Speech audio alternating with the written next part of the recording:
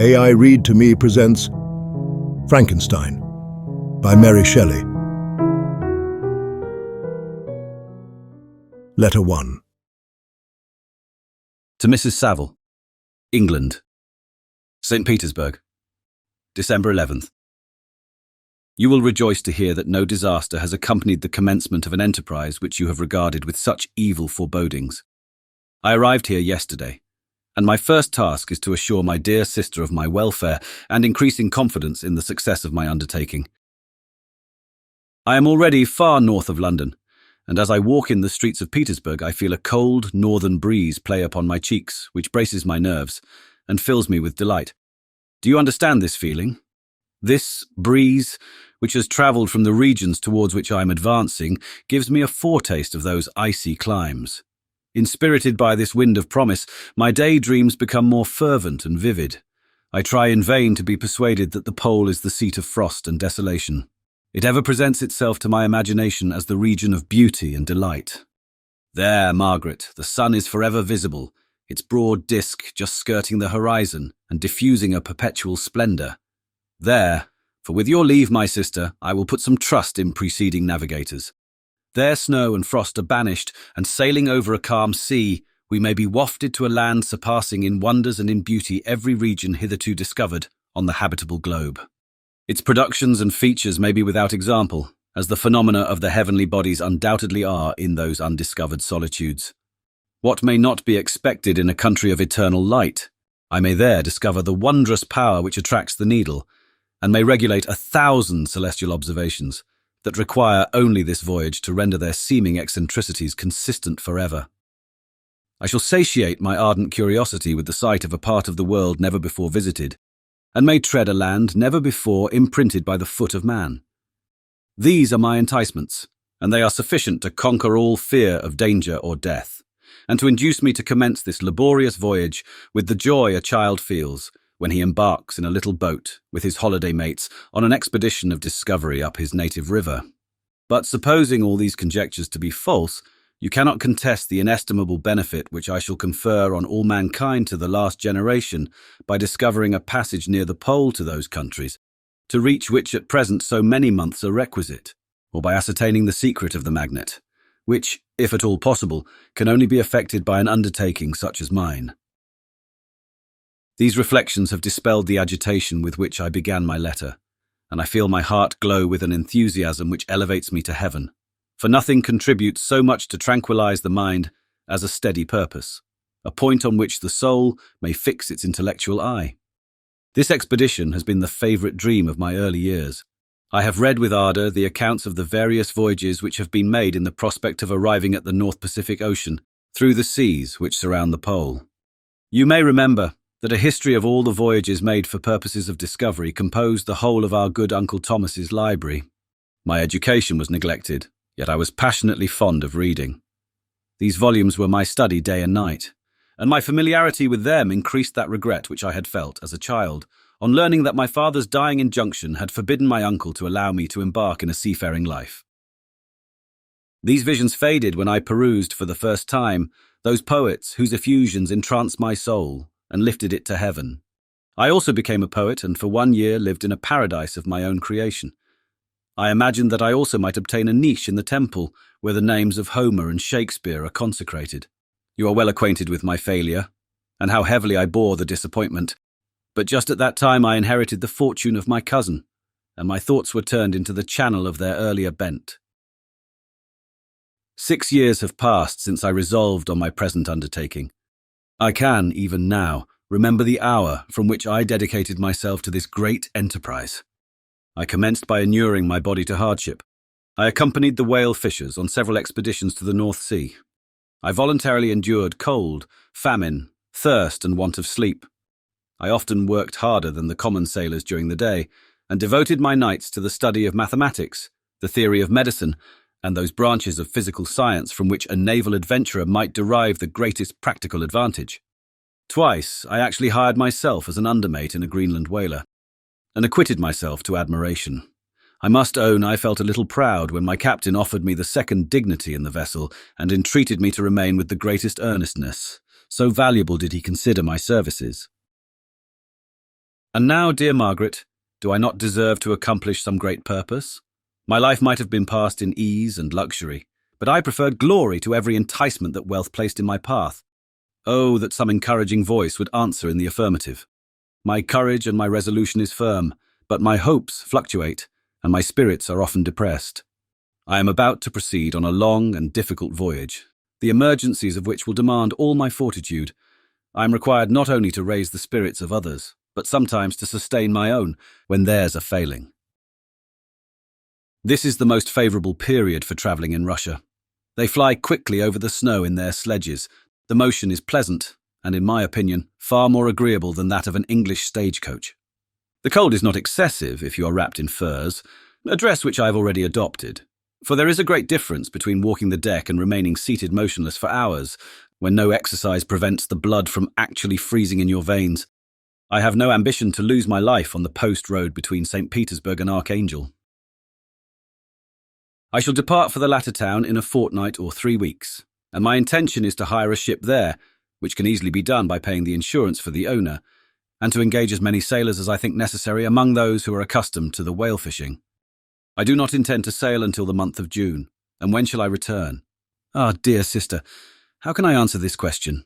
If I succeed, many, many months, perhaps years, will pass before you and I may meet. If I fail, you will see me again soon, or never. Farewell, my dear, excellent Margaret. Heaven shower down blessings on you and save me, that I may again and again testify my gratitude for all your love and kindness.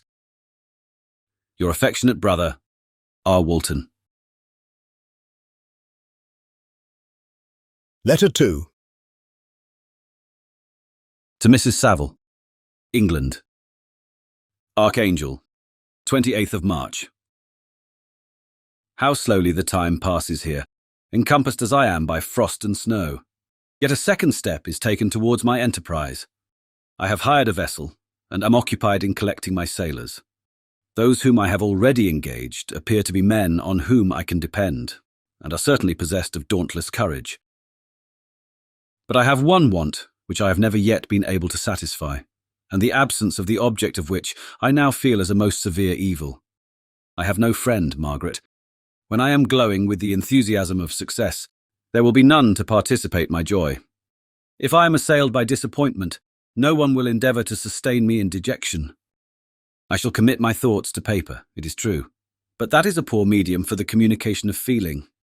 I desire the company of a man who could sympathise with me, whose eyes would reply to mine.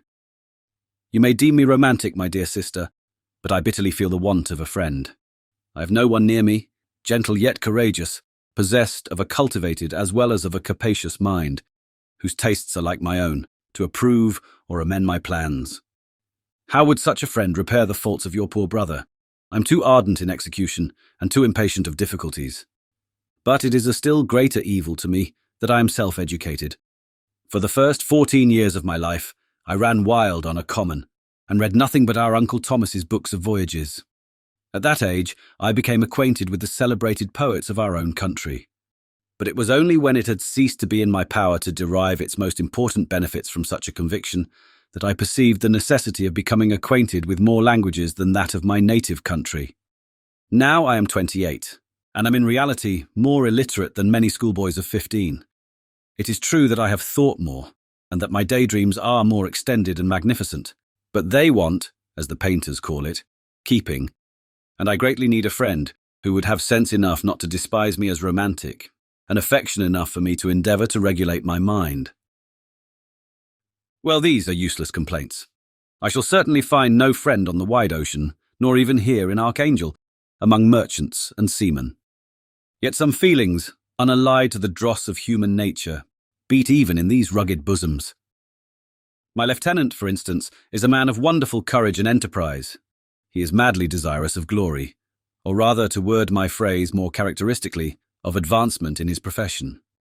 He is an Englishman, and in the midst of national and professional prejudices, unsoftened by cultivation, retains some of the noblest endowments of humanity. I first became acquainted with him on board a whale vessel. Finding that he was unemployed in this city, I easily engaged him to assist in my enterprise. The master is a person of an excellent disposition, and is remarkable in the ship for his gentleness and the mildness of his discipline. This circumstance, added to his well-known integrity and dauntless courage, made me very desirous to engage him. A youth passed in solitude, my best years spent under your gentle and feminine fosterage, has so refined the groundwork of my character that I cannot overcome an intense distaste to the usual brutality exercised on board ship. I have never believed it to be necessary, and when I heard of a mariner equally noted for his kindliness of heart and the respect and obedience paid to him by his crew, I felt myself peculiarly fortunate in being able to secure his services. I heard of him first in rather a romantic manner, from a lady who owes to him the happiness of her life. This, briefly, is his story. Some years ago, he loved a young Russian lady of moderate fortune, and having amassed a considerable sum in prize money, the father of the girl consented to the match. He saw his mistress once before the destined ceremony, but she was bathed in tears, and throwing herself at his feet, entreated him to spare her, confessing at the same time that she loved another, but that he was poor, and that her father would never consent to the union. My generous friend reassured the suppliant, and on being informed of the name of her lover, instantly abandoned his pursuit. He had already bought a farm with his money, on which he had designed to pass the remainder of his life, but he bestowed the whole on his rival, together with the remains of his prize money, to purchase stock, and then himself solicited the young woman's father to consent to her marriage with her lover. But the old man decidedly refused, thinking himself bound in honour to my friend, who, when he found the father inexorable, quitted his country, nor returned until he heard that his former mistress was married, according to her inclinations. What a noble fellow, you will exclaim. He is so, but then he is wholly uneducated. He is as silent as a Turk, and a kind of ignorant carelessness attends him, which, while it renders his conduct the more astonishing, detracts from the interest and sympathy which otherwise he would command. Yet do not suppose, because I complain a little, or because I can conceive a consolation for my toils which I may never know, that I am wavering in my resolutions. Those are as fixed as fate, and my voyage is only now delayed until the weather shall permit my embarkation. The winter has been dreadfully severe, but the spring promises well, and it is considered as a remarkably early season, so that perhaps I may sail sooner than I expected. I shall do nothing rashly. You know me sufficiently to confide in my prudence and considerateness whenever the safety of others is committed to my care. I cannot describe to you my sensations on the near prospect of my undertaking. It is impossible to communicate to you a conception of the trembling sensation, half pleasurable and half fearful, with which I am preparing to depart. I am going to unexplored regions, to the land of mist and snow, but I shall kill no albatross, therefore do not be alarmed for my safety, or if I should come back to you as worn and woeful as the ancient mariner. You will smile at my illusion, but I will disclose a secret.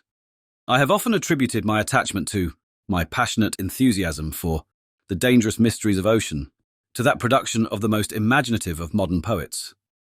There is something at work in my soul which I do not understand. I'm practically industrious, painstaking, a workman to execute with perseverance and labour. But besides this, there is a love for the marvellous, a belief in the marvellous, intertwined in all my projects, which hurries me out of the common pathways of men, even to the wild sea and unvisited regions I'm about to explore. But to return to dearer considerations, shall I meet you again after having traversed immense seas and return by the most southern cape of Africa or America? I dare not expect such success, yet I cannot bear to look on the reverse of the picture. Continue for the present to write to me by every opportunity. I may receive your letters on some occasions when I need them most to support my spirits. I love you very tenderly. Remember me with affection, should you never hear from me again. Your affectionate brother, Robert Walton. Letter 3. To Mrs. Saville, England. July 7th. My dear sister, I write a few lines in haste to say that I am safe and well advanced on my voyage. This letter will reach England by a merchantman now on its homeward voyage from Archangel, more fortunate than I, who may not see my native land, perhaps for many years. I am, however, in good spirits. My men are bold and apparently firm of purpose, nor do the floating sheets of ice that continually pass us indicating the dangers of the region towards which we are advancing, appear to dismay them. We have already reached a very high latitude, but it is the height of summer, and although not so warm as in England, the southern gales which blow us speedily towards those shores which I so ardently desire to attain breathe a degree of renovating warmth which I had not expected. No incidents have hitherto befallen us that would make a figure in a letter. 1 or 2 stiff gales and the springing of a leak are accidents which experienced navigators scarcely remember to record, and I shall be well content if nothing worse happened to us during our voyage. Adieu, my dear Margaret. Be assured that for my own sake, as well as yours, I will not rashly encounter danger. I will be cool, persevering, and prudent. But success shall crown my endeavours. Wherefore not? Thus far I have gone, tracing a secure way over the pathless seas, the very stars themselves being witnesses and testimonies of my triumph. Why not still proceed over the untamed yet obedient element? What can stop the determined heart and resolved will of man? My swelling heart involuntarily pours itself out thus, but I must finish. Heaven bless my beloved sister. R.W. Letter 4. To Mrs. Saville, England.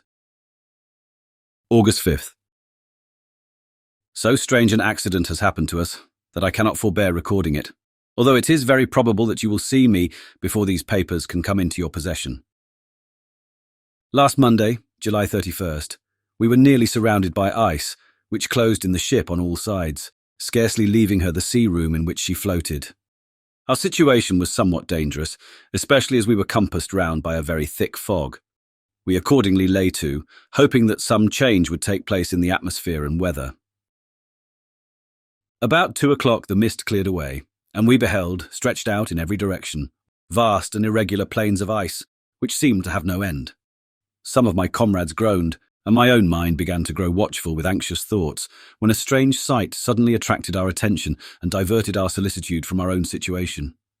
We perceived a low carriage, fixed on a sledge and drawn by dogs, pass on towards the north, at the distance of half a mile. A being, which had the shape of a man, but apparently of gigantic stature, sat in the sledge and guided the dogs. We watched the rapid progress of the traveller with our telescopes, until he was lost among the distant inequalities of the ice. This appearance excited our unqualified wonder. We were, as we believed, many hundred miles from any land, but this apparition seemed to denote that it was not in reality so distant as we had supposed. Shut in, however, by ice, it was impossible to follow his track, which we had observed with the greatest attention. About 2 hours after this occurrence, we heard the ground sea, and before night the ice broke and freed our ship. We, however, lay to until the morning, fearing to encounter in the dark those large loose masses which float about after the breaking up of the ice. I profited of this time to rest for a few hours. In the morning, however, as soon as it was light, I went upon deck and found all the sailors busy on one side of the vessel, apparently talking to someone in the sea. It was in fact a sledge like that we had seen before, which had drifted towards us in the night on a large fragment of ice. Only one dog remained alive, but there was a human being within it, whom the sailors were persuading to enter the vessel. He was not, as the other traveller seemed to be, a savage inhabitant of some undiscovered island, but an European. When I appeared on deck, the master said, "Here is our captain, and he will not allow you to perish on the open sea." On perceiving me, the stranger addressed me in English, although with a foreign accent. "Before I come on board your vessel," said he, "will you have the kindness to inform me whither you are bound?" You may conceive my astonishment on hearing such a question addressed to me from a man on the brink of destruction, and to whom I should have supposed that my vessel would have been a resource which he would not have exchanged for the most precious wealth the earth can afford.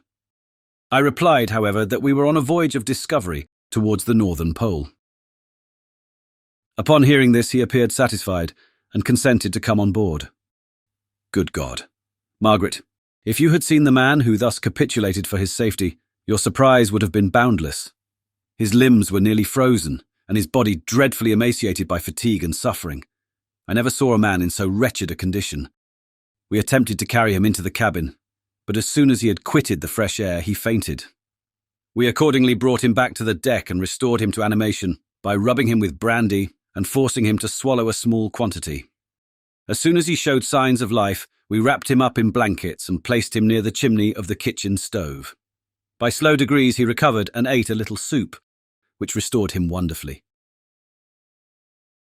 2 days passed in this manner before he was able to speak, and I often feared that his sufferings had deprived him of understanding. When he had in some measure recovered, I removed him to my own cabin, and attended on him as much as my duty would permit. I never saw a more interesting creature. His eyes have generally an expression of wildness, and even madness.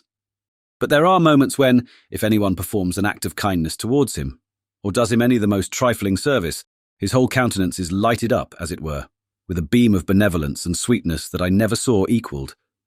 But he is generally melancholy and despairing, and sometimes he gnashes his teeth, as if impatient of the weight of woes that oppresses him. When my guest was a little recovered, I had great trouble to keep off the men who wished to ask him 1,000 questions, but I would not allow him to be tormented by their idle curiosity, in a state of body and mind whose restoration evidently depended upon entire repose.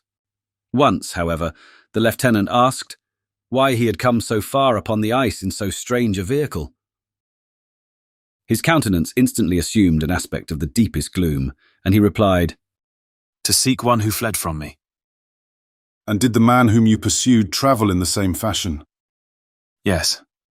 Then I fancy we have seen him, for the day before we picked you up, we saw some dogs drawing a sledge with a man in it across the ice. This aroused the stranger's attention, and he asked a multitude of questions concerning the route which the demon, as he called him, had pursued. Soon after, when he was alone with me, he said, I have doubtless excited your curiosity, as well as that of these good people, but you are too considerate to make inquiries. Certainly. It would indeed be very impertinent and inhuman in me to trouble you with any inquisitiveness of mine. And yet you rescued me from a strange and perilous situation. You have benevolently restored me to life. Soon after this, he inquired if I thought that the breaking up of the ice had destroyed the other sledge. I replied that I could not answer with any degree of certainty, for the ice had not broken until near midnight, and the traveller might have arrived at a place of safety before that time, but of this I could not judge. From this time, a new spirit of life animated the decaying frame of the stranger. He manifested the greatest eagerness to be upon deck, to watch for the sledge which had before appeared, but I have persuaded him to remain in the cabin, for he is far too weak to sustain the rawness of the atmosphere. I have promised that someone should watch for him, and give him instant notice if any new object should appear in sight. Such is my journal of what relates to this strange occurrence up to the present day. The stranger has gradually improved in health, but is very silent, and appears uneasy when anyone except myself enters his cabin. Yet his manners are so conciliating and gentle that the sailors are all interested in him, although they have had very little communication with him. For my own part, I begin to love him as a brother, and his constant and deep grief fills me with sympathy and compassion. He must have been a noble creature in his better days, being even now in wreck so attractive and amiable. I said in one of my letters, my dear Margaret, that I should find no friend on the wide ocean. Yet I have found a man who, before his spirit had been broken by misery, I should have been happy to have possessed as the brother of my heart. I shall continue my journal concerning the stranger at intervals, should I have any fresh incidents to record. August 13th. My affection for my guest increases every day. He excites at once my admiration and my pity to an astonishing degree. How can I see so noble a creature destroyed by misery without feeling the most poignant grief? He is so gentle yet so wise. His mind is so cultivated, and when he speaks, although his words are culled with the choicest art, yet they flow with rapidity and unparalleled eloquence. He is now much recovered from his illness, and is continually on the deck, apparently watching for the sledge that preceded his own. Yet although unhappy, he is not so utterly occupied by his own misery, but that he interests himself deeply in the projects of others. He has frequently conversed with me on mine, which I have communicated to him without disguise. He entered attentively into all my arguments in favour of my eventual success, and into every minute detail of the measures I had taken to secure it. I was easily led by the sympathy which he evinced, to use the language of my heart, to give utterance to the burning ardour of my soul, and to say with all the fervour that warmed me how gladly I would sacrifice my fortune, my existence, my every hope, to the furtherance of my enterprise. One man's life or death were but a small price to pay for the acquirement of the knowledge which I sought, for the dominion I should acquire and transmit over the elemental foes of our race. As I spoke, a dark gloom spread over my listener's countenance. At first I perceived that he tried to suppress his emotion. He placed his hands before his eyes, and my voice quivered and failed me, as I beheld tears trickle fast from between his fingers. A groan burst from his heaving breast. I paused. At length he spoke in broken accents. Unhappy man, do you share my madness? Have you drank also of the intoxicating draught? Hear me. Let me reveal my tale, and you will dash the cup from your lips. Such words, you may imagine, strongly excited my curiosity, but the paroxysm of grief that had seized the stranger overcame his weakened powers, and many hours of repose and tranquil conversation were necessary to restore his composure. Having conquered the violence of his feelings, he appeared to despise himself for being the slave of passion, and quelling the dark tyranny of despair, he led me again to converse concerning myself personally. He asked me the history of my earlier years. The tale was quickly told, but it awakened various trains of reflection. I spoke of my desire of finding a friend, of my thirst for a more intimate sympathy with a fellow mind than had ever fallen to my lot, and expressed my conviction that a man could boast of little happiness who did not enjoy this blessing. I agree with you, replied the stranger. We are unfashioned creatures, but half made up, if one wiser, better, dearer than ourselves, such a friend ought to be, do not lend his aid, to perfectionate our weak and faulty natures. I once had a friend, the most noble of human creatures, and am entitled therefore to judge respecting friendship. You have hope, and the world before you, and have no cause for despair. But I have lost everything, and cannot begin life anew. As he said this, his countenance became expressive of a calm, settled grief that touched me to the heart. But he was silent, and presently retired to his cabin. Even broken in spirit as he is, no one can feel more deeply than he does the beauties of nature. The starry sky, the sea, and every sight afforded by these wonderful regions seems still to have the power of elevating his soul from earth. Such a man has a double existence. He may suffer misery and be overwhelmed by disappointments. Yet when he has retired into himself, he will be like a celestial spirit that has a halo around him, within whose circle no grief or folly ventures. Will you smile at the enthusiasm I express concerning this divine wanderer? You would not if you saw him. You have been tutored and refined by books and retirement from the world, and you are therefore somewhat fastidious. But this only renders you the more fit to appreciate the extraordinary merits of this wonderful man. Sometimes I have endeavoured to discover what quality it is which he possesses, that elevates him so immeasurably above any other person I ever knew. I believe it to be an intuitive discernment, a quick but never failing power of judgment, a penetration into the causes of things, unequalled for clearness and precision. Add to this a facility of expression, and a voice whose varied intonations are soul-subduing music. August 19th. Yesterday the stranger said to me, You may easily perceive, Captain Walton, that I have suffered great and unparalleled misfortunes. I had determined at one time that the memory of these evils should die with me, but you have won me to alter my determination. You seek for knowledge and wisdom as I once did, and I ardently hope that the gratification of your wishes may not be a serpent to sting you, as mine has been. I do not know that the relation of my disasters will be useful to you. Yet, when I reflect that you are pursuing the same course, exposing yourself to the same dangers which have rendered me what I am, I imagine that you may deduce an apt moral from my tale, one that may direct you if you succeed in your undertaking, and console you in case of failure. Prepare to hear of occurrences which are usually deemed marvellous. Were we among the tamer scenes of nature, I might fear to encounter your unbelief, perhaps your ridicule, but many things will appear possible in these wild and mysterious regions, which would provoke the laughter of those unacquainted with the ever-varied powers of nature. Nor can I doubt but that my tale conveys in its series internal evidence of the truth of the events of which it is composed.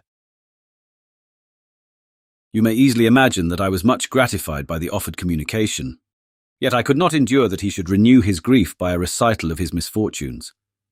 I felt the greatest eagerness to hear the promised narrative, partly from curiosity and partly from a strong desire to ameliorate his fate, if it were in my power. I expressed these feelings in my answer. "I thank you," he replied, "for your sympathy, but it is useless. My fate is nearly fulfilled. I wait but for one event, and then I shall repose in peace. I understand your feeling," continued he, perceiving that I wished to interrupt him. "but you are mistaken, my friend. If thus you will allow me to name you, nothing can alter my destiny. Listen to my history, and you will perceive how irrevocably it is determined." He then told me that he would commence his narrative the next day when I should be at leisure. This promise drew from me the warmest thanks. I have resolved every night, when I am not imperatively occupied by my duties, to record as nearly as possible in his own words what he has related during the day. If I should be engaged, I will at least make notes. This manuscript will doubtless afford you the greatest pleasure. But to me, who know him, and who hear it from his own lips, with what interest and sympathy shall I read it in some future day? Even now, as I commence my task, his full-toned voice swells in my ears. His lustrous eyes dwell on me with all their melancholy sweetness. I see his thin hand raised in animation, while the lineaments of his face are irradiated by the soul within. Strange and harrowing must be his story. Frightful the storm which embraced the gallant vessel on its course and wrecked it, thus. Chapter 1. I am by birth a Genovese, and my family is one of the most distinguished of that republic. My ancestors had been for many years councillors and syndics, and my father had filled several public situations with honour and reputation. He was respected by all who knew him for his integrity and indefatigable attention to public business. He passed his younger days perpetually occupied by the affairs of his country. A variety of circumstances had prevented his marrying early, nor was it until the decline of life that he became a husband and the father of a family. As the circumstances of his marriage illustrate his character, I cannot refrain from relating them. One of his most intimate friends was a merchant who, from a flourishing state, fell through numerous mischances into poverty. This man, whose name was Beaufort, was of a proud and unbending disposition, and could not bear to live in poverty and oblivion in the same country where he had formerly been distinguished for his rank and magnificence. Having paid his debts, therefore, in the most honourable manner, he retreated with his daughter to the town of Lucerne, where he lived unknown and in wretchedness. My father loved Beaufort with the truest friendship, and was deeply grieved by his retreat in these unfortunate circumstances. He bitterly deplored the false pride which led his friend to a conduct so little worthy of the affection that united them. He lost no time in endeavouring to seek him out, with the hope of persuading him to begin the world again through his credit and assistance. Beaufort had taken effectual measures to conceal himself, and it was 10 months before my father discovered his abode. Overjoyed at this discovery, he hastened to the house, which was situated in a mean street near the Reuss. But when he entered, misery and despair alone welcomed him. Beaufort had saved but a very small sum of money from the wreck of his fortunes, but it was sufficient to provide him with sustenance for some months, and in the meantime he hoped to procure some respectable employment in a merchant's house. The interval was, consequently, spent in inaction. His grief only became more deep and rankling when he had leisure for reflection, and at length it took so fast hold of his mind that at the end of 3 months he lay on a bed of sickness, incapable of any exertion. His daughter attended him with the greatest tenderness, but she saw with despair that their little fund was rapidly decreasing, and that there was no other prospect of support. But Caroline Beaufort possessed a mind of an uncommon mould, and her courage rose to support her in her adversity. She procured plain work, she plaited straw, and by various means contrived to earn a pittance scarcely sufficient to support life. Several months passed in this manner. Her father grew worse, her time was more entirely occupied in attending him. Her means of subsistence decreased, and in the 10th month, her father died in her arms, leaving her an orphan and a beggar. This last blow overcame her, and she knelt by Beaufort's coffin, weeping bitterly, when my father entered the chamber. He came like a protecting spirit to the poor girl, who committed herself to his care, and after the interment of his friend, he conducted her to Geneva and placed her under the protection of a relation. 2 years after this event, Caroline became his wife. There was a considerable difference between the ages of my parents, but this circumstance seemed to unite them only closer in bonds of devoted affection. There was a sense of justice in my father's upright mind, which rendered it necessary that he should approve highly to love strongly. Perhaps during former years, he had suffered from the late-discovered unworthiness of one beloved, and so was disposed to set a greater value on tried worth. There was a show of gratitude and worship in his attachment to my mother, differing wholly from the doting fondness of age, for it was inspired by reverence for her virtues, and a desire to be the means of, in some degree, recompensing her for the sorrows she had endured, but which gave inexpressible grace to his behaviour to her. Everything was made to yield to her wishes and her convenience. He strove to shelter her, as a fair exotic is sheltered by the gardener, from every rougher wind, and to surround her with all that could tend to excite pleasurable emotion in her soft and benevolent mind. Her health, and even the tranquillity of her hitherto constant spirit, had been shaken by what she had gone through. During the 2 years that had elapsed previous to their marriage, my father had gradually relinquished all his public functions, and immediately after their union, they sought the pleasant climate of Italy and the change of scene and interest attendant on a tour through that land of wonders, as a restorative for her weakened frame. From Italy, they visited Germany and France. I, their eldest child, was born at Naples, and as an infant accompanied them in their rambles. I remained for several years their only child. Much as they were attached to each other, they seemed to draw inexhaustible stores of affection from a very mine of love to bestow them upon me. My mother's tender caresses and my father's smile of benevolent pleasure while regarding me are my first recollections.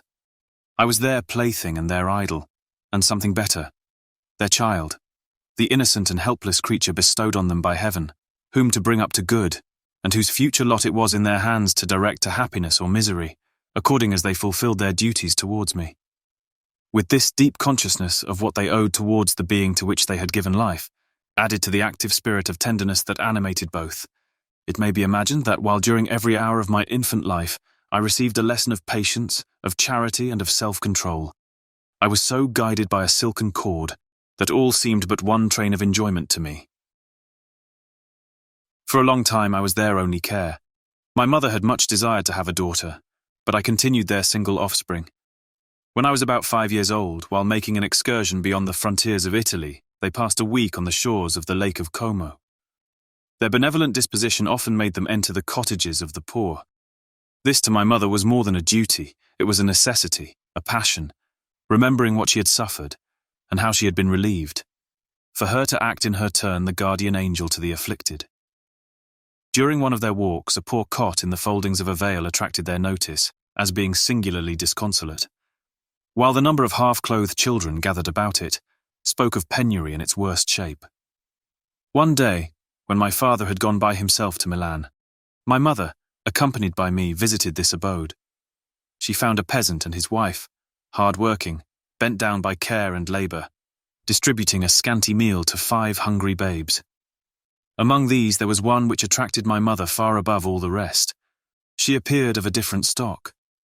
The 4 others were dark-eyed, hardy little vagrants. This child was thin and very fair. Her hair was the brightest living gold, and despite the poverty of her clothing, seemed to set a crown of distinction on her head. Her brow was clear and ample, her blue eyes cloudless, and her lips, and the moulding of her face so expressive of sensibility and sweetness, that none could behold her without looking on her as of a distinct species, a being heaven-sent, and bearing a celestial stamp in all her features. The peasant woman, perceiving that my mother fixed eyes of wonder and admiration on this lovely girl, eagerly communicated her history. She was not her child, but the daughter of a Milanese nobleman. Her mother was a German, and had died on giving her birth. The infant had been placed with these good people to nurse. They were better off then. They had not been long married, and their eldest child was but just born. The father of their charge was one of those Italians nursed in the memory of the antique glory of Italy, one among the schiavi ognorfrementi, who exerted himself to obtain the liberty of his country. He became the victim of its weakness. Whether he had died or still lingered in the dungeons of Austria was not known. His property was confiscated.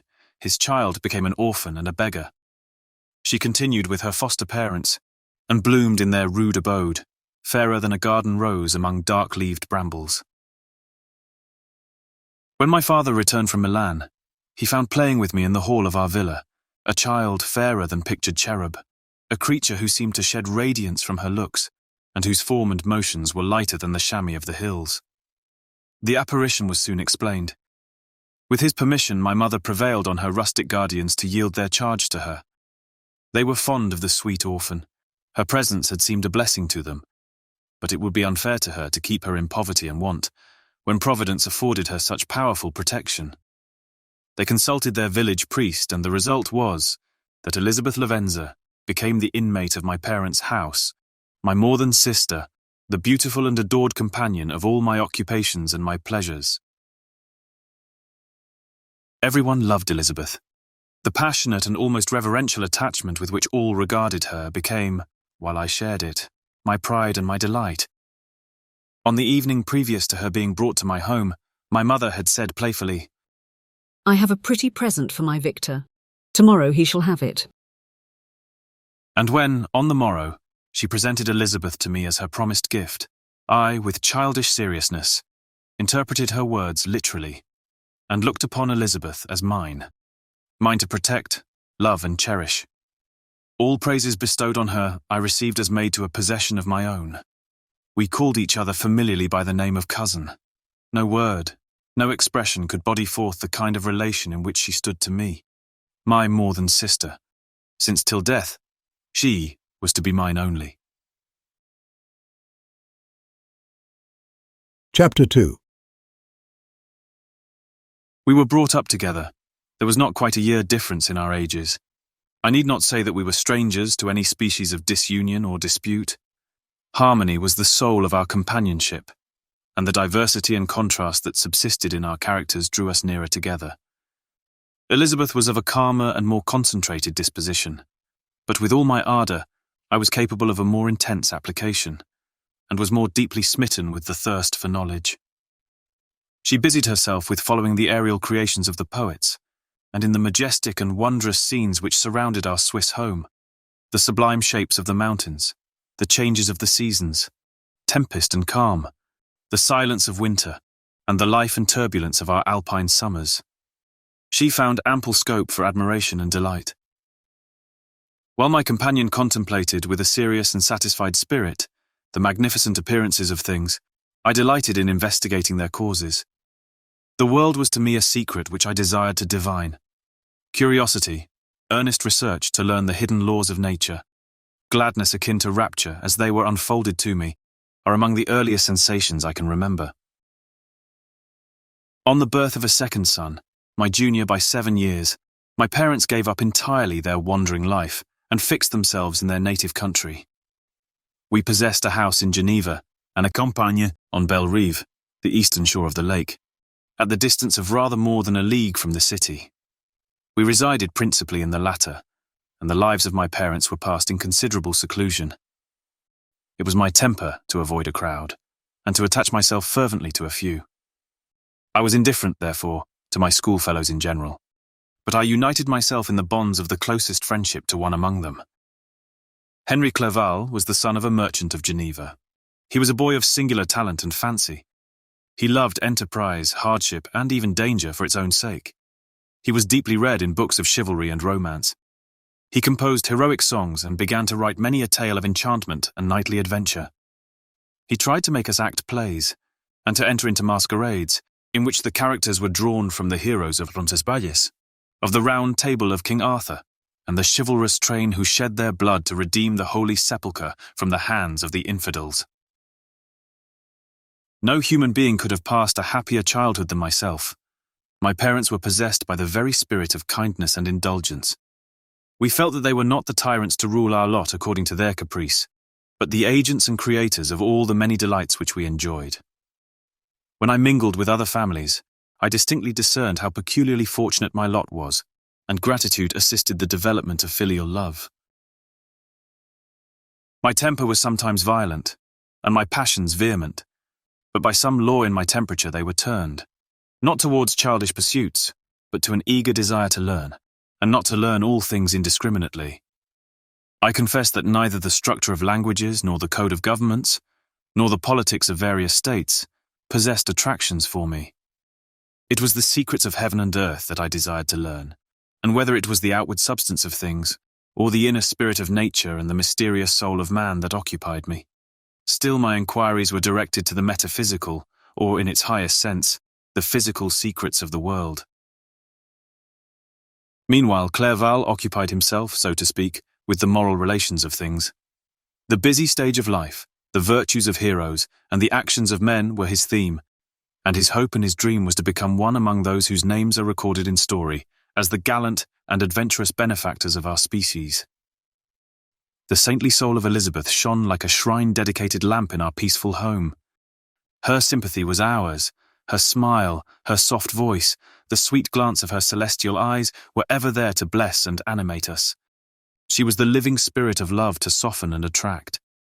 I might have become sullen in my study, rough through the ardour of my nature, but that she was there to subdue me to a semblance of her own gentleness. And Clerval, could aught ill entrench on the noble spirit of Clerval? Yet he might not have been so perfectly humane, so thoughtful in his generosity, so full of kindness and tenderness amidst his passion for adventurous exploit, had she not unfolded to him the real loveliness of beneficence, and made the doing good the end and aim of his soaring ambition. I feel exquisite pleasure in dwelling on the recollections of childhood, before misfortune had tainted my mind and changed its bright visions of extensive usefulness into gloomy and narrow reflections upon self. Besides, in drawing the picture of my early days, I also record those events which led, by insensible steps, to my after-tale of misery. For when I would account to myself for the birth of that passion, which afterwards ruled my destiny, I find it arise, like a mountain river, from ignoble and almost forgotten sources, but swelling as it proceeded, it became the torrent which, in its course, has swept away all my hopes and joys. Natural philosophy is the genius that has regulated my fate. I desire, therefore, in this narration, to state those facts which led to my predilection for that science. When I was 13 years of age, we all went on a party of pleasure to the baths near Thonon. The inclemency of the weather obliged us to remain a day confined to the inn. In this house, I chanced to find a volume of the works of Cornelius Agrippa. I opened it with apathy. The theory which he attempts to demonstrate, and the wonderful facts which he relates, soon changed this feeling into enthusiasm. A new light seemed to dawn upon my mind, and bounding with joy, I communicated my discovery to my father. My father looked carelessly at the title page of my book, and said, "Ah, Cornelius Agrippa, my dear Victor, do not waste your time upon this. It is sad trash." If, instead of this remark, my father had taken the pains to explain to me that the principles of Agrippa had been entirely exploded, and that a modern system of science had been introduced, which possessed much greater powers than the ancient, because the powers of the latter were chimerical, while those of the former were real and practical, under such circumstances, I should certainly have thrown Agrippa aside, and have contented my imagination, warmed as it was, by returning with greater ardour to my former studies. It is even possible that the train of my ideas would never have received the fatal impulse that led to my ruin. But the cursory glance my father had taken of my volume by no means assured me that he was acquainted with its contents, and I continued to read with the greatest avidity. When I returned home, my first care was to procure the whole works of this author, and afterwards of Paracelsus and Albertus Magnus. I read and studied the wild fancies of these writers with delight. They appeared to me treasures known to few beside myself. I have described myself as always having been imbued with a fervent longing to penetrate the secrets of nature. In spite of the intense labour and wonderful discoveries of modern philosophers, I always came from my studies discontented and unsatisfied. Sir Isaac Newton is said to have avowed that he felt like a child picking up shells beside the great and unexplored ocean of truth. Those of his successors in each branch of natural philosophy with whom I was acquainted appeared even to my boy's apprehensions as Tyros engaged in the same pursuit. The untaught peasant beheld the elements around him and was acquainted with their practical uses. The most learned philosopher knew little more. He had partially unveiled the face of nature, but her immortal lineaments were still a wonder and a mystery. He might dissect, anatomize, and give names, but not to speak of a final cause. Causes in their secondary and tertiary grades were utterly unknown to him. I had gazed upon the fortifications and impediments that seemed to keep human beings from entering the citadel of nature, and rashly and ignorantly I had repined. But here were books, and here were men who had penetrated deeper and knew more. I took their word for all that they averred, and I became their disciple. It may appear strange that such should arise in the 18th century, but while I followed the routine of education in the schools of Geneva, I was, to a great degree, self-taught with regard to my favourite studies. My father was not scientific, and I was left to struggle with a child's blindness, added to a student's thirst for knowledge. Under the guidance of my new preceptors, I entered with the greatest diligence into the search of the philosopher's stone and the elixir of life, but the latter soon obtained my undivided attention. Wealth was an inferior object, but what glory would attend the discovery if I could banish disease from the human frame and render man invulnerable to any but a violent death? Nor were these my only visions. The raising of ghosts or devils was a promise liberally accorded by my favourite authors, the fulfilment of which I most eagerly sought.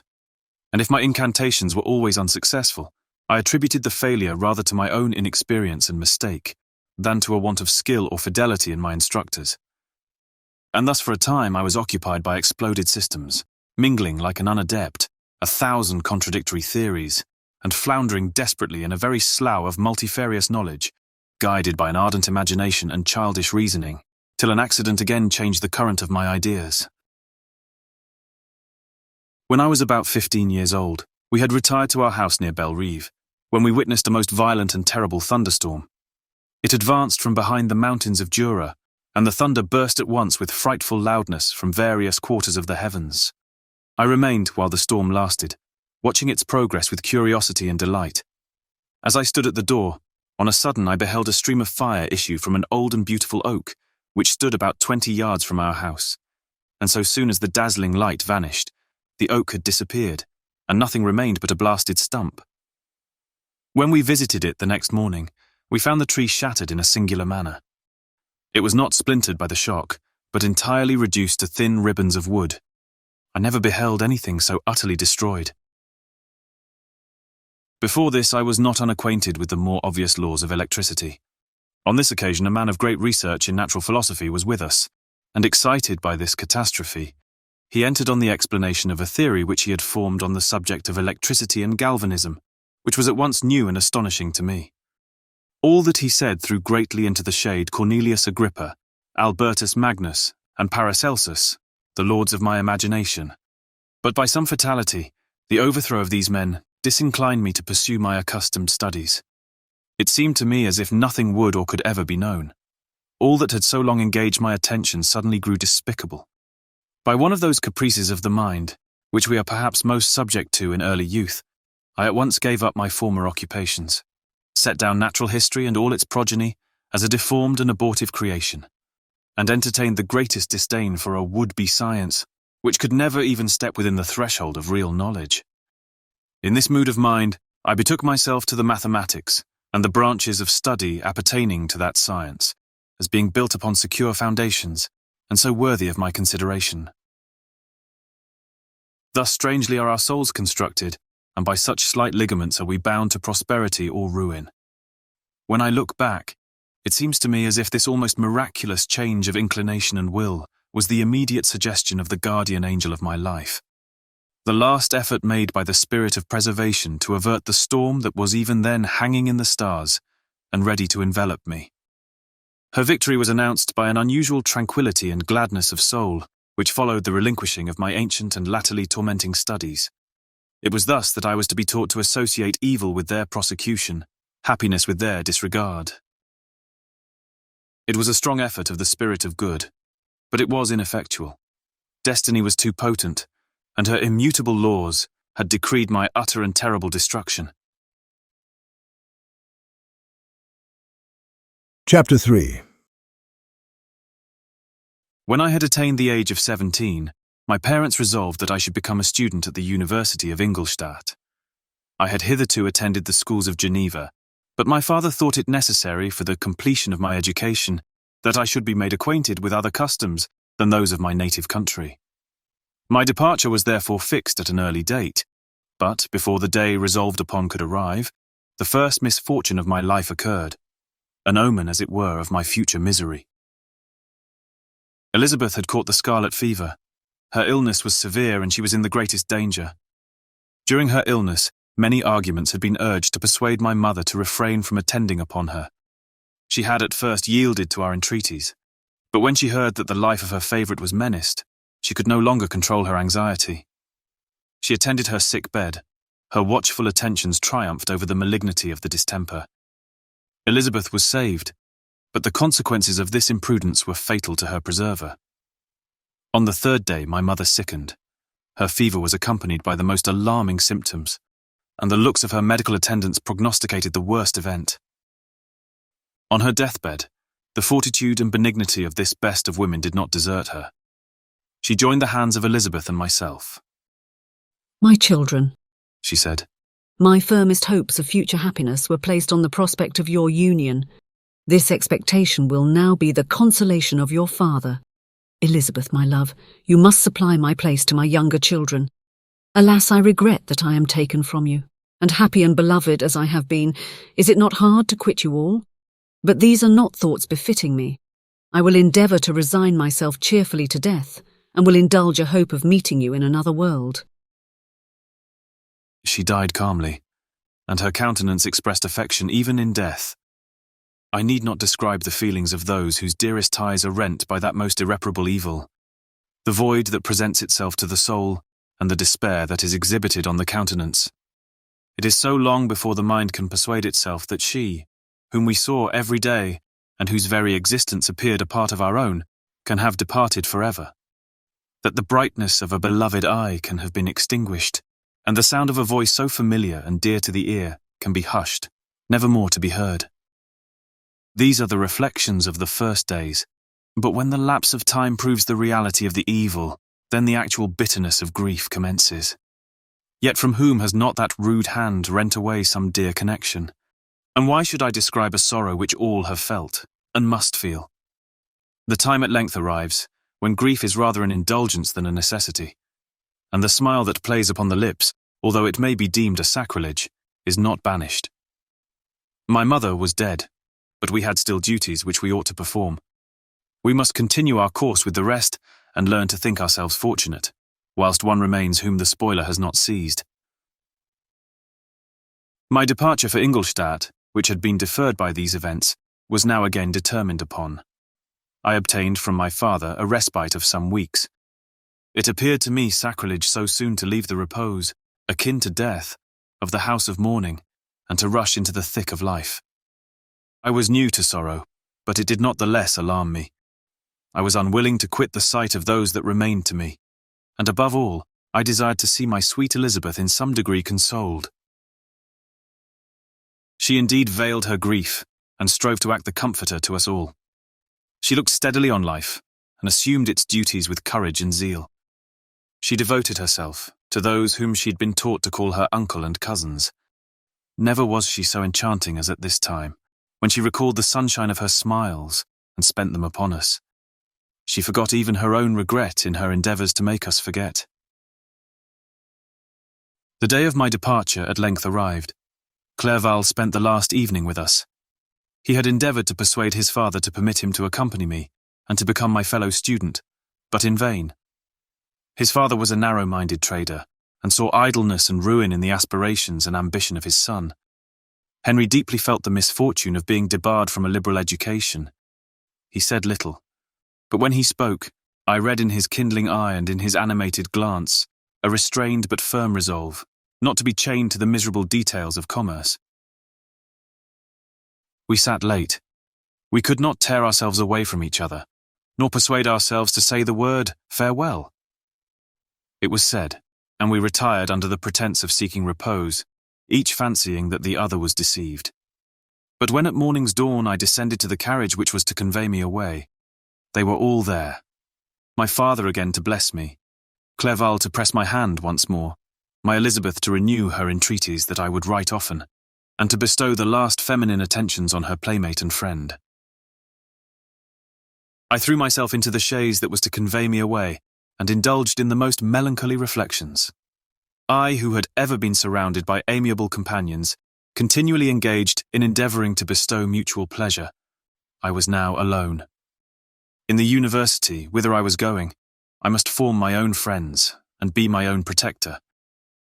My life had hitherto been remarkably secluded and domestic, and this had given me invincible repugnance to new countenances. I loved my brothers, Elizabeth and Clerval. These were old familiar faces, but I believed myself totally unfitted for the company of strangers. Such were my reflections as I commenced my journey, but as I proceeded my spirits and hopes rose. I ardently desired the acquisition of knowledge. I had often, when at home, thought it hard to remain during my youth cooped up in one place, and had longed to enter the world, and take my station among other human beings. Now my desires were complied with, and it would indeed have been folly to repent. I had sufficient leisure for these and many other reflections during my journey to Ingolstadt, which was long and fatiguing. At length the high white steeple of the town met my eyes. I alighted, and was conducted to my solitary apartment, to spend the evening as I pleased. The next morning I delivered my letters of introduction, and paid a visit to some of the principal professors. Chance, or rather the evil influence, the angel of destruction, which asserted omnipotent sway over me, from the moment I turned my reluctant steps from my father's door, led me first to Mr. Kremper, professor of natural philosophy. He was an uncouth man, but deeply imbued in the secrets of his science. He asked me several questions concerning my progress in the different branches of science appertaining to natural philosophy. I replied carelessly, and partly in contempt, mentioned the names of my alchemists as the principal authors I had studied. The professor stared. Have you, He said. really spent your time in studying such nonsense? I replied in the affirmative. Every minute, Continued Monsieur Krempe with warmth. every instant that you have wasted on those books is utterly and entirely lost. You have burdened your memory with exploded systems and useless names. Good God, in what desert land have you lived, where no one was kind enough to inform you that these fancies, which you have so greedily imbibed, are 1,000 years old and as musty as they are ancient? I little expected in this enlightened and scientific age to find a disciple of Albertus Magnus and Paracelsus. My dear sir, you must begin your studies entirely anew. So saying, he stepped aside, and wrote down a list of several books treating of natural philosophy, which he desired me to procure, and dismissed me after mentioning that in the beginning of the following week, he intended to commence a course of lectures upon natural philosophy and its general relations, and that Monsieur Waldman, a fellow professor, would lecture upon chemistry the alternate days that he omitted. I returned home not disappointed, for I have said that I had long considered those authors useless, whom the professor reprobated. But I returned not at all the more inclined to recur to these studies in any shape. Monsieur Krempe was a little squat man, with a gruff voice and a repulsive countenance. The teacher, therefore, did not prepossess me in favour of his pursuits. In rather a too philosophical and connected a strain, perhaps, I've given an account of the conclusions I had come to concerning them in my early years. As a child, I had not been content with the results promised by the modern professors of natural science. With a confusion of ideas only to be accounted for by my extreme youth, and my want of a guide on such matters, I had retrod the steps of knowledge along the paths of time, and exchanged the discoveries of recent inquirers for the dreams of forgotten alchemists. Besides, I had a contempt for the uses of modern natural philosophy. It was very different when the masters of the science sought immortality and power. Such views, although futile, were grand, but now the scene was changed. The ambition of the inquirer seemed to limit itself to the annihilation of those visions on which my interest in science was chiefly founded. I was required to exchange chimeras of boundless grandeur for realities of little worth. Such were my reflections during the first 2 or 3 days of my residence at Ingolstadt, which were chiefly spent in becoming acquainted with the localities, and the principal residence in my new abode. But as the ensuing week commenced, I thought of the information which Monsieur Krempe had given me concerning the lectures, and although I could not consent to go and hear that little conceited fellow deliver sentences out of a pulpit, I recollected what he had said of Monsieur Waldman, whom I had never seen, as he had hitherto been out of town. Partly from curiosity and partly from idleness, I went into the lecturing room which Monsieur Waldman entered shortly after. This professor was very unlike his colleague. He appeared about 50 years of age, but with an aspect expressive of the greatest benevolence. A few grey hairs covered his temples, but those at the back of his head were nearly black. His person was short, but remarkably erect, and his voice the sweetest I had ever heard. He began his lecture by a recapitulation of the history of chemistry and the various improvements made by different men of learning, pronouncing with fervour the names of the most distinguished discoverers. He then took a cursory view of the present state of the science and explained many of its elementary terms. After having made a few preparatory experiments, he concluded with a panegyric upon modern chemistry, the terms of which I shall never forget. "The ancient teachers of this science," said he, "promised impossibilities and performed nothing. The modern masters promise very little. They know that metals cannot be transmuted, and that the elixir of life is a chimera. But these philosophers, whose hands seem only made to dabble in dirt, and their eyes to pore over the microscope or crucible, have indeed performed miracles. They penetrate into the recesses of nature, and show how she works in her hiding places. They ascend into the heavens. They have discovered how the blood circulates, and the nature of the air we breathe. They have acquired new and almost unlimited powers. They can command the thunders of heaven, mimic the earthquake, and even mock the invisible world with its own shadows." Such were the professor's words, rather let me say such the words of fate, announced to destroy me. As he went on, I felt as if my soul were grappling with a palpable enemy. One by one the various keys were touched which formed the mechanism of my being. Chord after chord was sounded, and soon my mind was filled with one thought, one conception, one purpose. "So much has been done," exclaimed the soul of Frankenstein. "More, far more will I achieve. Treading in the steps already marked, I will pioneer a new way, explore unknown powers, and unfold to the world the deepest mysteries of creation." I closed not my eyes that night. My internal being was in a state of insurrection and turmoil. I felt that order would thence arise, but I had no power to produce it. By degrees, after the morning's dawn, sleep came. I awoke, and my yesternight's thoughts were as a dream. There only remained a resolution to return to my ancient studies, and to devote myself to a science for which I believed myself to possess a natural talent. On the same day, I paid Monsieur Waldman a visit. His manners in private were even more mild and attractive than in public, for there was a certain dignity in his mien during his lecture, which in his own house was replaced by the greatest affability and kindness. I gave him pretty nearly the same account of my former pursuits as I had given to his fellow professor. He heard with attention the little narration concerning my studies, and smiled at the names of Cornelius Agrippa and Paracelsus, but without the contempt that Monsieur Krempe had exhibited. He said that "These were men to whose indefatigable zeal modern philosophers were indebted for most of the foundations of their knowledge. They had left to us, as an easier task, to give new names and arrange in connected classifications the facts which they in a great degree had been the instruments of bringing to light. The labours of men of genius, however erroneously directed, scarcely ever fail in ultimately turning to the solid advantage of mankind." I listened to his statement, which was delivered without any presumption or affectation, and then added that his lecture had removed my prejudices against modern chemists.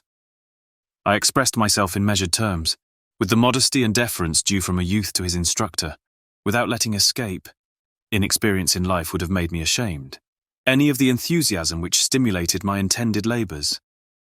I requested his advice concerning the books I ought to procure. "I am happy," said Monsieur Waldman, "to have gained a disciple, and if your application equals your ability, I have no doubt of your success. Chemistry is that branch of natural philosophy in which the greatest improvements have been and may be made. It is on that account that I have made it my peculiar study, but at the same time I have not neglected the other branches of science. A man would make but a very sorry chemist if he attended to that department of human knowledge alone. If your wish is to become really a man of science, and not merely a petty experimentalist, I should advise you to apply to every branch of natural philosophy, including mathematics. He then took me into his laboratory and explained to me the uses of his various machines, instructing me as to what I ought to procure, and promising me the use of his own when I should have advanced far enough in the science not to derange their mechanism. He also gave me the list of books which I had requested, and I took my leave. Thus ended a day memorable to me. It decided my future destiny. Chapter 4. From this day, natural philosophy, and particularly chemistry, in the most comprehensive sense of the term, became nearly my sole occupation. I read with ardour those works, so full of genius and discrimination, which modern inquirers have written on these subjects. I attended the lectures and cultivated the acquaintance of the men of science of the university, and I found even in Monsieur Krempe a great deal of sound sense and real information, combined, it is true, with a repulsive physiognomy and manners, but not on that account the less valuable. In Monsieur Waldman I found a true friend. His gentleness was never tinged by dogmatism, and his instructions were given with an air of frankness and good nature that banished every idea of pedantry. In 1,000 ways he smoothed for me the path of knowledge, and made the most abstruse inquiries clear and facile to my apprehension. My application was at first fluctuating and uncertain. It gained strength as I proceeded, and soon became so ardent and eager that the stars often disappeared in the light of morning whilst I was yet engaged in my laboratory. As I applied so closely, it may be easily conceived that my progress was rapid. My ardour was indeed the astonishment of the students, and my proficiency that of the masters. Professor Krempe often asked me, with a sly smile, how Cornelius Agrippa went on, whilst Monsieur Waldman expressed the most heartfelt exultation in my progress. 2 years passed in this manner, during which I paid no visit to Geneva, but was engaged heart and soul in the pursuit of some discoveries, which I hoped to make. None but those who have experienced them can conceive of the enticements of science. In other studies you go as far as others have gone before you, and there is nothing more to know. But in a scientific pursuit, there is continual food for discovery and wonder. A mind of moderate capacity which closely pursues one's study must infallibly arrive at great proficiency in that study. And I, who continually sought the attainment of one object of pursuit, and was solely wrapped up in this, improved so rapidly that, at the end of 2 years, I made some discoveries in the improvement of some chemical instruments, which procured me great esteem and admiration at the university. When I had arrived at this point, and had become as well acquainted with the theory and practice of natural philosophy, as depended on the lessons of any of the professors at Ingolstadt, my residence there being no longer conducive to my improvements, I thought of returning to my friends and my native town, when an incident happened that protracted my stay. One of the phenomena which had peculiarly attracted my attention was the structure of the human frame, and indeed any animal endued with life. Whence, I often asked myself, did the principle of life proceed? It was a bold question, and one which has ever been considered as a mystery. Yet, with how many things are we upon the brink of becoming acquainted, if cowardice or carelessness did not restrain our inquiries? I revolved these circumstances in my mind, and determined thenceforth to apply myself more particularly to those branches of natural philosophy which relate to physiology. Unless I had been animated by an almost supernatural enthusiasm, my application to this study would have been irksome and almost intolerable. To examine the causes of life, we must first have recourse to death. I became acquainted with the science of anatomy, but this was not sufficient. I must also observe the natural decay and corruption of the human body. In my education, my father had taken the greatest precautions that my mind should be impressed with no supernatural horrors. I do not ever remember to have trembled at a tale of superstition, or to have feared the apparition of a spirit. Darkness had no effect upon my fancy, and a churchyard was, to me, merely the receptacle of bodies deprived of life, which, from being the seat of beauty and strength, had become food for the worm.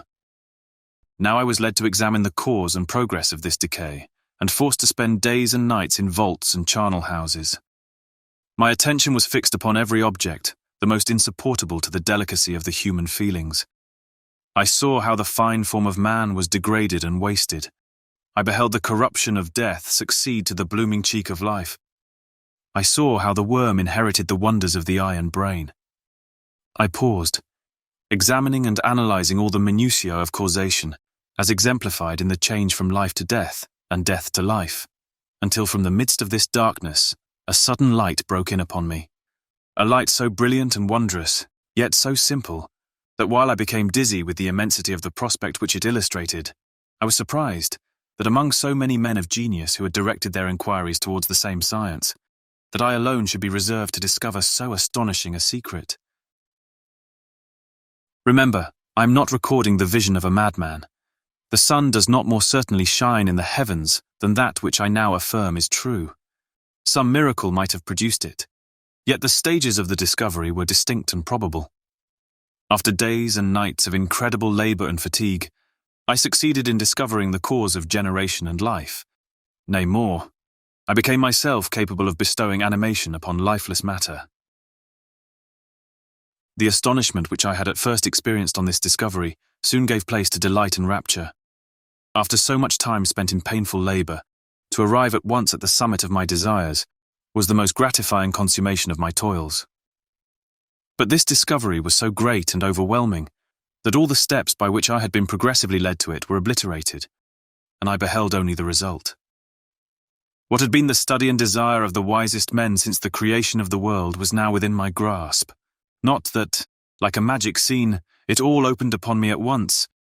The information I had obtained was of a nature rather to direct my endeavors so soon as I should point them towards the object of my search, than to exhibit that object already accomplished. I was like the Arabian who had been buried with the dead, and found a passage to life, aided only by one glimmering and seemingly ineffectual light.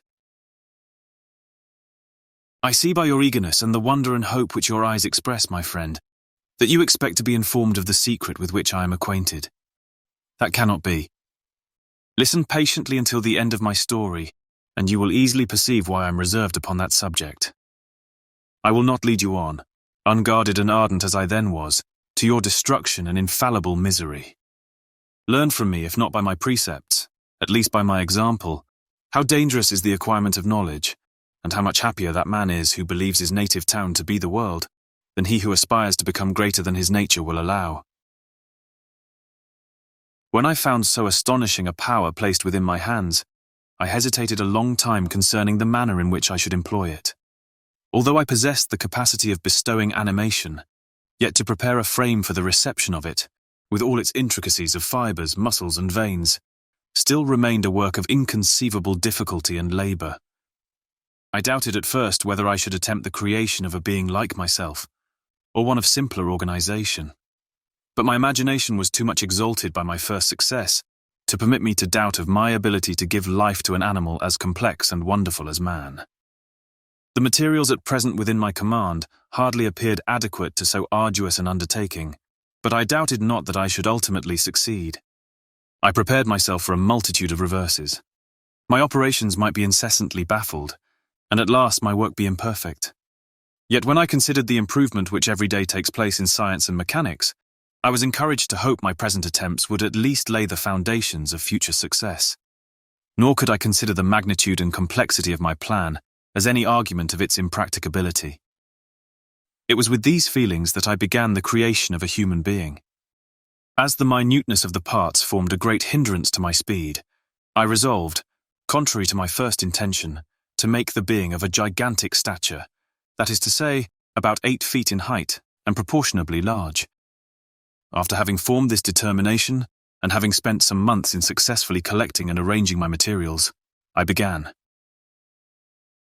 No one can conceive the variety of feelings which bore me onwards, like a hurricane, in the first enthusiasm of success. Life and death appeared to me ideal bounds, which I should first break through, and pour a torrent of light into our dark world. A new species would bless me as its creator and source. Many happy and excellent natures would owe their being to me. No father could claim the gratitude of his child so completely as I should deserve theirs. Pursuing these reflections, I thought that if I could bestow animation upon lifeless matter, I might in process of time, although I now found it impossible, renew life where death had apparently devoted the body to corruption. These thoughts supported my spirits, while I pursued my undertaking with unremitting ardour. My cheek had grown pale with study, and my person had become emaciated with confinement. Sometimes, on the very brink of certainty, I failed, yet still I clung to the hope which the next day or the next hour might realise. One secret which I alone possessed was the hope to which I had dedicated myself, and the moon gazed on my midnight labours, while with unrelaxed and breathless eagerness I pursued nature to her hiding places. Who shall conceive the horrors of my secret toil, as I dabbled among the unhallowed damps of the grave, or tortured the living animal to animate the lifeless clay? My limbs now tremble and my eyes swim with the remembrance. But then a resistless and almost frantic impulse urged me forward. I seemed to have lost all soul or sensation, but for this one pursuit. It was indeed but a passing trance, that only made me feel with renewed acuteness so soon as, the unnatural stimulus ceasing to operate, I had returned to my old habits. I collected bones from charnel houses, and disturbed with profane fingers the tremendous secrets of the human frame. In a solitary chamber, or rather cell, at the top of the house and separated from all the other apartments by a gallery and staircase, I kept my workshop of filthy creation. My eyeballs were starting from their sockets in attending to the details of my employment. The dissecting room and the slaughterhouse furnished many of my materials, and often did my human nature turn with loathing from my occupation, whilst, still urged on by an eagerness which perpetually increased, I brought my work near to a conclusion. The summer months passed while I was thus engaged, heart and soul in one pursuit. It was a most beautiful season. Never did the fields bestow a more plentiful harvest, or the vines yield a more luxuriant vintage. But my eyes were insensible to the charms of nature, and the same feelings which made me neglect the scenes around me caused me also to forget those friends who were so many miles absent, and whom I had not seen for so long a time. I knew my silence disquieted them, and I well remembered the words of my father. I know that while you are pleased with yourself, you will think of us with affection, and we shall hear regularly from you. You must pardon me if I regard any interruption in your correspondence as a proof that your other duties are equally neglected. I knew well, therefore, what would be my father's feelings, but I could not tear my thoughts from my employment, loathsome in itself, but which had taken an irresistible hold of my imagination. I wished, as it were, to procrastinate all that related to my feelings of affection, until the great object, which swallowed up every habit of my nature, should be completed. I then thought that my father would be unjust if he ascribed my neglect to vice, or faultiness on my part, but I am now convinced that he was justified in conceiving that I should not be altogether free from blame.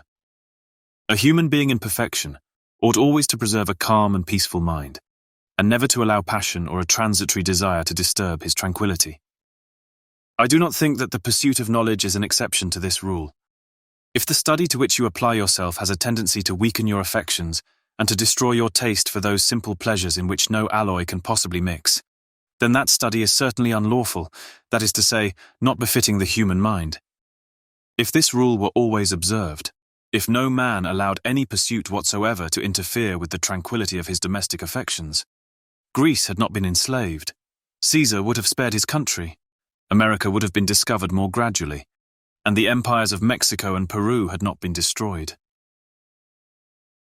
But I forget that I am moralizing in the most interesting part of my tale, and your looks remind me to proceed. My father made no reproach in his letters, and only took notice of my silence by inquiring into my occupations more particularly than before. Winter, spring, and summer passed away during my labours, but I did not watch the blossom or the expanding leaves, sights which before always yielded me supreme delight, so deeply was I engrossed in my occupation. The leaves of that year had withered before my work drew near to a close, and now every day showed me more plainly how well I had succeeded. But my enthusiasm was checked by my anxiety, and I appeared rather like one doomed by slavery to toil in the mines or any other unwholesome trade, than an artist occupied by his favourite employment. Every night I was oppressed by a slow fever, and I became nervous to a most painful degree. The fall of a leaf startled me, and I shunned my fellow creatures as if I had been guilty of a crime. Sometimes I grew alarmed at the wreck I perceived that I had become. The energy of my purpose alone sustained me. My labours would soon end, and I believed that exercise and amusement would then drive away incipient disease. And I promised myself both of these, when my creation should be complete.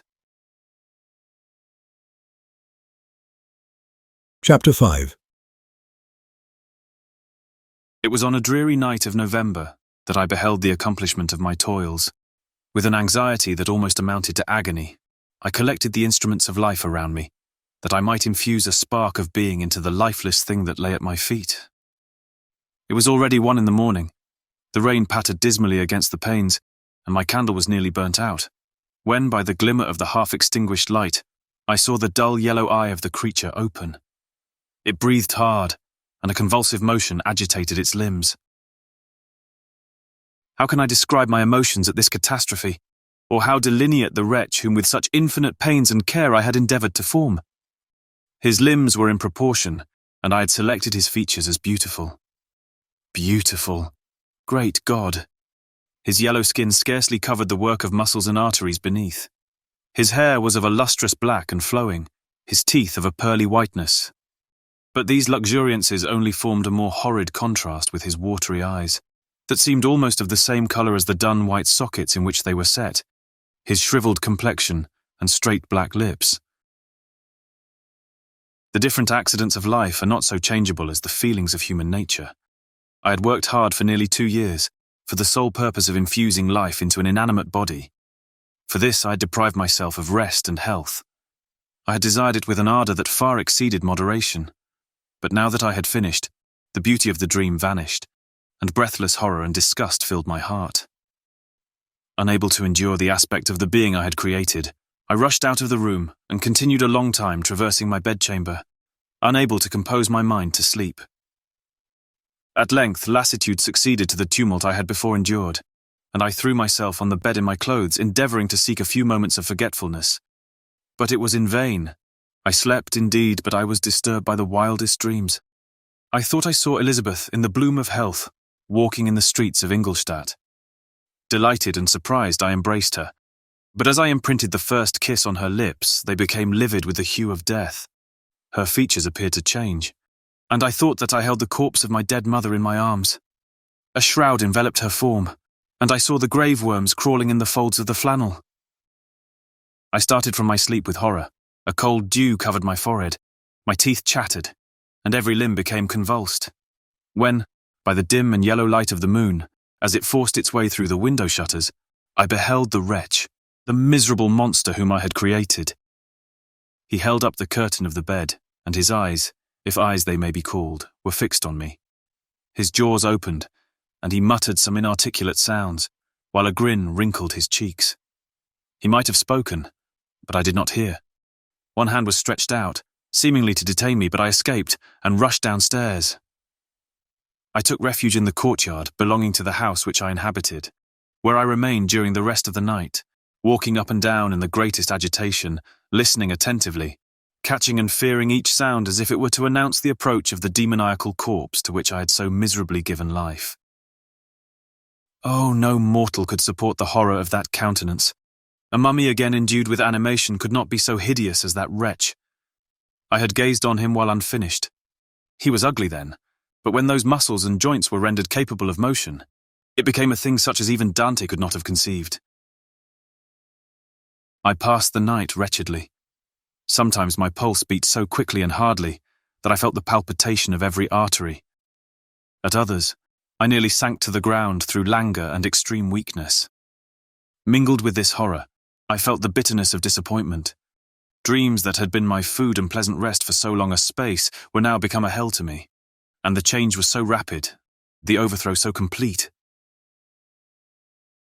Morning, dismal and wet, at length dawned, and discovered to my sleepless and aching eyes the church of Ingolstadt, its white steeple and clock, which indicated the 6th hour. The porter opened the gates of the court, which had that night been my asylum, and I issued into the streets, pacing them with quick steps, as if I sought to avoid the wretch whom I feared every turning of the street would present to my view. I did not dare return to the apartment which I inhabited, but felt impelled to hurry on, although drenched by the rain which poured from a black and comfortless sky. I continued walking in this manner for some time, endeavouring by bodily exercise to ease the load that weighed upon my mind. I traversed the streets without any clear conception of where I was or what I was doing. My heart palpitated in the sickness of fear, and I hurried on with irregular steps, not daring to look about me. Like one who, on a lonely road, doth walk in fear and dread, and having once turned round, walks on, and turns no more his head, because he knows a frightful fiend doth close behind him tread. Continuing thus, I came at length opposite to the inn at which the various diligences and carriages usually stopped. Here I paused. I knew not why, but I remained some minutes with my eyes fixed on a coach that was coming towards me from the other end of the street. As it drew nearer, I observed that it was the Swiss diligence. It stopped just where I was standing, and on the door being opened, I perceived Henry Clerval, who, on seeing me, instantly sprung out. "My dear Frankenstein," exclaimed he. "how glad I am to see you! How fortunate that you should be here at the very moment of my alighting!" Nothing could equal my delight on seeing Clerval. His presence brought back to my thoughts my father, Elizabeth, and all those scenes of home so dear to my recollection. I grasped his hand, and in a moment forgot my horror and misfortune. I felt suddenly, and for the first time during many months, calm and serene joy. I welcomed my friend, therefore, in the most cordial manner, and we walked towards my college. Clerval continued talking for some time about our mutual friends, and his own good fortune in being permitted to come to Ingolstadt. "You may easily believe," said he, "how great was the difficulty to persuade my father that all necessary knowledge was not comprised in the noble art of bookkeeping, and indeed I believe I left him incredulous to the last, for his constant answer to my unwearied entreaties was the same as that of the Dutch schoolmaster in The Vicar of Wakefield. I have 10,000 florins a year without Greek. I eat heartily without Greek." But his affection for me at length overcame his dislike of learning, and he has permitted me to undertake a voyage of discovery to the land of knowledge. "It gives me the greatest delight to see you. But tell me how you left my father, brothers, and Elizabeth." "Very well and very happy, only a little uneasy that they hear from you so seldom. By the by, I mean to lecture you a little upon their account myself. But my dear Frankenstein," continued he, stopping short and gazing full in my face, "I did not before remark how very ill you appear. So thin and pale. You look as if you had been watching for several nights." "You have guessed right. I have lately been so deeply engaged in one occupation that I have not allowed myself sufficient rest, as you see. But I sincerely hope, that all these employments are now at an end, and that I am at length free." I trembled excessively. I could not endure to think of, and far less to allude to, the occurrences of the preceding night. I walked with a quick pace, and we soon arrived at my college. I then reflected, and the thought made me shiver, that the creature whom I had left in my apartment might still be there, alive and walking about. I dreaded to behold this monster, but I feared still more that Henry should see him. Entreating him, therefore, to remain a few minutes at the bottom of the stairs, I darted up towards my own room. My hand was already on the lock of the door before I recollected myself. I then paused, and a cold shivering came over me. I threw the door forcibly open, as children are accustomed to do when they expect a spectre to stand in waiting for them on the other side. But nothing appeared. I stepped fearfully in. The apartment was empty, and my bedroom was also freed from its hideous guest. I could hardly believe that so great a good fortune could have befallen me, but when I became assured that my enemy had indeed fled, I clapped my hands for joy and ran down to Clerval. We ascended into my room, and the servant presently brought breakfast, but I was unable to contain myself. It was not joy only that possessed me. I felt my flesh tingle with excess of sensitiveness, and my pulse beat rapidly. I was unable to remain for a single instant in the same place. I jumped over the chairs, clapped my hands, and laughed aloud. Clerval at first attributed my unusual spirits to joy on his arrival, but when he observed me more attentively, he saw a wildness in my eyes for which he could not account, and my loud, unrestrained, heartless laughter frightened and astonished him. "My dear Victor," cried he. What for God's sake is the matter? Do not laugh in that manner. How ill you are. What is the cause of all this? Do not ask me, cried I, putting my hands before my eyes, for I thought I saw the dreaded spectre glide into the room. He can tell. Oh, save me! Save me! I imagined that the monster seized me. I struggled furiously and fell down in a fit. Poor Clerval. What must have been his feelings? A meeting, which he anticipated with such joy, so strangely turned to bitterness. But I was not the witness of his grief, for I was lifeless, and did not recover my senses for a long, long time. This was the commencement of a nervous fever, which confined me for several months. During all that time, Henry was my only nurse. I afterwards learned that, knowing my father's advanced age and unfitness for so long a journey, and how wretched my sickness would make Elizabeth, he spared them this grief by concealing the extent of my disorder. He knew that I could not have a more kind and attentive nurse than himself, and firm in the hope he felt of my recovery, he did not doubt that, instead of doing harm, he performed the kindest action that he could towards them. But I was in reality very ill, and surely nothing but the unbounded and unremitting attentions of my friend could have restored me to life. The form of the monster on whom I had bestowed existence was forever before my eyes, and I raved incessantly concerning him. Doubtless my words surprised Henry. He at first believed them to be the wanderings of my disturbed imagination, but the pertinacity with which I continually recurred to the same subject persuaded him that my disorder indeed owed its origin to some uncommon and terrible event. By very slow degrees, and with frequent relapses, that alarmed and grieved my friend, I recovered. I remember the first time I became capable of observing outward objects with any kind of pleasure. I perceived that the fallen leaves had disappeared, and that the young buds were shooting forth from the trees that shaded my window. It was a divine spring, and the season contributed greatly to my convalescence. I felt also sentiments of joy and affection revive in my bosom. My gloom disappeared, and in a short time I became as cheerful as before I was attacked by the fatal passion. "Dearest Clerval," exclaimed I, "how kind, how very good you are to me. This whole winter, instead of being spent in study as you promised yourself, has been consumed in my sick room. How shall I ever repay you? I feel the greatest remorse for the disappointment of which I have been the occasion, but you will forgive me."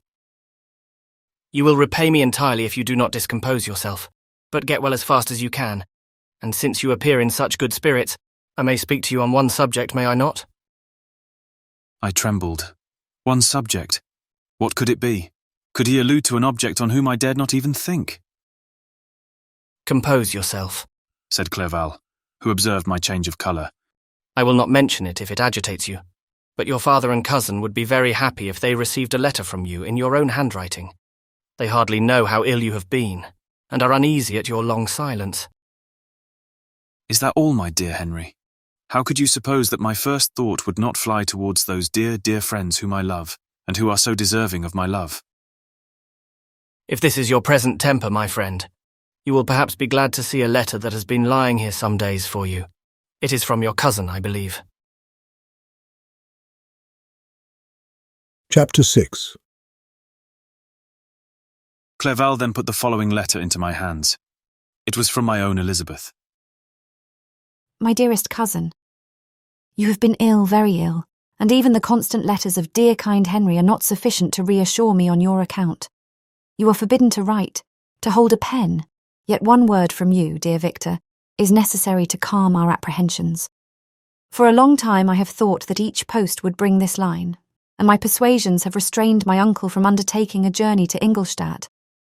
I have prevented his encountering the inconveniences and perhaps dangers of so long a journey, yet how often have I regretted not being able to perform it myself. I figure to myself that the task of attending on your sick bed has devolved on some mercenary old nurse, who could never guess your wishes, nor minister to them with the care and affection of your poor cousin. Yet that is over now. Clerval writes that indeed you are getting better. I eagerly hope that you will confirm this intelligence soon in your own handwriting. Get well and return to us. You will find a happy, cheerful home and friends who love you dearly. Your father's health is vigorous, and he asks but to see you. But to be assured that you are well, and not a care will ever cloud his benevolent countenance. How pleased you would be to remark the improvement of our Ernest. He's now 16 and full of activity and spirit. He is desirous to be a true Swiss and to enter into foreign service. But we cannot part with him, at least until his elder brother return to us. My uncle is not pleased with the idea of a military career in a distant country, but Ernest never had your powers of application. He looks upon study as an odious fetter. His time is spent in the open air, climbing the hills or rowing on the lake. I fear that he will become an idler unless we yield the point and permit him to enter on the profession which he has selected. Little alteration, except the growth of our dear children, has taken place since you left us. The blue lake and snow-clad mountains, they never change, and I think our placid home and our contented hearts are regulated by the same immutable laws. My trifling occupations take up my time and amuse me, and I am rewarded for any exertions by seeing none but happy, kind faces around me. Since you left us, but one change has taken place in our little household. Do you remember on what occasion Justine Moritz entered our family? Probably you do not. I will relate her history, therefore, in a few words. Madame Moritz, her mother, was a widow with 4 children, of whom Justine was the third. This girl had always been the favourite of her father, but through a strange perversity, her mother could not endure her, and after the death of Monsieur Moritz, treated her very ill. My aunt observed this, and when Justine was 12 years of age, prevailed on her mother to allow her to live at our house. The republican institutions of our country have produced simpler and happier manners than those which prevail in the great monarchies that surround it. Hence there is less distinction between the several classes of its inhabitants, and the lower orders, being neither so poor nor so despised, their manners are more refined and moral. A servant in Geneva does not mean the same thing as a servant in France and England. Justine, thus received in our family, learned the duties of a servant, a condition which, in our fortunate country, does not include the idea of ignorance and a sacrifice of the dignity of a human being. Justine, you may remember, was a great favourite of yours, and I recollect you once remarked that if you were in an ill humour, one glance from Justine could dissipate it, for the same reason that Ariosto gives concerning the beauty of Angelica. She looked so frank-hearted and happy. My aunt conceived a great attachment for her, by which she was induced to give her an education superior to that which she had at first intended. This benefit was fully repaid. Justine was the most grateful little creature in the world. I do not mean that she made any professions. I never heard one pass her lips, but you could see by her eyes that she almost adored her protectress. Although her disposition was gay, and in many respects inconsiderate, yet she paid the greatest attention to every gesture of my aunt, and endeavoured to imitate her phraseology and manners, so that even now she often reminds me of her. When my dearest aunt died, everyone was too much occupied in their own grief to notice poor Justine, who had attended her during her illness with the most anxious affection. Poor Justine was very ill, but other trials were reserved for her. One by one, her brothers and sister died, and her mother, with the exception of her neglected daughter, was left childless. The conscience of the woman was troubled. She began to think that the deaths of her favourites was a judgment from heaven to chastise her partiality. She was a Roman Catholic, and I believe her confessor confirmed the idea which she had conceived. Accordingly, a few months after your departure for Ingolstadt, Justine was called home by her repentant mother. Poor girl! She wept when she quitted our house. She was much altered since the death of my aunt. Grief had given softness and a winning mildness to her manners, which had before been remarkable for vivacity. Nor was her residence at her mother's house of a nature to restore her gaiety. The poor woman was very vacillating in her repentance. She sometimes begged Justine to forgive her unkindness, but much oftener accused her of having caused the deaths of her brothers and sister. Perpetual fretting, at length, threw Madame Moritz into a decline, which at first increased her irritability, but she is now at peace forever. She died on the first approach of cold weather, at the beginning of this last winter. Justine has returned to us, and I assure you I love her tenderly. She is very clever and gentle and extremely pretty. As I mentioned before, her mien and her expressions continually remind me of my dear aunt. I must say also a few words to you, my dear cousin, of little darling William. I wish you could see him. He is very tall of his age, with sweet, laughing blue eyes, dark eyelashes and curling hair. When he smiles, 2 little dimples appear on each cheek, which are rosy with health. He has already had 1 or 2 little wives, but Louisa Byron is his favourite, a pretty little girl of 5 years of age. Now, dear Victor, I dare say you wish to be indulged in a little gossip concerning the good people of Geneva. The pretty Miss Mansfield has already received the congratulatory visits on her approaching marriage with a young Englishman, John Melbourne Esquire. Her ugly sister, Manon, married Monsieur Duvillard, the rich banker, last autumn. Your favourite schoolfellow, Louis Manoir, has suffered several misfortunes since the departure of Clerval from Geneva, but he has already recovered his spirits, and is reported to be on the point of marrying a very lively, pretty Frenchwoman, Madame Tavernier. She is a widow, and much older than Manoir, but she is very much admired, and a favourite with everybody. I have written myself into better spirits, dear cousin, but my anxiety returns upon me as I conclude. Write, dearest Victor. 1 line, 1 word will be a blessing to us. 10,000 thanks to Henry for his kindness, his affection, and his many letters. We are sincerely grateful. Adieu, my cousin. Take care of yourself, and, I entreat you, write. Elizabeth Lavenza. Geneva, March 18th. Dear, dear Elizabeth, I exclaimed when I had read her letter. I will write instantly and relieve them from the anxiety they must feel. I wrote, and this exertion greatly fatigued me, but my convalescence had commenced and proceeded regularly. In another fortnight I was able to leave my chamber. One of my first duties on my recovery was to introduce Clerval to the several professors of the university. In doing this, I underwent a kind of rough usage, ill-befitting the wounds that my mind had sustained. Ever since the fatal night, the end of my labours, and the beginning of my misfortunes, I had conceived a violent antipathy, even to the name of natural philosophy. When I was otherwise quite restored to health, the sight of a chemical instrument would renew all the agony of my nervous symptoms. Henry saw this, and had removed all my apparatus from my view. He had also changed my apartment, for he perceived that I had acquired a dislike for the room which had previously been my laboratory. But these cares of Clerval were made of no avail when I visited the professors. Monsieur Waldman inflicted torture when he praised, with kindness and warmth, the astonishing progress I had made in the sciences.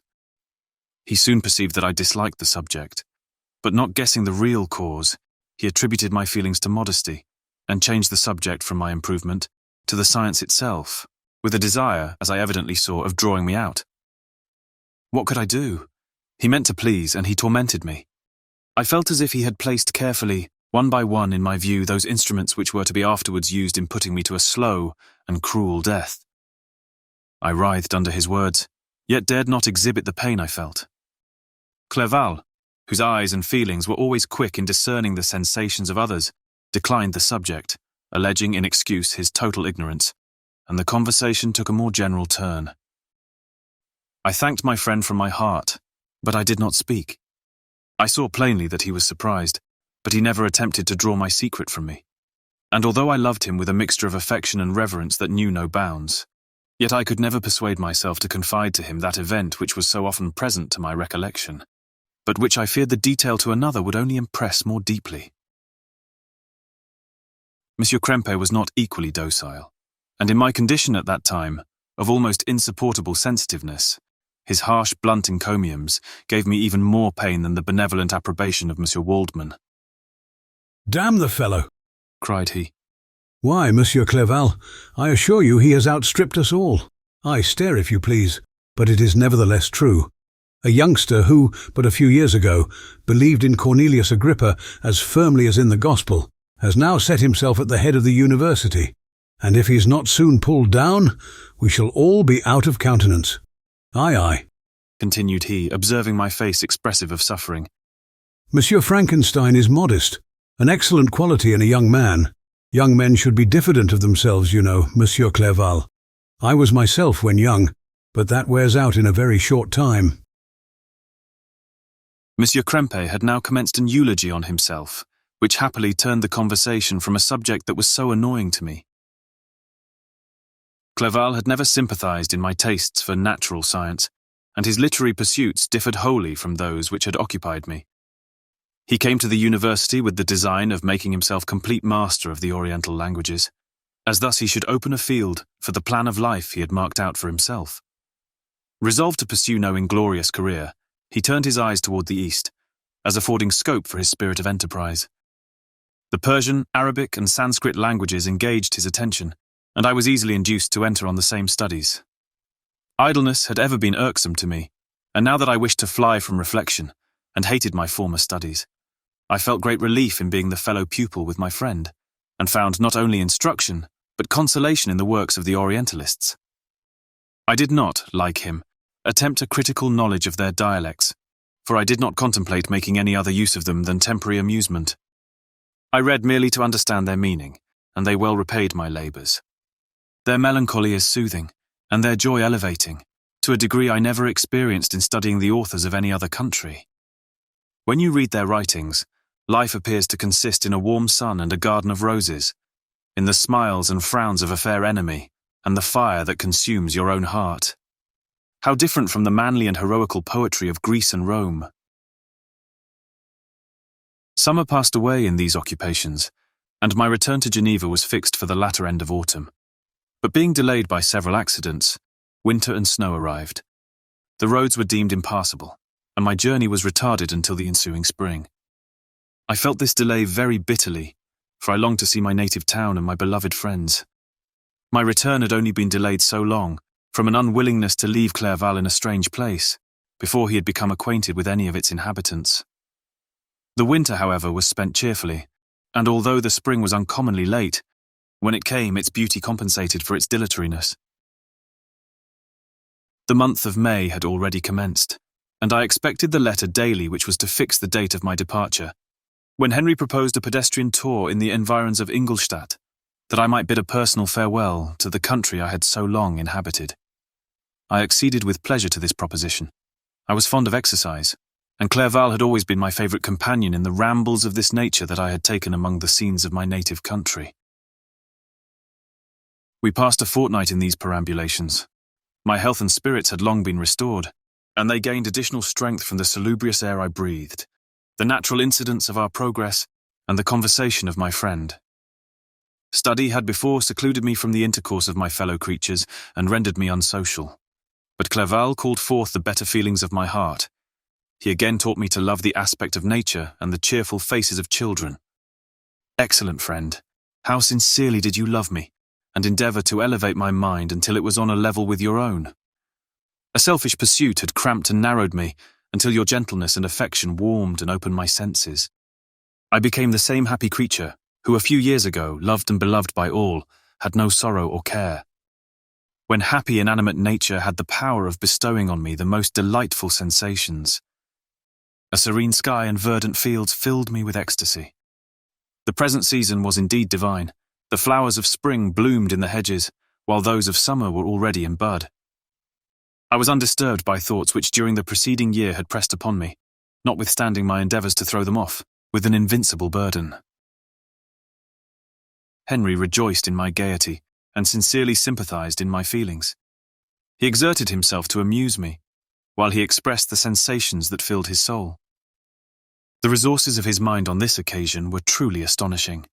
His conversation was full of imagination, and very often, in imitation of the Persian and Arabic writers, he invented tales of wonderful fancy and passion. At other times he repeated my favourite poems, or drew me out into arguments, which he supported with great ingenuity. We returned to our college on a Sunday afternoon.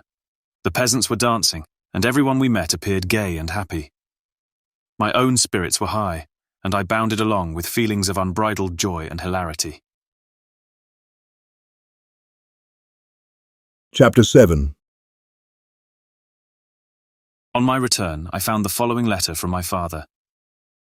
My dear Victor, you have probably waited impatiently for a letter to fix the date of your return to us, and I was at first tempted to write only a few lines, merely mentioning the day on which I should expect you.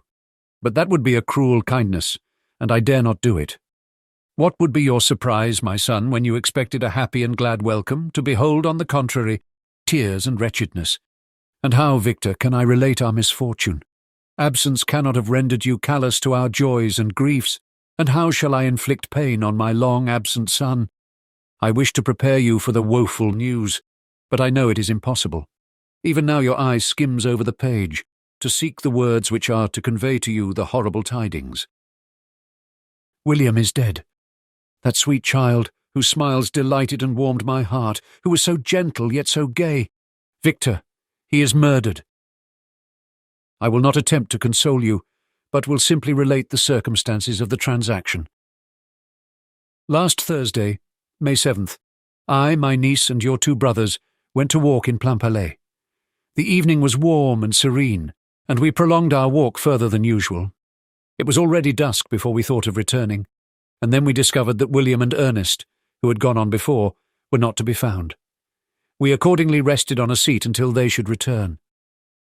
Presently Ernest came and inquired if we had seen his brother. He said that he had been playing with him, that William had run away to hide himself, and that he vainly sought for him, and afterwards waited for him a long time, but that he did not return. This account rather alarmed us, and we continued to search for him until night fell, when Elizabeth conjectured that he might have returned to the house. He was not there. We returned again with torches, for I could not rest, when I thought that my sweet boy had lost himself and was exposed to all the damps and dews of night. Elizabeth also suffered extreme anguish. About 5 in the morning, I discovered my lovely boy, whom the night before I had seen blooming and active in health, stretched on the grass, livid and motionless. The print of the murderer's finger was on his neck. He was conveyed home, and the anguish that was visible in my countenance betrayed the secret to Elizabeth. She was very earnest to see the corpse. At first I attempted to prevent her, but she persisted, and entering the room where it lay, hastily examined the neck of the victim, and clasping her hands exclaimed, "Oh God, I have murdered my darling child!" She fainted, and was restored with extreme difficulty. When she again lived, it was only to weep and sigh. She told me that same evening William had teased her to let him wear a very valuable miniature that she possessed of your mother. This picture is gone, and was doubtless the temptation which urged the murderer to the deed. We have no trace of him at present, although our exertions to discover him are unremitted, but they will not restore my beloved William. Come, dearest Victor, you alone can console Elizabeth. She weeps continually, and accuses herself unjustly as the cause of his death. Her words pierce my heart. We are all unhappy, but will not that be an additional motive for you, my son, to return and be our comforter? Your dear mother. Alas, Victor, I now say, thank God she did not live to witness the cruel, miserable death of her youngest darling. Come, Victor, not brooding thoughts of vengeance against the assassin, but with feelings of peace and gentleness that will heal, instead of festering, the wounds of our minds. Enter the house of mourning, my friend, but with kindness and affection for those who love you, and not with hatred for your enemies. Your affectionate and afflicted father, Alphonse Frankenstein. Geneva, May 12th. Clerval, who had watched my countenance as I read this letter, was surprised to observe the despair that succeeded to the joy I at first expressed on receiving news from my friends. I threw the letter on the table and covered my face with my hands. "My dear Frankenstein," exclaimed Henry, when he perceived me weep with bitterness. "Are you always to be unhappy? My dear friend, what has happened?" I motioned to him to take up the letter, while I walked up and down the room in the extremest agitation. Tears also gushed from the eyes of Clerval as he read the account of my misfortune. "I can offer you no consolation, my friend," said he. "Your disaster is irreparable. What do you intend to do?" "To go instantly to Geneva. Come with me, Henry, to order the horses." During our walk, Clerval endeavoured to say a few words of consolation. He could only express his heartfelt sympathy. "Poor William," said he. "Dear lovely child. He now sleeps with his angel mother, who that had seen him bright and joyous in his young beauty, but must weep over his untimely loss, to die so miserably, to feel the murderer's grasp. How much more a murderer that could destroy such radiant innocence? Poor little fellow, One only consolation have we. His friends mourn and weep, but he is at rest. The pang is over. His sufferings are at an end forever. A sod covers his gentle form, and he knows no pain. He can no longer be a subject for pity. We must reserve that for his miserable survivors. Clerval spoke thus as we hurried through the streets. The words impressed themselves on my mind, and I remembered them afterwards in solitude. But now, as soon as the horses arrived, I hurried into a cabriolet and bade farewell to my friend. My journey was very melancholy. At first I wished to hurry on, for I longed to console and sympathize with my loved and sorrowing friends. But when I drew near my native town, I slackened my progress. I could hardly sustain the multitude of feelings that crowded into my mind. I passed through scenes familiar to my youth, but which I had not seen for nearly 6 years. How altered everything might be during that time. One sudden and desolating change had taken place, but 1,000 little circumstances might have by degrees worked other alterations, which, although they were done more tranquilly, might not be the less decisive. Fear overcame me. I dared not advance, dreading 1,000 nameless evils that made me tremble, although I was unable to define them. I remained 2 days at Lausanne, in this painful state of mind. I contemplated the lake. The waters were placid, all around was calm, and the snowy mountains, the palaces of nature, were not changed. By degrees, the calm and heavenly scene restored me, and I continued my journey towards Geneva. The road ran by the side of the lake, which became narrower as I approached my native town. I discovered more distinctly the black sides of Jura and the bright summit of Mont Blanc. I wept like a child. Dear mountains, my own beautiful lake, how do you welcome your wanderer? Your summits are clear, the sky and lake are blue and placid. Is this to prognosticate peace, or to mock at my unhappiness? I fear, my friend, that I shall render myself tedious by dwelling on these preliminary circumstances, but they were days of comparative happiness, and I think of them with pleasure. My country, my beloved country, who but a native can tell the delight I took in, again beholding thy streams, thy mountains, and more than all, thy lovely lake. Yet as I drew nearer home, grief and fear again overcame me. Night also closed around, and when I could hardly see the dark mountains, I felt still more gloomily. The picture appeared a vast and dim scene of evil, and I foresaw obscurely that I was destined to become the most wretched of human beings. Alas! I prophesied truly, and failed only in one single circumstance, that in all the misery I imagined and dreaded, I did not conceive the 100th part of the anguish I was destined to endure. It was completely dark when I arrived in the environs of Geneva. The gates of the town were already shut, and I was obliged to pass the night at Secaron, a village at the distance of half a league from the city. The sky was serene, and as I was unable to rest, I resolved to visit the spot where my poor William had been murdered. As I could not pass through the town, I was obliged to cross the lake in a boat to arrive at Plainpalais.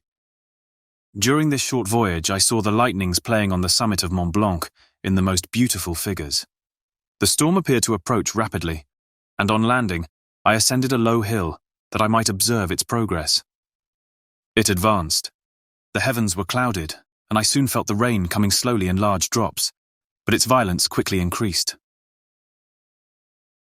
I quitted my seat and walked on, although the darkness and storm increased every minute, and the thunder burst with a terrific crash over my head. It was echoed from Salève, the Juras, and the Alps of Savoy. Vivid flashes of lightning dazzled my eyes, illuminating the lake, making it appear like a vast sheet of fire. Then for an instant everything seemed of a pitchy darkness, until the eye recovered itself from the preceding flash. The storm, as is often the case in Switzerland, appeared at once in various parts of the heavens. The most violent storm hung exactly north of the town, over that part of the lake which lies between the promontory of Bellerive and the village of Copet. Another storm enlightened Jura with faint flashes, and another darkened and sometimes disclosed the Mole, a peaked mountain to the east of the lake. While I watched the tempest, so beautiful yet terrific, I wandered on with a hasty step. This noble war in the sky elevated my spirits. I clasped my hands and exclaimed aloud, "William, dear angel, this is thy funeral, this thy dirge." As I said these words, I perceived in the gloom a figure which stole from behind a clump of trees near me. I stood fixed, gazing intently. I could not be mistaken. A flash of lightning illuminated the object, and discovered its shape plainly to me. Its gigantic stature and the deformity of its aspect, more hideous than belongs to humanity, instantly informed me that it was the wretch, the filthy demon, to whom I had given life. What did he there? Could he be, I shuddered at the conception, the murderer of my brother? No sooner did that idea cross my imagination than I became convinced of its truth. My teeth chattered and I was forced to lean against a tree for support. The figure passed me quickly, and I lost it in the gloom.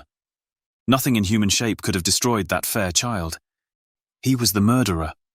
I could not doubt it. The mere presence of the idea was an irresistible proof of the fact. I thought of pursuing the devil, but it would have been in vain, for another flash discovered him to me hanging among the rocks of the nearly perpendicular ascent of Mont Salève, a hill that bounds Plainpalais on the south. He soon reached the summit and disappeared. I remained motionless. The thunder ceased, but the rain still continued, and the scene was enveloped in an impenetrable darkness. I revolved in my mind the events which I had until now sought to forget. The whole train of my progress towards the creation, the appearance of the work of my own hands alive at my bedside, its departure.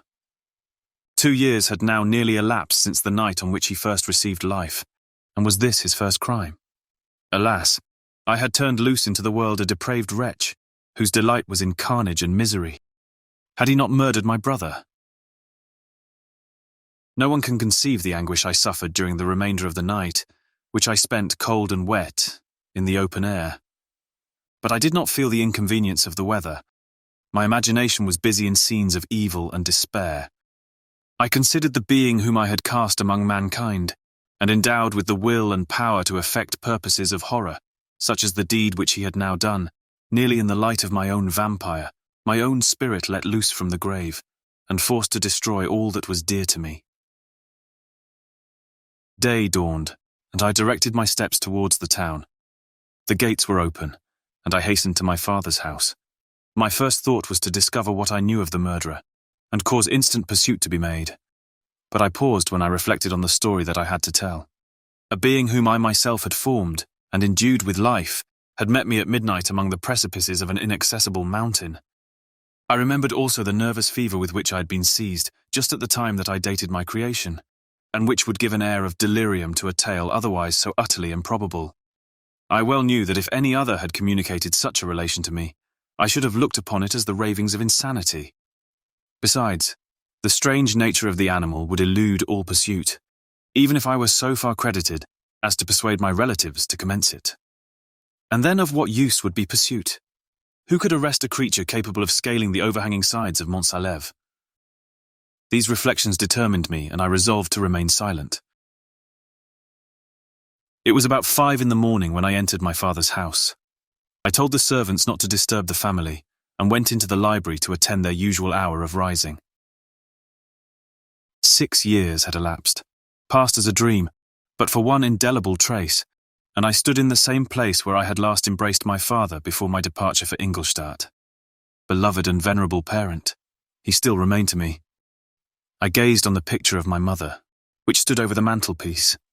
It was an historical subject, painted at my father's desire, and represented Caroline Beaufort in an agony of despair, kneeling by the coffin of her dead father. Her garb was rustic, and her cheek pale, but there was an air of dignity and beauty that hardly permitted the sentiment of pity. Below this picture was a miniature of William, and my tears flowed when I looked upon it. While I was thus engaged, Ernest entered. He had heard me arrive and hastened to welcome me. He expressed a sorrowful delight to see me. "Welcome, my dearest Victor," said he. "Ah, I wish you had come 3 months ago, and then you would have found us all joyous and delighted. You come to us now to share a misery which nothing can alleviate. Yet your presence will, I hope, revive our father, who seems sinking under his misfortune, and your persuasions will induce poor Elizabeth to cease her vain and tormenting self-accusations. Poor William!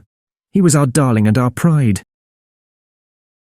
Tears, unrestrained, fell from my brother's eyes. A sense of mortal agony crept over my frame.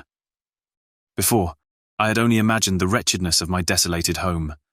The reality came on me as a new, and a not less terrible, disaster. I tried to calm Ernest. I inquired more minutely concerning my father, and her I named my cousin. She most of all, said Ernest, requires consolation. She accused herself of having caused the death of my brother, and that made her very wretched. But since the murderer has been discovered— The murderer discovered? Good God! How can that be? Who could attempt to pursue him? It is impossible. One might as well try to overtake the winds, or confine a mountain stream with a straw. I saw him too. He was free last night. I do not know what you mean, replied my brother, in accents of wonder. But to us the discovery we have made completes our misery. No one would believe it at first, and even now Elizabeth will not be convinced, notwithstanding all the evidence. Indeed, who would credit that Justine Moritz, who was so amiable and fond of all the family, could suddenly become capable of so frightful, so appalling a crime? Justine Moritz! Poor, poor girl, is she the accused? But it is wrongfully. Everyone knows that. No one believes it, surely, Ernest? No one did at first, but several circumstances came out that have almost forced conviction upon us. And her own behaviour has been so confused as to add to the evidence of facts a weight that I fear leaves no hope for doubt. But she will be tried today, and you will then hear all. He related that, the morning on which the murder of poor William had been discovered, Justine had been taken ill, and confined to her bed for several days. During this interval, one of the servants, happening to examine the apparel she had worn on the night of the murder, had discovered in her pocket the picture of my mother, which had been judged to be the temptation of the murderer. The servant instantly showed it to one of the others, who, without saying a word to any of the family, went to a magistrate, and upon their deposition, Justine was apprehended. On being charged with the fact, the poor girl confirmed the suspicion in a great measure by her extreme confusion of manner.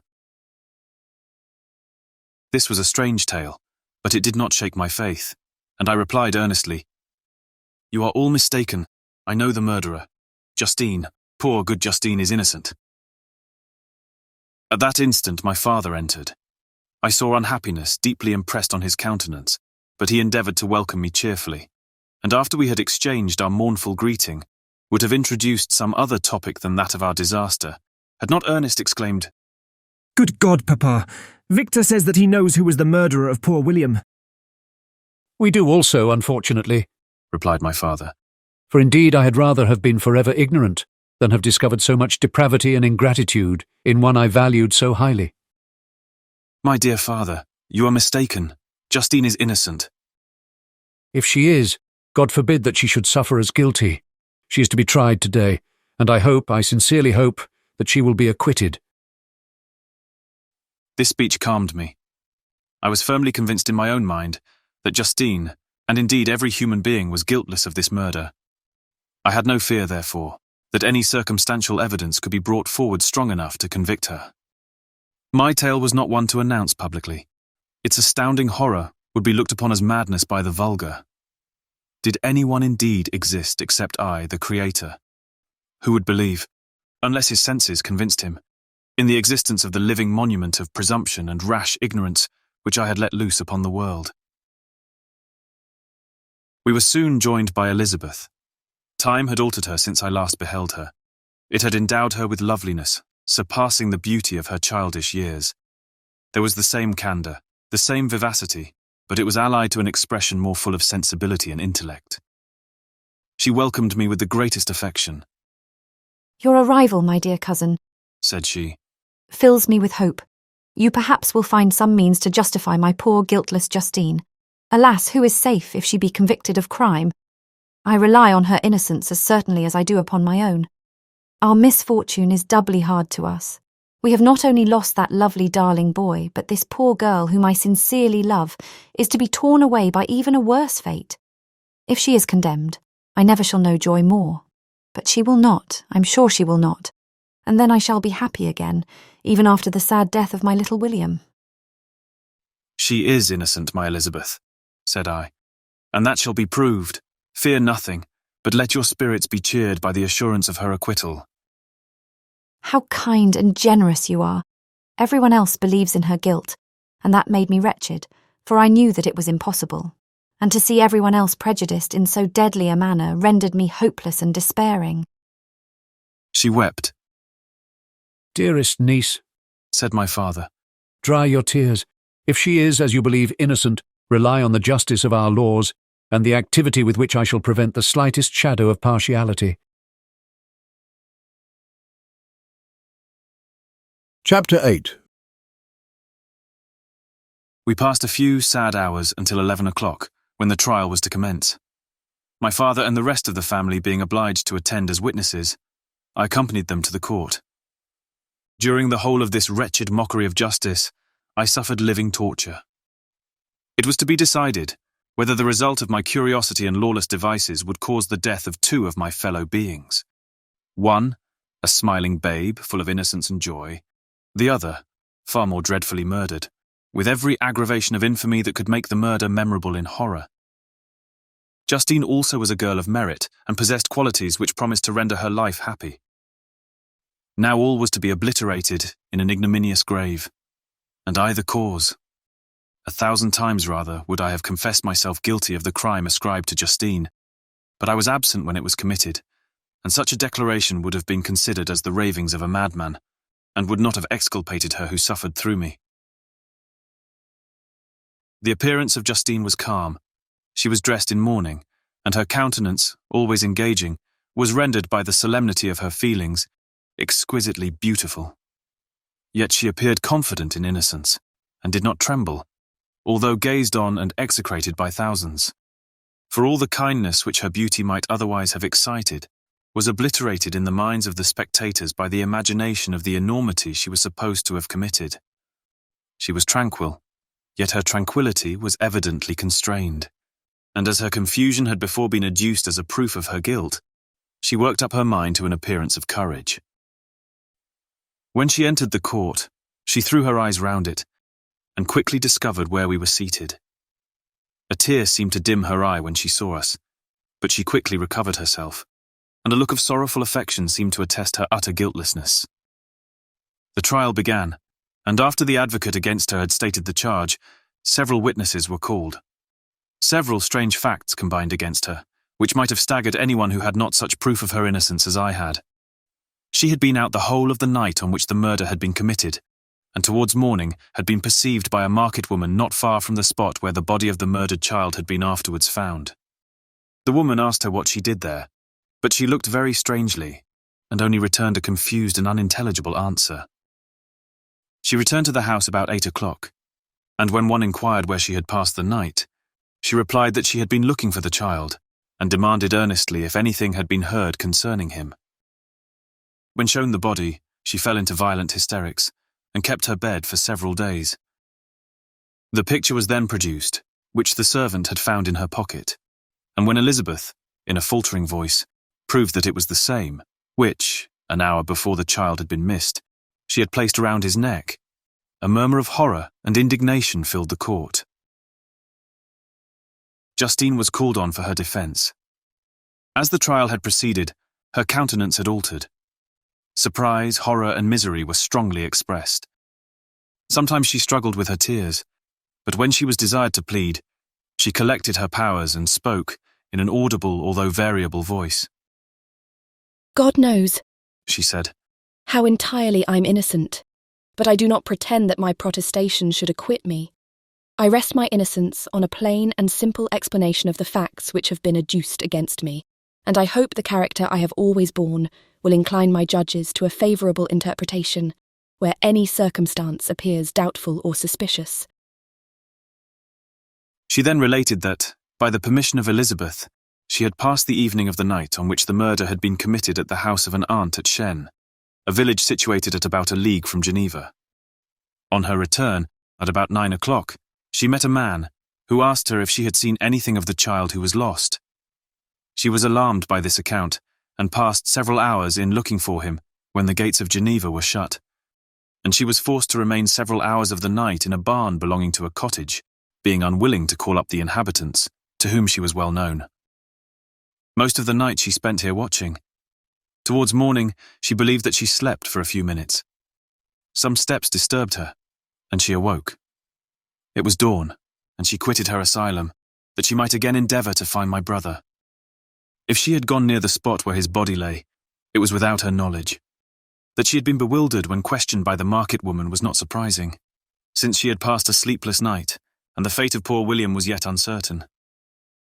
Concerning the picture, she could give no account. I know, continued the unhappy victim, how heavily and fatally this one circumstance weighs against me, but I have no power of explaining it, and when I have expressed my utter ignorance, I am only left to conjecture concerning the probabilities by which it might have been placed in my pocket. But here also I am checked. I believe that I have no enemy on earth, and none surely would have been so wicked as to destroy me wantonly. Did the murderer place it there? I know of no opportunity afforded him for so doing, or if I had, why should he have stolen the jewel to part with it again so soon? Commit my cause to the justice of my judges, yet I see no room for hope. I beg permission to have a few witnesses examined concerning my character, and if their testimony shall not overweigh my supposed guilt, I must be condemned, although I would pledge my salvation on my innocence. Several witnesses were called, who had known her for many years, and they spoke well of her. But fear and hatred of the crime of which they supposed her guilty rendered them timorous and unwilling to come forward. Elizabeth saw even this last resource, her excellent dispositions and irreproachable conduct, about to fail the accused, when, although violently agitated, she desired permission to address the court. I am, said she, the cousin of the unhappy child who was murdered, or rather his sister, for I was educated by and have lived with his parents ever since and even long before his birth. It may therefore be judged indecent in me to come forward on this occasion, but when I see a fellow creature about to perish through the cowardice of her pretended friends, I wish to be allowed to speak, that I may say what I know of her character. I am well acquainted with the accused. I have lived in the same house with her, at one time for 5, and at another for nearly 2 years. During all that period she appeared to me the most amiable and benevolent of human creatures. She nursed Madame Frankenstein, my aunt, in her last illness, with the greatest affection and care, and afterwards attended her own mother during a tedious illness in a manner that excited the admiration of all who knew her, after which she again lived in my uncle's house, where she was beloved by all the family. She was warmly attached to the child who is now dead, and acted towards him like a most affectionate mother. For my own part, I do not hesitate to say that, notwithstanding all the evidence produced against her, I believe and rely on her perfect innocence. She had no temptation for such an action. As to the bauble on which the chief proof rests, if she had earnestly desired it, I should have willingly given it to her. So much do I esteem and value her. A murmur of approbation followed Elizabeth's simple and powerful appeal, but it was excited by her generous interference, and not in favour of poor Justine, on whom the public indignation was turned with renewed violence, charging her with the blackest ingratitude. She herself wept as Elizabeth spoke, but she did not answer. My own agitation and anguish was extreme during the whole trial. I believed in her innocence. I knew it. Could the demon, who had, I did not for a minute doubt, murdered my brother, also in his hellish sport, have betrayed the innocent to death and ignominy? I could not sustain the horror of my situation, and when I perceived that the popular voice and the countenances of the judges had already condemned my unhappy victim, I rushed out of the court in agony. The tortures of the accused did not equal mine. She was sustained by innocence, but the fangs of remorse tore my bosom and would not forego their hold. In the morning I went to the court. My lips and throat were parched. I dared not ask the fatal question, but I was known, and the officer guessed the cause of my visit. The ballots had been thrown. They were all black, and Justine was condemned. I cannot pretend to describe what I then felt. I had before experienced sensations of horror, and I have endeavoured to bestow upon them adequate expressions, but words cannot convey an idea of the heart-sickening despair that I then endured. The person to whom I addressed myself added that Justine had already confessed her guilt.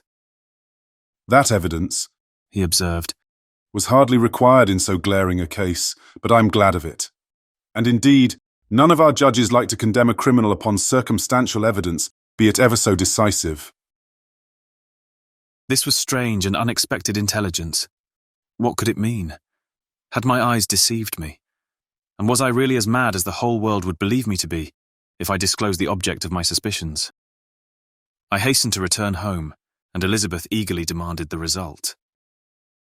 "My cousin," replied I, "it is decided as you may have expected. All judges had rather that 10 innocent should suffer, than that one guilty should escape. But she has confessed." This was a dire blow to poor Elizabeth, who had relied with firmness upon Justine's innocence. "Alas," said she, "how shall I ever again believe in human goodness? Justine, whom I loved and esteemed as my sister, how could she put on those smiles of innocence only to betray? Her mild eyes seemed incapable of any severity or guile, and yet she has committed a murder." Soon after, we heard that the poor victim had expressed a desire to see my cousin. My father wished her not to go, but said that he left it to her own judgment and feelings to decide. "Yes," said Elizabeth, "I will go, although she is guilty, and you, Victor, shall accompany me. I cannot go alone." The idea of this visit was torture to me, yet I could not refuse. We entered the gloomy prison chamber, and beheld Justine sitting on some straw at the farther end.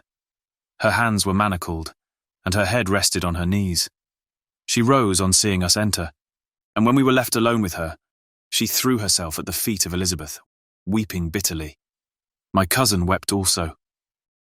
"Oh, Justine," said she, "why did you rob me of my last consolation? I relied on your innocence, and although I was then very wretched, I was not so miserable as I am now." "And do you also believe that I am so very, very wicked? Do you also join with my enemies to crush me, to condemn me as a murderer?" Her voice was suffocated with sobs. "Rise, my poor girl," said Elizabeth. "Why do you kneel if you are innocent? I am not one of your enemies. I believed you guiltless, notwithstanding every evidence, until I heard that you had yourself declared your guilt. That report, you say, is false, and be assured, dear Justine, that nothing can shake my confidence in you for a moment, but your own confession." "I did confess, but I confessed a lie. I confessed that I might obtain absolution, but now that falsehood lies heavier at my heart than all my other sins. The God of heaven forgive me. Ever since I was condemned, my confessor has besieged me. He threatened and menaced, until I almost began to think that I was the monster that he said I was. He threatened excommunication and hellfire in my last moments if I continued obdurate. Dear lady, I had none to support me. All looked on me as a wretch, doomed to ignominy and perdition. What could I do? In an evil hour I subscribed to a lie, and now only am I truly miserable." She paused, weeping, and then continued. "I thought with horror, my sweet lady, that you should believe your Justine, whom your blessed aunt had so highly honoured, and whom you loved, was a creature capable of a crime which none but the devil himself could have perpetrated. Dear William, dearest blessed child, I soon shall see you again in heaven, where we shall all be happy, and that consoles me, going as I am to suffer ignominy and death." "Oh, Justine, forgive me for having for one moment distrusted you. Why did you confess? But do not mourn, dear girl, do not fear. I will proclaim, I will prove your innocence. I will melt the stony hearts of your enemies by my tears and prayers. You shall not die. You, my playfellow, my companion, my sister, perish on the scaffold. No, no, I never could survive so horrible a misfortune." Justine shook her head mournfully. "I do now not fear to die," she said. "That pang is past. God raises my weakness and gives me courage to endure the worst. I leave a sad and bitter world, and if you remember me and think of me as of one unjustly condemned, I am resigned to the fate awaiting me. Learn from me, dear lady, to submit in patience to the will of heaven." During this conversation I had retired to a corner of the prison room, where I could conceal the horrid anguish that possessed me. Despair! Who dared talk of that? The poor victim, who on the morrow was to pass the awful boundary between life and death, felt not as I did, such deep and bitter agony. I gnashed my teeth and ground them together, uttering a groan that came from my inmost soul. Justine started. When she saw who it was, she approached me and said, "Dear sir, you are very kind to visit me. You, I hope, do not believe that I am guilty." I could not answer. "No, Justine," said Elizabeth. "he is more convinced of your innocence than I was. for even when he heard that you had confessed, he did not credit it. I truly thank him. In these last moments I feel the sincerest gratitude towards those who think of me with kindness. How sweet is the affection of others to such a wretch as I am. It removes more than half my misfortune, and I feel as if I could die in peace, now that my innocence is acknowledged by you, dear lady, and your cousin. Thus the poor sufferer tried to comfort others and herself. She indeed gained the resignation she desired, but I, the true murderer, felt the never-dying worm alive in my bosom, which allowed of no hope or consolation. Elizabeth also wept, and was unhappy, but hers also was the misery of innocence, which, like a cloud that passes over the fair moon, for a while hides but cannot tarnish its brightness. Anguish and despair had penetrated into the core of my heart. I bore a hell within me, which nothing could extinguish. We stayed several hours with Justine, and it was with great difficulty that Elizabeth could tear herself away. I wish, cried she, that I were to die with you. I cannot live in this world of misery. Justine assumed an air of cheerfulness, while she with difficulty repressed her bitter tears. She embraced Elizabeth and said in a voice of half-suppressed emotion, Farewell, sweet lady, dearest Elizabeth, my beloved and only friend. May heaven in its bounty bless and preserve you. May this be the last misfortune that you will ever suffer. Live and be happy and make others so. And on the morrow, Justine died. Elizabeth's heart-rending eloquence failed to move the judges from their settled conviction in the criminality of the saintly sufferer. My passionate and indignant appeals were lost upon them, and when I received their cold answers and heard the harsh, unfeeling reasoning of these men, my purposed avowal died away on my lips. Thus I might proclaim myself a madman, but not revoke the sentence passed upon my wretched victim. She perished on the scaffold as a murderess. From the tortures of my own heart, I turned to contemplate the deep and voiceless grief of my Elizabeth. This also was my doing, and my father's woe, and the desolation of that late so smiling home. All was the work of my thrice accursed hands. You weep, unhappy ones, but these are not your last tears. Again shall you raise the funeral wail, and the sound of your lamentations shall again and again be heard.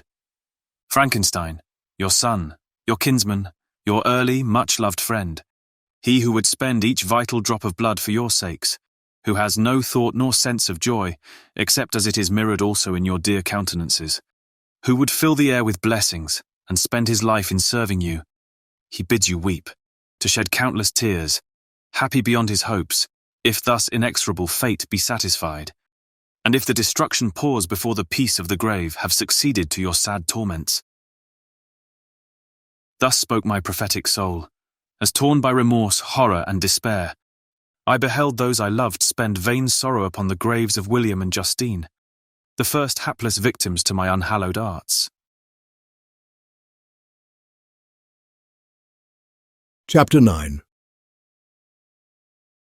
Nothing is more painful to the human mind than, after the feelings have been worked up by a quick succession of events, the dead calmness of inaction and certainty which follows, and deprives the soul both of hope and fear.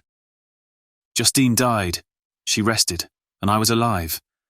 The blood flowed freely in my veins, but a weight of despair and remorse pressed on my heart, which nothing could remove. Sleep fled from my eyes.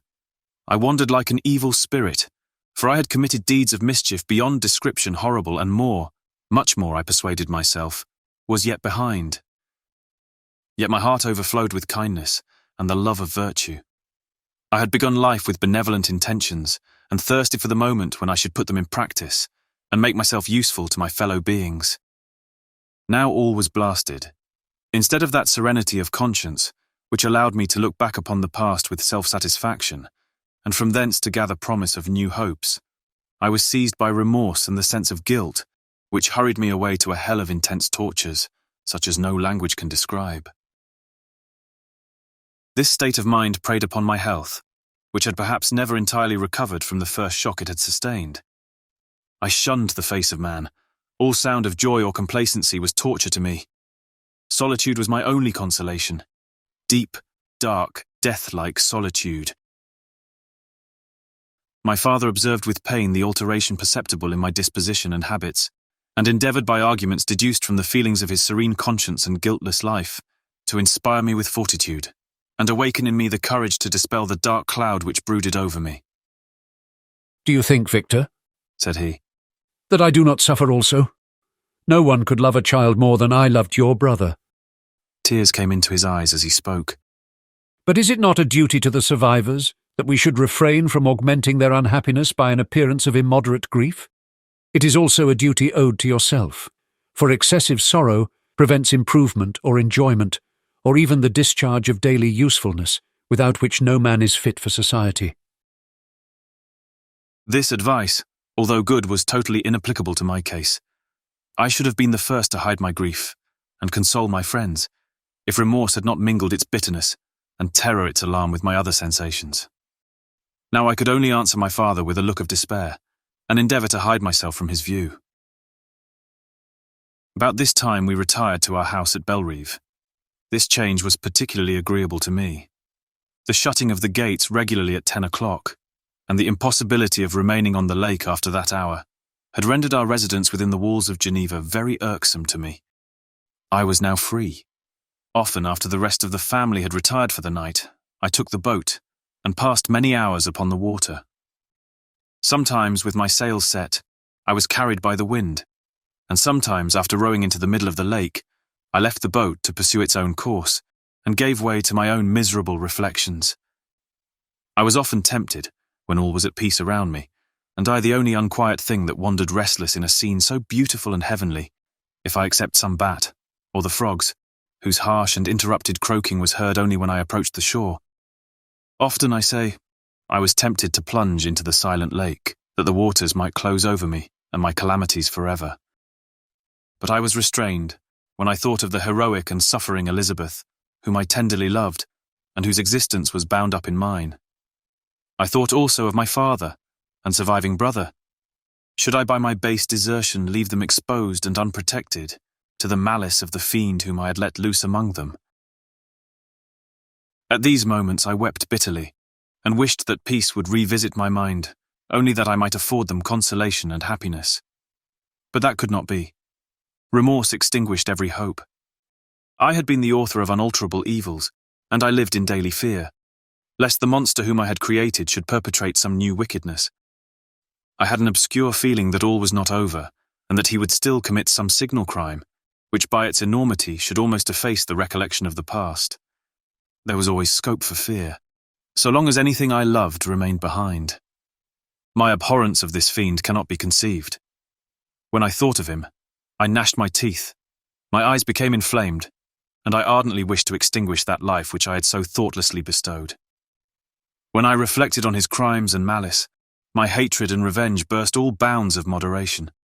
I would have made a pilgrimage to the highest peak of the Andes, could I, when there, have precipitated him to their base. I wished to see him again, that I might wreak the utmost extent of abhorrence on his head, and avenge the deaths of William and Justine. Our house was the house of mourning.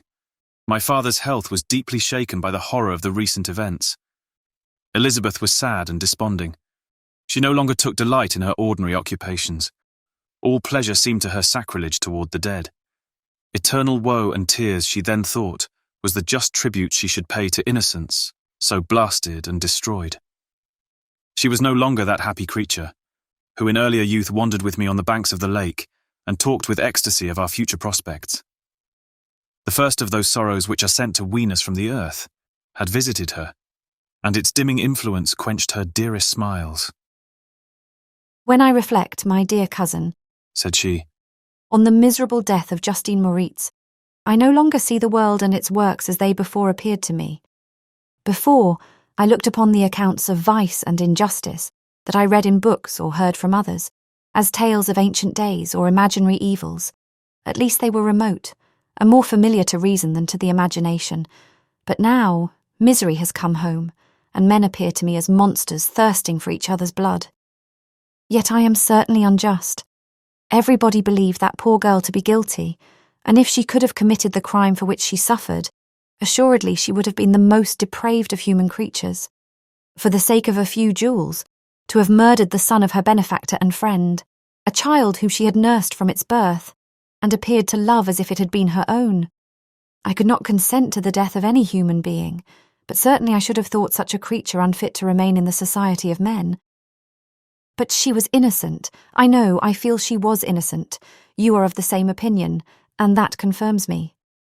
Alas, Victor, when falsehood can look so like the truth, who can assure themselves of certain happiness? I feel as if I were walking on the edge of a precipice, towards which thousands are crowding, and endeavouring to plunge me into the abyss. William and Justine were assassinated, and the murderer escapes. He walks about the world free, and perhaps respected. But even if I were condemned to suffer on the scaffold for the same crimes, I would not change places with such a wretch. I listened to this discourse with the extremest agony. I, not indeed, but in effect, was the true murderer. Elizabeth read my anguish in my countenance, and kindly taking my hand said, My dearest friend, you must calm yourself. These events have affected me, God knows how deeply. But I am not so wretched as you are. There is an expression of despair, and sometimes of revenge in your countenance that makes me tremble. Dear Victor, banish these dark passions. Remember the friends around you who centre all their hopes in you. Have we lost the power of rendering you happy? While we love, while we are true to each other, here in this land of peace and beauty, your native country, we may reap every tranquil blessing. What can disturb our peace? And could not such words from her, whom I fondly prized before every other gift of fortune, suffice to chase away the fiend that lurked in my heart? Even as she spoke, I drew near to her, as if in terror, lest at that very moment the destroyer had been near to rob me of her. Thus not the tenderness of friendship, nor the beauty of earth, nor of heaven, could redeem my soul from woe. The very accents of love were ineffectual. I was encompassed by a cloud which no beneficial influence could penetrate.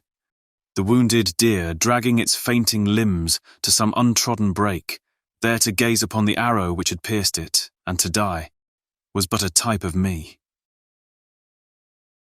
Sometimes I could cope with the sullen despair that overwhelmed me, but sometimes the whirlwind passions of my soul drove me to seek, by bodily exercise, and by change of place, some relief from my intolerable sensations.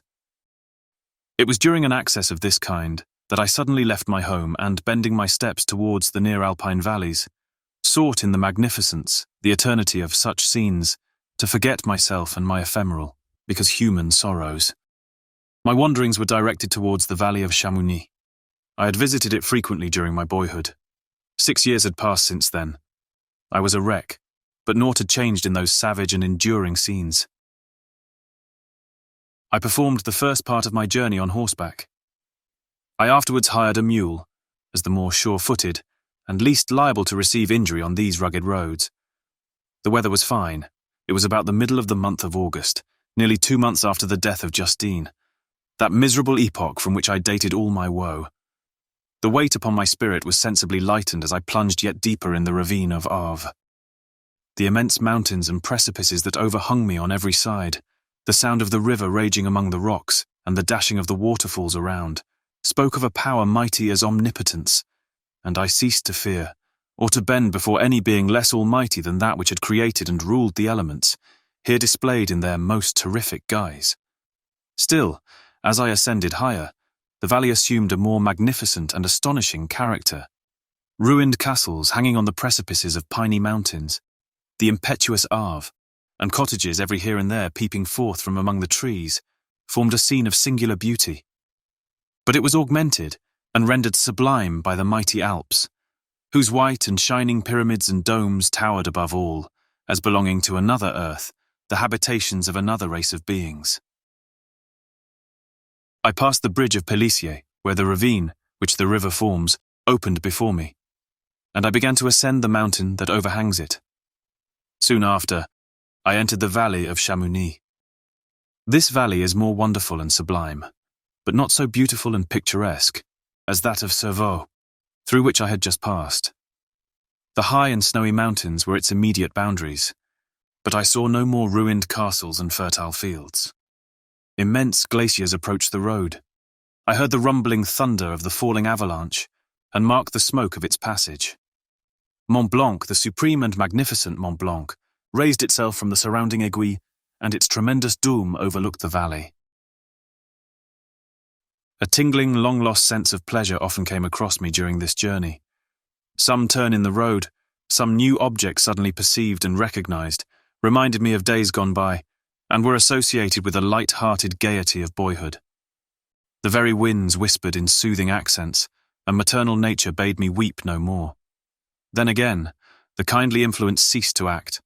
I found myself fettered again to grief, and indulging in all the misery of reflection. Then I spurred on my animal, striving so to forget the world, my fears, and more than all, myself. Or, in a more desperate fashion, I alighted, and threw myself on the grass, weighed down by horror and despair. At length I arrived at the village of Chamonix. Exhaustion succeeded to the extreme fatigue both of body and of mind which I had endured. For a short space of time I remained at the window, watching the pallid lightnings that played above Mont Blanc, and listening to the rushing of the Arve, which pursued its noisy way beneath. The same lulling sounds acted as a lullaby to my too keen sensations. When I placed my head upon my pillow, sleep crept over me. I felt it as it came, and blessed the giver of oblivion. Chapter 10. I spent the following day roaming through the valley. I stood beside the sources of the Arveiron which take their rise in a glacier that with slow pace is advancing down from the summit of the hills to barricade the valley. The abrupt sides of vast mountains were before me. The icy wall of the glacier overhung me.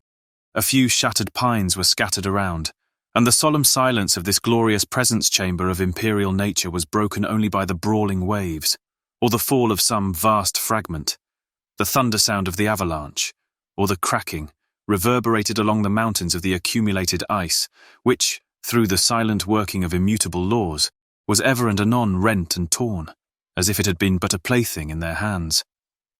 These sublime and magnificent scenes afforded me the greatest consolation that I was capable of receiving. They elevated me from all littleness of feeling, and although they did not remove my grief, they subdued and tranquilized it. In some degree also, they diverted my mind from the thoughts over which it had brooded for the last month. I retired to rest at night. My slumbers, as it were, waited on and ministered to by the assemblance of grand shapes which I had contemplated during the day. They congregated round me, the unstained snowy mountain-top, the glittering pinnacle, the pine woods and ragged bare ravine, the eagle, soaring amidst the clouds. They all gathered round me and bade me be at peace. Where had they fled when the next morning I awoke? All of soul-inspiriting fled with sleep, and dark melancholy clouded every thought. The rain was pouring in torrents, and thick mists hid the summits of the mountains, so that I even saw not the faces of those mighty friends. Still I would penetrate their misty veil, and seek them in their cloudy retreats. What were rain and storm to me? My mule was brought to the door, and I resolved to ascend to the summit of Montanvert. I remembered the effect that the view of the tremendous and ever-moving glacier had produced upon my mind when I first saw it. It had then filled me with a sublime ecstasy that gave wings to the soul, and allowed it to soar from the obscure world to light and joy. The sight of the awful and majestic in nature had indeed always the effect of solemnizing my mind, and causing me to forget the passing cares of life. I determined to go without a guide, for I was well acquainted with the path, and the presence of another would destroy the solitary grandeur of the scene. The ascent is precipitous, but the path is cut into continual and short windings, which enable you to surmount the perpendicularity of the mountain. It is a scene terrifically desolate.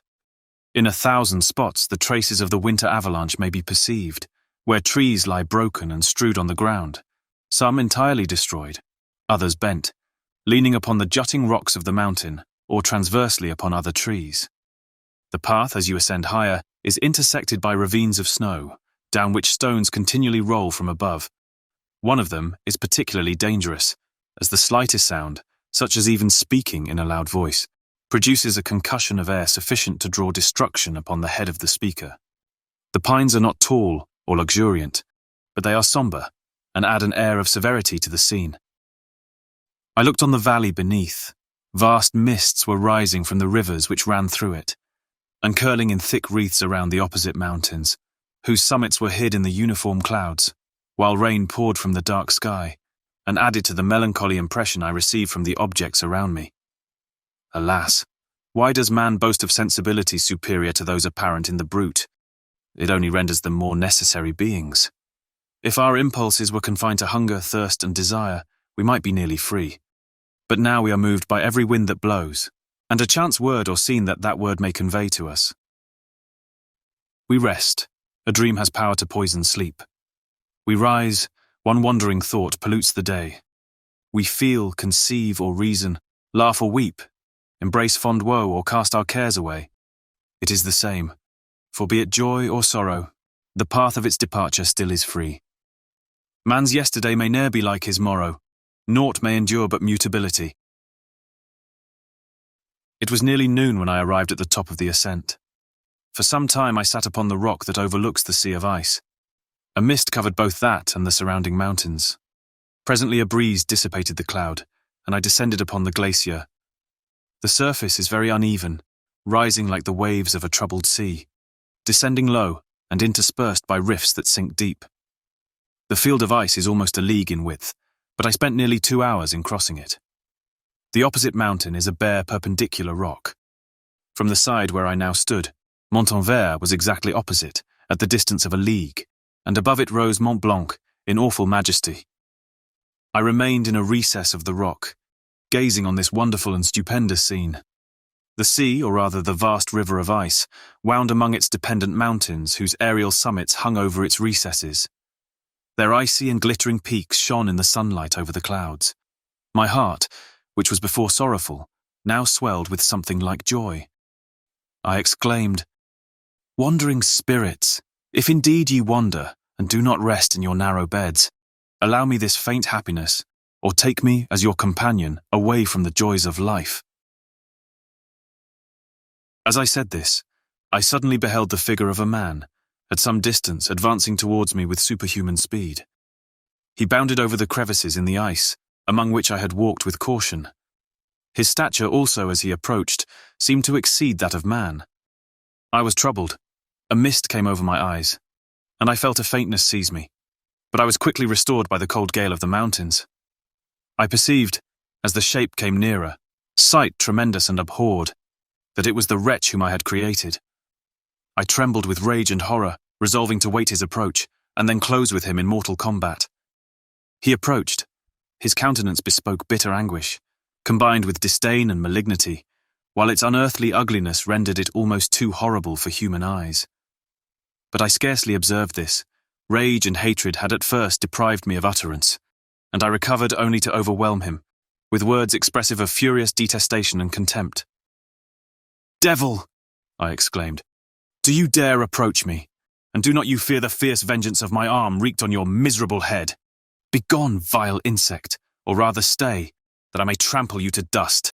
And oh, that I could, with the extinction of your miserable existence, restore those victims whom you have so diabolically murdered." "I expected this reception," said the demon. "All men hate the wretched. How then must I be hated, who am miserable beyond all living things? Yet you, my Creator, detest and spurn me, thy creature, to whom thou art bound by ties only dissoluble by the annihilation of one of us. You purpose to kill me. How dare you sport thus with life? Do your duty towards me, and I will do mine towards you and the rest of mankind. If you will comply with my conditions, I will leave them and you at peace, but if you refuse, I will glut the maw of death, until it be satiated with the blood of your remaining friends." "Abhorred monster, fiend that thou art, the tortures of hell are too mild a vengeance for thy crimes. Wretched devil, you reproach me with your creation. Come on then, that I may extinguish the spark which I so negligently bestowed." My rage was without bounds. I sprang on him, impelled by all the feelings which can arm one being against the existence of another. He easily eluded me and said, "Be calm. I entreat you to hear me, before you give vent to your hatred on my devoted head. Have I not suffered enough that you seek to increase my misery? Life, although it may only be an accumulation of anguish, is dear to me, and I will defend it. Remember, thou hast made me more powerful than thyself. My height is superior to thine, my joints more supple. But I will not be tempted to set myself in opposition to thee. I am thy creature, and I will be even mild and docile to my natural lord and king, if thou wilt also perform thy part, the which thou owest me. O Frankenstein, be not equitable to every other, and trample upon me alone, to whom thy justice, and even thy clemency and affection is most due. Remember that I am thy creature. I ought to be thy Adam, but I am rather the fallen angel, whom thou drivest from joy for no misdeed. Everywhere I see bliss, from which I alone am irrevocably excluded. I was benevolent and good. Misery made me a fiend. Make me happy, and I shall again be virtuous. Begone! I will not hear you! There can be no community between you and me. We are enemies. Begone! Or let us try our strength in a fight in which one must fall. How can I move thee? Will no entreaties cause thee to turn a favourable eye upon thy creature who implores thy goodness and compassion? Believe me, Frankenstein, I was benevolent. My soul glowed with love and humanity. But am I not alone, miserably alone? You, my creator, abhor me. What hope can I gather from your fellow creatures who owe me nothing? They spurn and hate me. The desert mountains and dreary glaciers are my refuge. I have wandered here many days.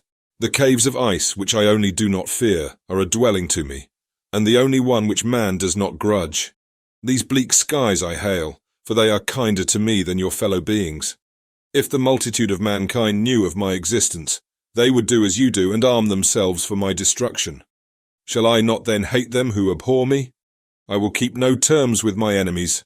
I am miserable, and they shall share my wretchedness. Yet it is in your power to recompense me, and deliver them from an evil which it only remains for you to make so great, that not only you and your family, but thousands of others, shall be swallowed up in the whirlwinds of its rage. Let your compassion be moved, and do not disdain me. Listen to my tale.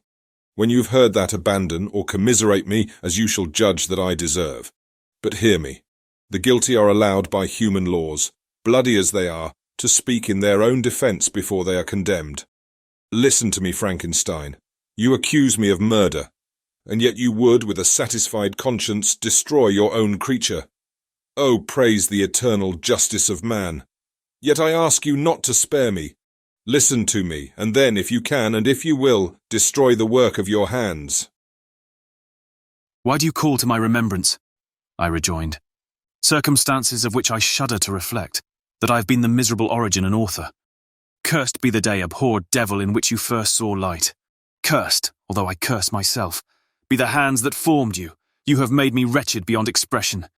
You have left me no power to consider whether I am just to you or not. Begone! Relieve me from the sight of your detested form. Thus I relieve thee, my creator, he said, and placed his hated hands before my eyes, which I flung from me with violence. Thus I take from thee a sight which you abhor. Still thou canst listen to me and grant me thy compassion. By the virtues that I once possessed, I demand this from you. Hear my tale. It is long and strange, and the temperature of this place is not fitting to your fine sensations. Come to the hut upon the mountain. The sun is yet high in the heavens, before it descends to hide itself behind yon snowy precipices, and illuminate another world.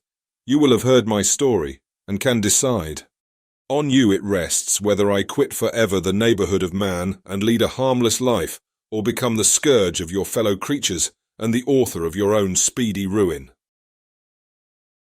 As he said this, he led the way across the ice. I followed. My heart was full, and I did not answer him. But as I proceeded, I weighed the various arguments that he had used, and determined at least to listen to his tale. I was partly urged by curiosity, and compassion confirmed my resolution. I had hitherto supposed him to be the murderer of my brother, and I eagerly sought a confirmation or denial of this opinion. For the first time also, I felt what the duties of a creator towards his creature were, and that I ought to render him happy before I complained of his wickedness. These motives urged me to comply with his demand. We crossed the ice, therefore, and ascended the opposite rock. The air was cold, and the rain again began to descend. We entered the hut, the fiend with an air of exultation, I with a heavy heart and depressed spirits. But I consented to listen, and seating myself by the fire which my odious companion had lighted, he thus began his tale. Chapter 11. It is with considerable difficulty that I remember the original era of my being. All the events of that period appear confused and indistinct. A strange multiplicity of sensations seized me, and I saw, felt, heard, and smelt at the same time. And it was indeed a long time before I learned to distinguish between the operations of my various senses. By degrees I remember a stronger light pressed upon my nerves, so that I was obliged to shut my eyes. Darkness then came over me and troubled me, but hardly had I felt this, when, by opening my eyes, as I now suppose, the light poured in upon me again. I walked, and I believe descended, but I presently found a great alteration in my sensations. Before, dark and opaque bodies had surrounded me, impervious to my touch or sight. But I now found that I could wander on at liberty, with no obstacles which I could not either surmount or avoid. The light became more and more oppressive to me, and the heat wearying me as I walked, I sought a place where I could receive shade. This was the forest near Ingolstadt, and here I lay by the side of a brook resting from my fatigue, until I felt tormented by hunger and thirst. This roused me from my nearly dormant state, and I ate some berries which I found hanging on the trees or lying on the ground. I slaked my thirst at the brook, and then lying down was overcome by sleep. It was dark when I awoke. I felt cold also and half frightened, as it were instinctively finding myself so desolate. Before I had quitted your apartment, on a sensation of cold, I had covered myself with some clothes, but these were insufficient to secure me from the dews of night. I was a poor, helpless, miserable wretch. I knew and could distinguish nothing, but feeling pain invade me on all sides, I sat down and wept. Soon a gentle light stole over the heavens, and gave me a sensation of pleasure. I started up, and beheld a radiant form rise from among the trees. I gazed with a kind of wonder. It moved slowly, but it enlightened my path, and I again went out in search of berries. I was still cold when under one of the trees I found a huge cloak, with which I covered myself, and sat down upon the ground. No distinct ideas occupied my mind. All was confused. I felt light and hunger and thirst and darkness. Innumerable sounds rung in my ears, and on all sides various scents saluted me. The only object that I could distinguish was the bright moon, and I fixed my eyes on that with pleasure. Several changes of day and night passed, and the orb of night had greatly lessened when I began to distinguish my sensations from each other. I gradually saw plainly the clear stream that supplied me with drink, and the trees that shaded me with their foliage. I was delighted when I first discovered that a pleasant sound, which often saluted my ears, proceeded from the throats of the little winged animals who had often intercepted the light from my eyes. I began also to observe, with greater accuracy, the forms that surrounded me, and to perceive the boundaries of the radiant roof of light which canopied me. Sometimes I tried to imitate the pleasant songs of the birds, but was unable. Sometimes I wished to express my sensations in my own mode, but the uncouth and inarticulate sounds which broke from me frightened me into silence again. The moon had disappeared from the night, and again with a lessened form showed itself, while I still remained in the forest. My sensations had, by this time, become distinct, and my mind received every day additional ideas. My eyes became accustomed to the light, and to perceive objects in their right forms. I distinguished the insect from the herb, and by degrees one herb from another. I found that the sparrow uttered none but harsh notes, whilst those of the blackbird and thrush were sweet and enticing. One day, when I was oppressed by cold, I found a fire which had been left by some wandering beggars, and was overcome with delight at the warmth I experienced from it. In my joy I thrust my hand into the live embers, but quickly drew it out again with a cry of pain. How strange, I thought, that the same cause should produce such opposite effects. I examined the materials of the fire, and to my joy found it to be composed of wood. I quickly collected some branches, but they were wet and would not burn. I was pained at this, and sat still watching the operation of the fire. The wet wood which I had placed near the heat dried, and itself became inflamed. I reflected on this, and by touching the various branches, I discovered the cause and busied myself in collecting a great quantity of wood, that I might dry it and have a plentiful supply of fire. When night came on and brought sleep with it, I was in the greatest fear lest my fire should be extinguished. I covered it carefully with dry wood and leaves, and placed wet branches upon it, and then, spreading my cloak, I lay on the ground and sunk into sleep. It was morning when I awoke, and my first care was to visit the fire. I uncovered it, and a gentle breeze quickly fanned it into a flame. I observed this also, and contrived a fan of branches, which roused the embers when they were nearly extinguished. When night came again, I found with pleasure that the fire gave light as well as heat, and that the discovery of this element was useful to me in my food. For I found some of the offals that the travellers had left had been roasted, and tasted much more savoury than the berries I gathered from the trees. I tried therefore to dress my food in the same manner, placing it on the live embers. I found that the berries were spoiled by this operation, and the nuts and roots much improved. Food, however, became scarce, and I often spent the whole day searching in vain for a few acorns to assuage the pangs of hunger. When I found this, I resolved to quit the place that I had hitherto inhabited, to seek for one where the few wants I experienced would be more easily satisfied. In this emigration, I exceedingly lamented the loss of the fire which I had obtained through accident, and knew not how to reproduce it. I gave several hours to the serious consideration of this difficulty, but I was obliged to relinquish all attempt to supply it, and, wrapping myself up in my cloak, I struck across the wood towards the setting sun. I passed 3 days in these rambles, and at length discovered the open country. A great fall of snow had taken place the night before, and the fields were of one uniform white. The appearance was disconsolate, and I found my feet chilled by the cold, damp substance that covered the ground. It was about 7 in the morning, and I longed to obtain food and shelter. At length I perceived a small hut on a rising ground, which had doubtless been built for the convenience of some shepherd. This was a new sight to me, and I examined the structure with great curiosity. Finding the door open, I entered. An old man sat in it near a fire, over which he was preparing his breakfast.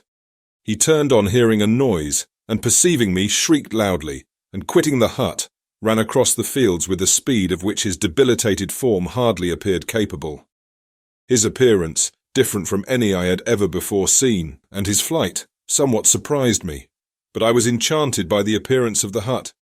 Here the snow and rain could not penetrate, the ground was dry, and it presented to me then as exquisite and divine a retreat, as pandemonium appeared to the demons of hell after their sufferings in the lake of fire.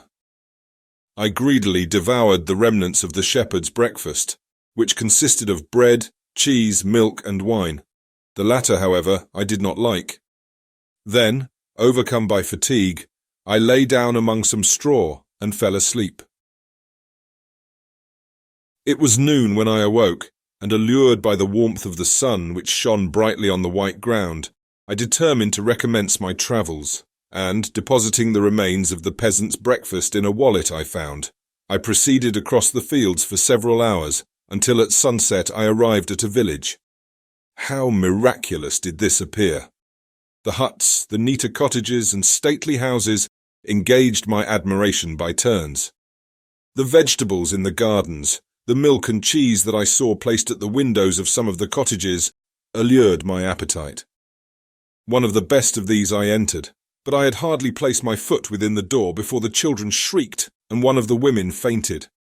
The whole village was roused, some fled, some attacked me, until, grievously bruised by stones and many other kinds of missile weapons, I escaped to the open country, and fearfully took refuge in a low hovel, quite bare, and making a wretched appearance after the palaces I had beheld in the village.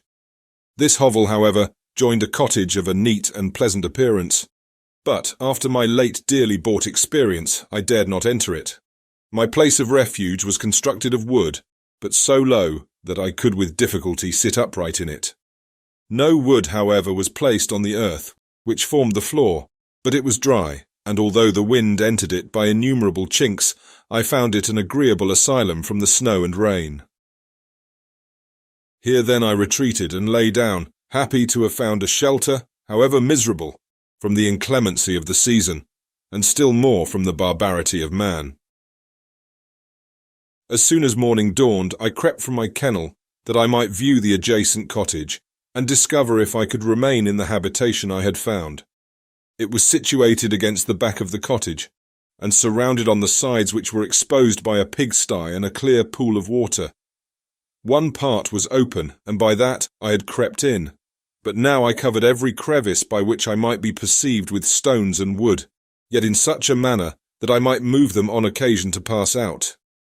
All the light I enjoyed came through the sty, and that was sufficient for me. Having thus arranged my dwelling and carpeted it with clean straw, I retired, for I saw the figure of a man at a distance, and I remembered too well my treatment the night before to trust myself in his power. I had first, however, provided for my sustenance for that day by a loaf of coarse bread, which I purloined, and a cup, with which I could drink, more conveniently than from my hand, of the pure water which flowed by my retreat. The floor was a little raised, so that it was kept perfectly dry, and by its vicinity to the chimney of the cottage, it was tolerably warm. Being thus provided, I resolved to reside in this hovel, until something should occur which might alter my determination. It was indeed a paradise compared to the bleak forest, my former residence, the rain-dropping branches and dank earth. I ate my breakfast with pleasure, and was about to remove a plank to procure myself a little water, when I heard a step, and looking through a small chink, I beheld a young creature, with a pail on her head, passing before my hovel. The girl was young and of gentle demeanour, unlike what I have since found cottagers and farmhouse servants to be. Yet she was meanly dressed, a coarse blue petticoat and a linen jacket being her only garb. Her fair hair was plaited but not adorned. She looked patient, yet sad. I lost sight of her, and in about a quarter of an hour she returned, bearing the pail, which was now partly filled with milk. As she walked along, seemingly incommoded by the burden, a young man met her, whose countenance expressed a deeper despondence. Uttering a few sounds with an air of melancholy, he took the pail from her head and bore it to the cottage himself. She followed, and they disappeared. Presently I saw the young man again, with some tools in his hand, cross the field behind the cottage, and the girl was also busied, sometimes in the house, and sometimes in the yard. On examining my dwelling, I found that one of the windows of the cottage had formerly occupied a part of it, but the panes had been filled up with wood. In one of these was a small and almost imperceptible chink, through which the eye could just penetrate. Through this crevice a small room was visible, whitewashed and clean, but very bare of furniture. In one corner, near a small fire, sat an old man, leaning his head on his hands in a disconsolate attitude. The young girl was occupied in arranging the cottage, but presently she took something out of a drawer, which employed her hands, and she sat down beside the old man, who, taking up an instrument, began to play, and to produce sounds sweeter than the voice of the thrush or the nightingale. It was a lovely sight, even to me, poor wretch, who had never beheld aught beautiful before. The silver hair and benevolent countenance of the aged cottage won my reverence, while the gentle manners of the girl enticed my love. He played a sweet mournful air, which I perceived drew tears from the eyes of his amiable companion, of which the old man took no notice, until she sobbed audibly. He then pronounced a few sounds, and the fair creature, leaving her work, knelt at his feet. He raised her and smiled with such kindness and affection that I felt sensations of a peculiar and overpowering nature. They were a mixture of pain and pleasure, such as I had never before experienced, either from hunger or cold, warmth or food, and I withdrew from the window, unable to bear these emotions. Soon after this the young man returned, bearing on his shoulders a load of wood. The girl met him at the door, helped to relieve him of his burden, and taking some of the fuel into the cottage, placed it on the fire. Then she and the youth went apart into a nook of the cottage, and he showed her a large loaf and a piece of cheese. She seemed pleased, and went into the garden for some roots and plants which she placed in water, and then upon the fire. She afterwards continued her work, whilst the young man went into the garden and appeared busily employed in digging and pulling up roots. After he had been employed thus about an hour, the young woman joined him, and they entered the cottage together. The old man had, in the meantime, been pensive, but on the appearance of his companions, he assumed a more cheerful air, and they sat down to eat. The meal was quickly dispatched. The young woman was again occupied in arranging the cottage. The old man walked before the cottage in the sun for a few minutes, leaning on the arm of the youth. Nothing could exceed in beauty the contrast between these two excellent creatures. One was old, with silver hairs and a countenance beaming with benevolence and love. The younger was slight and graceful in his figure, and his features were moulded with the finest symmetry, yet his eyes and attitude expressed the utmost sadness and despondency. The old man returned to the cottage, and the youth, with tools different from those he had used in the morning, directed his steps across the fields. Night quickly shut in, but to my extreme wonder, I found that the cottagers had a means of prolonging light by the use of tapers, and was delighted to find that the setting of the sun did not put an end to the pleasure I experienced in watching my human neighbours. In the evening, the young girl and her companion were employed in various occupations which I did not understand, and the old man again took up the instrument which produced the divine sounds that had enchanted me in the morning. So soon as he had finished, the youth began, not to play, but to utter sounds that were monotonous, and neither resembling the harmony of the old man's instrument, nor the songs of the birds. I since found that he read aloud, but at that time I knew nothing of the science of words or letters. The family, after having been thus occupied for a short time, extinguished their lights, and retired, as I conjectured, to rest. Chapter 12. I lay on my straw, but I could not sleep. I thought of the occurrences of the day. What chiefly struck me was the gentle manners of these people, and I longed to join them, but dared not. I remembered too well the treatment I had suffered the night before from the barbarous villagers, and resolved, whatever course of conduct I might hereafter think it right to pursue, that for the present I would remain quietly in my hovel, watching, and endeavouring to discover the motives which influenced their actions. The cottagers arose the next morning before the sun. The young woman arranged the cottage and prepared the food, and the youth departed after the first meal. This day was passed in the same routine as that which preceded it. The young man was constantly employed out of doors, and the girl in various laborious occupations within. The old man, whom I soon perceived to be blind, employed his leisure hours on his instrument or in contemplation. Nothing could exceed the love and respect which the younger cottagers exhibited towards their venerable companion. They performed towards him every little office of affection and duty with gentleness, and he rewarded them by his benevolent smiles. They were not entirely happy. The young man and his companion often went apart and appeared to weep. I saw no cause for their unhappiness, but I was deeply affected by it. If such lovely creatures were miserable, it was less strange that I, an imperfect and solitary being, should be wretched. Yet why were these gentle beings unhappy? They possessed a delightful house, for such it was in my eyes, and every luxury. They had a fire to warm them when chill, and delicious viands when hungry. They were dressed in excellent clothes, and still more, they enjoyed one another's company and speech, interchanging each day looks of affection and kindness. What did their tears imply? Did they really express pain? I was at first unable to solve these questions, but perpetual attention and time explained to me many appearances which were at first enigmatic. A considerable period elapsed before I discovered one of the causes of the uneasiness of this amiable family. It was poverty, and they suffered that evil in a very distressing degree. Their nourishment consisted entirely of the vegetables of their garden and the milk of one cow, which gave very little during the winter, when its masters could scarcely procure food to support it.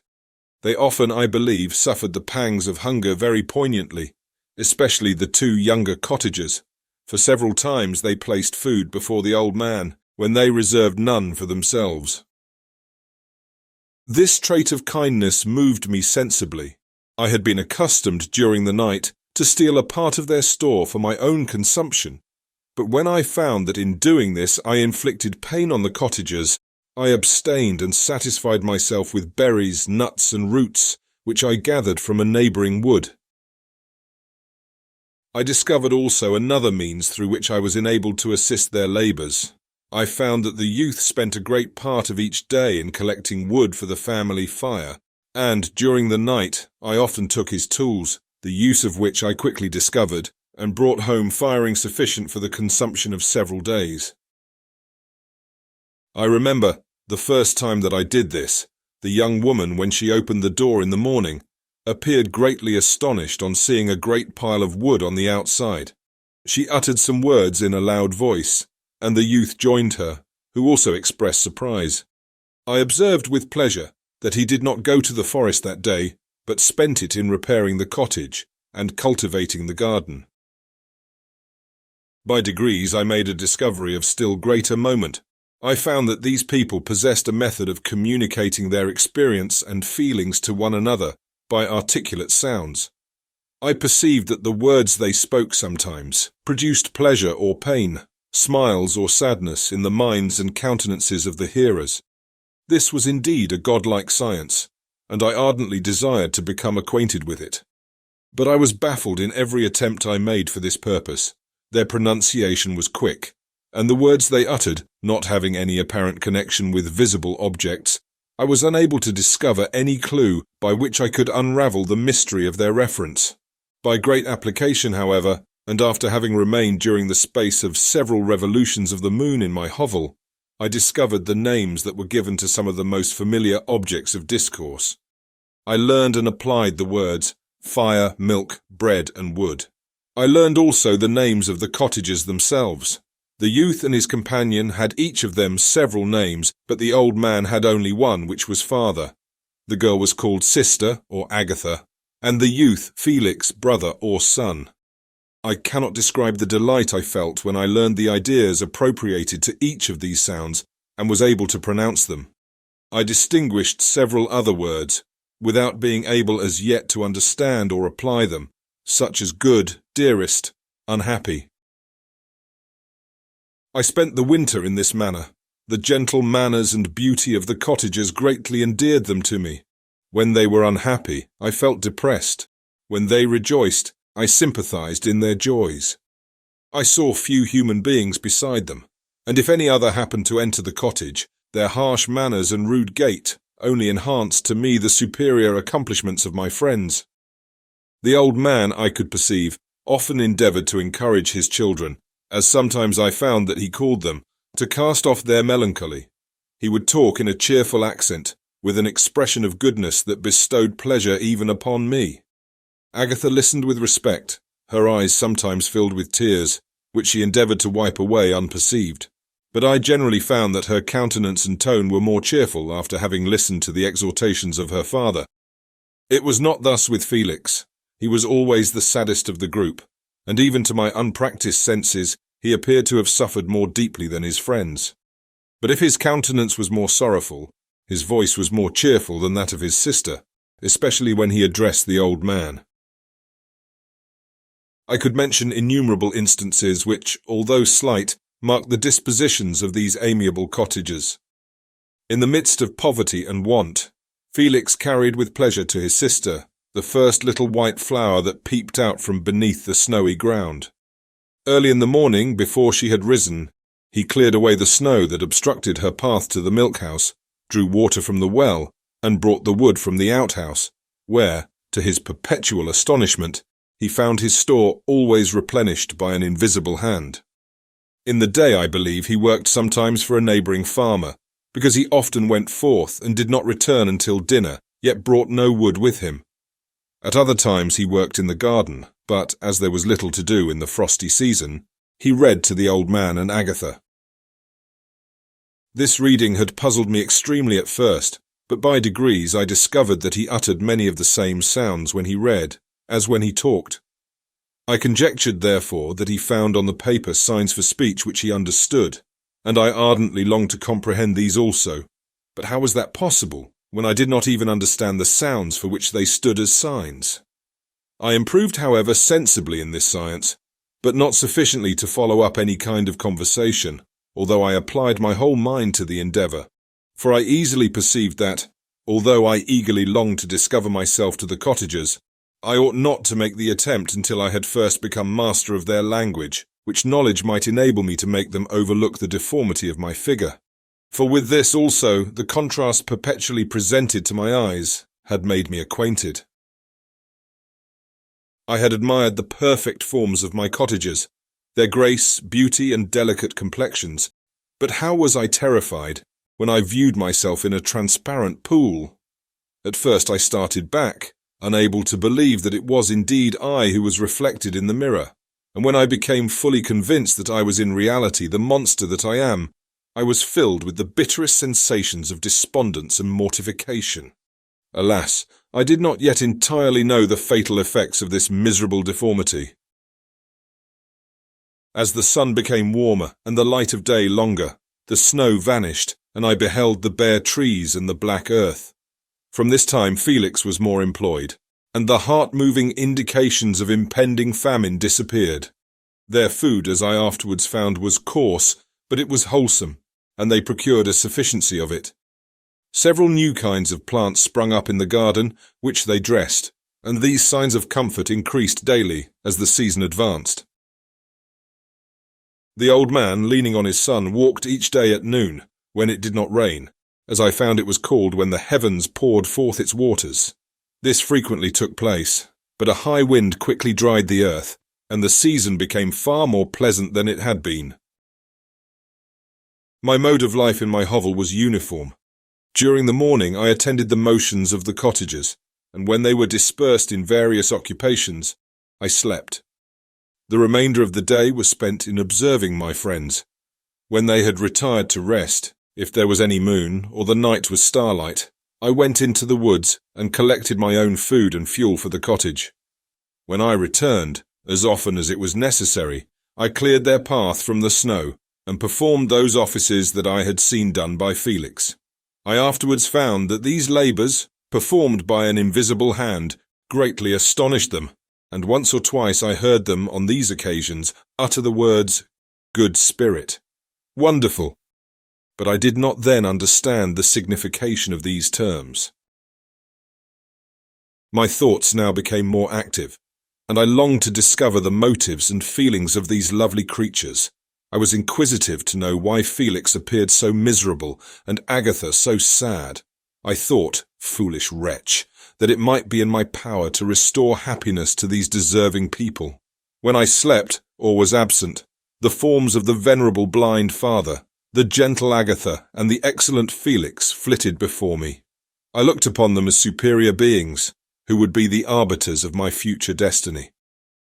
I formed in my imagination 1,000 pictures of presenting myself to them and their reception of me. I imagined that they would be disgusted, until, by my gentle demeanour and conciliating words, I should first win their favour, and afterwards their love. These thoughts exhilarated me, and led me to apply with fresh ardour to the acquiring the art of language. My organs were indeed harsh but supple, and although my voice was very unlike the soft music of their tones, yet I pronounced such words as I understood with tolerable ease. It was as the ass and the lapdog, yet surely the gentle ass whose intentions were affectionate, although his manners were rude, deserved better treatment than blows and execration. The pleasant showers and genial warmth of spring greatly altered the aspect of the earth. Men, who before this change seemed to have been hid in caves, dispersed themselves, and were employed in various arts of cultivation. The birds sang in more cheerful notes, and the leaves began to bud forth on the trees. Happy, happy earth, fit habitation for gods, which, so short a time before, was bleak, damp, and unwholesome. My spirits were elevated by the enchanting appearance of nature. The past was blotted from my memory, the present was tranquil, and the future gilded by bright rays of hope and anticipations of joy. Chapter 13.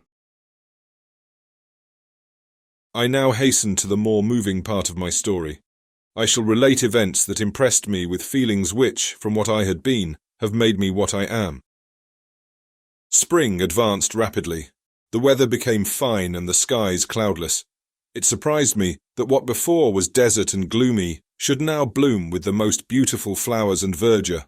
My senses were gratified and refreshed by 1,000 scents of delight and 1,000 sights of beauty. It was on one of these days when my cottagers periodically rested from labour, the old man played on his guitar, and the children listened to him, that I observed the countenance of Felix was melancholy beyond expression. He sighed frequently, and once his father paused in his music, and I conjectured by his manner that he inquired the cause of his son's sorrow. Felix replied in a cheerful accent, and the old man was recommencing his music, when someone tapped at the door. It was a lady on horseback, accompanied by a countryman as a guide. The lady was dressed in a dark suit and covered with a thick black veil. Agatha asked a question, to which the stranger only replied by pronouncing in a sweet accent the name of Felix. Her voice was musical, but unlike that of either of my friends. On hearing this word, Felix came up hastily to the lady, who, when she saw him, threw up her veil, and I beheld a countenance of angelic beauty and expression. Her hair of a shining raven black, and curiously braided. Her eyes were dark but gentle, although animated. Her features of a regular proportion, and her complexion wondrously fair, each cheek tinged with a lovely pink. Felix seemed ravished with delight when he saw her. Every trait of sorrow vanished from his face, and it instantly expressed a degree of ecstatic joy, of which I could hardly have believed it capable. His eyes sparkled as his cheek flushed with pleasure, and at that moment I thought him as beautiful as the stranger. She appeared affected by different feelings. Wiping a few tears from her lovely eyes, she held out her hand to Felix, who kissed it rapturously and called her, as well as I could distinguish, his sweet Arabian. She did not appear to understand him, but smiled. He assisted her to dismount, and dismissing her guide, conducted her into the cottage. Some conversation took place between him and his father, and the young stranger knelt at the old man's feet, and would have kissed his hand, but he raised her and embraced her affectionately. I soon perceived that, although the stranger uttered articulate sounds, and appeared to have a language of her own, she was neither understood by, nor herself understood, the cottagers.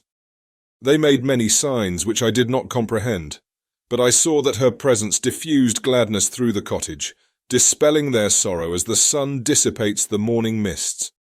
Felix seemed peculiarly happy, and with smiles of delight welcomed his Arabian. Agatha, the ever-gentle Agatha, kissed the hands of the lovely stranger, and pointing to her brother, made signs which appeared to me to mean that he had been sorrowful until she came. Some hours passed thus, while they by their countenances expressed joy, the cause of which I did not comprehend. Presently I found, by the frequent recurrence of some sound which the stranger repeated after them, that she was endeavouring to learn their language, and the idea instantly occurred to me that I should make use of the same instructions to the same end. The stranger learned about 20 words at the first lesson. Most of them, indeed, were those which I had before understood, but I profited by the others. As night came on, Agatha and the Arabian retired early. When they separated, Felix kissed the hand of the stranger and said, "Good night, sweet Safi." He sat up much longer, conversing with his father, and by the frequent repetition of her name, I conjectured that their lovely guest was the subject of their conversation. I ardently desired to understand them, and bent every faculty towards that purpose, but found it utterly impossible.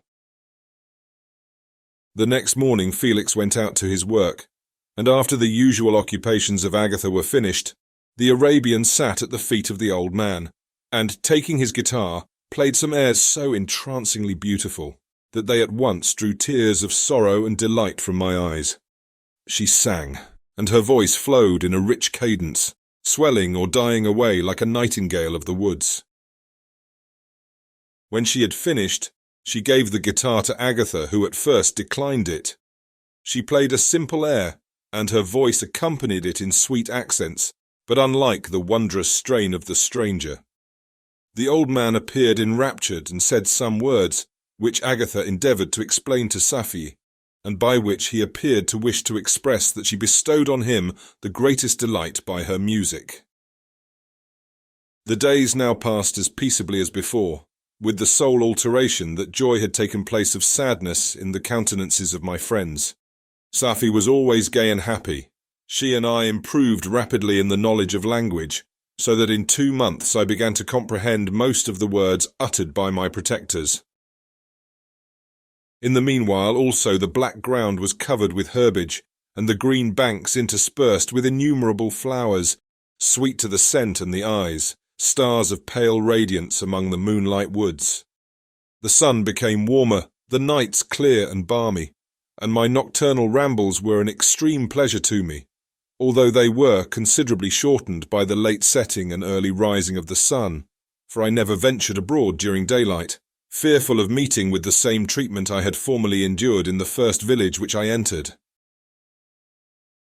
My days were spent in close attention, that I might more speedily master the language, and I may boast that I improved more rapidly than the Arabian, who understood very little, and conversed in broken accents, whilst I comprehended and could imitate almost every word that was spoken. While I improved in speech, I also learned the science of letters, as it was taught to the stranger, and this opened before me a wide field for wonder and delight. The book from which Felix instructed Safie was Volney's Ruins of Empires. I should not have understood the purport of this book, had not Felix, in reading it, given very minute explanations. He had chosen this work, he said, because the declamatory style was framed in imitation of the Eastern authors. Through this work I obtained a cursory knowledge of history, and a view of the several empires at present existing in the world. It gave me an insight into the manners, governments, and religions of the different nations of the earth. I heard of the slothful Asiatics, of the stupendous genius and mental activity of the Grecians, of the wars and wonderful virtue of the early Romans, of their subsequent degenerating, of the decline of that mighty empire, of chivalry, Christianity, and kings. I heard of the discovery of the American hemisphere, and wept with Safie over the hapless fate of its original inhabitants. These wonderful narrations inspired me with strange feelings. Was man indeed at once so powerful, so virtuous and magnificent, yet so vicious and base? He appeared at one time a mere scion of the evil principle, and at another as all that can be conceived of noble and godlike. To be a great and virtuous man appeared the highest honour that can befall a sensitive being. To be base and vicious, as many on record have been, appeared the lowest degradation, a condition more abject than that of the blind mole or harmless worm. For a long time I could not conceive how one man could go forth to murder his fellow, or even why there were laws and governments. But when I heard details of vice and bloodshed, my wonder ceased, and I turned away with disgust and loathing. Every conversation of the cottagers now opened new wonders to me. While I listened to the instructions which Felix bestowed upon the Arabian, the strange system of human society was explained to me. I heard of the division of property, of immense wealth and squalid poverty, of rank, descent, and noble blood. The words induced me to turn towards myself. I learned that the possessions most esteemed by your fellow creatures were high and unsullied descent united with riches. A man might be respected with only one of these advantages, but without either, he was considered, except in very rare instances, as a vagabond and a slave, doomed to waste his powers for the profits of the chosen few. And what was I? Of my creation and creator I was absolutely ignorant, but I knew that I possessed no money, no friends, no kind of property. I was, besides, endued with a figure hideously deformed and loathsome. I was not even of the same nature as man. I was more agile than they, and could subsist upon coarser diet. I bore the extremes of heat and cold with less injury to my frame. My stature far exceeded theirs. When I looked around, I saw and heard of none like me. Was I then a monster, a blot upon the earth from which all men fled, and whom all men disowned? I cannot describe to you the agony that these reflections inflicted upon me. I tried to dispel them, but sorrow only increased with knowledge. Oh, that I had forever remained in my native wood, nor known, nor felt beyond the sensations of hunger, thirst, and heat. Of what a strange nature is knowledge! It clings to the mind, when it has once seized on it, like a lichen on the rock. I wished sometimes to shake off all thought and feeling, but I learned that there was but one means to overcome the sensation of pain, and that was death, a state which I feared yet did not understand. I admired virtue and good feelings, and loved the gentle manners and amiable qualities of my cottagers, but I was shut out from intercourse with them, except through means which I obtained by stealth, when I was unseen and unknown, and which rather increased than satisfied the desire I had of becoming one among my fellows.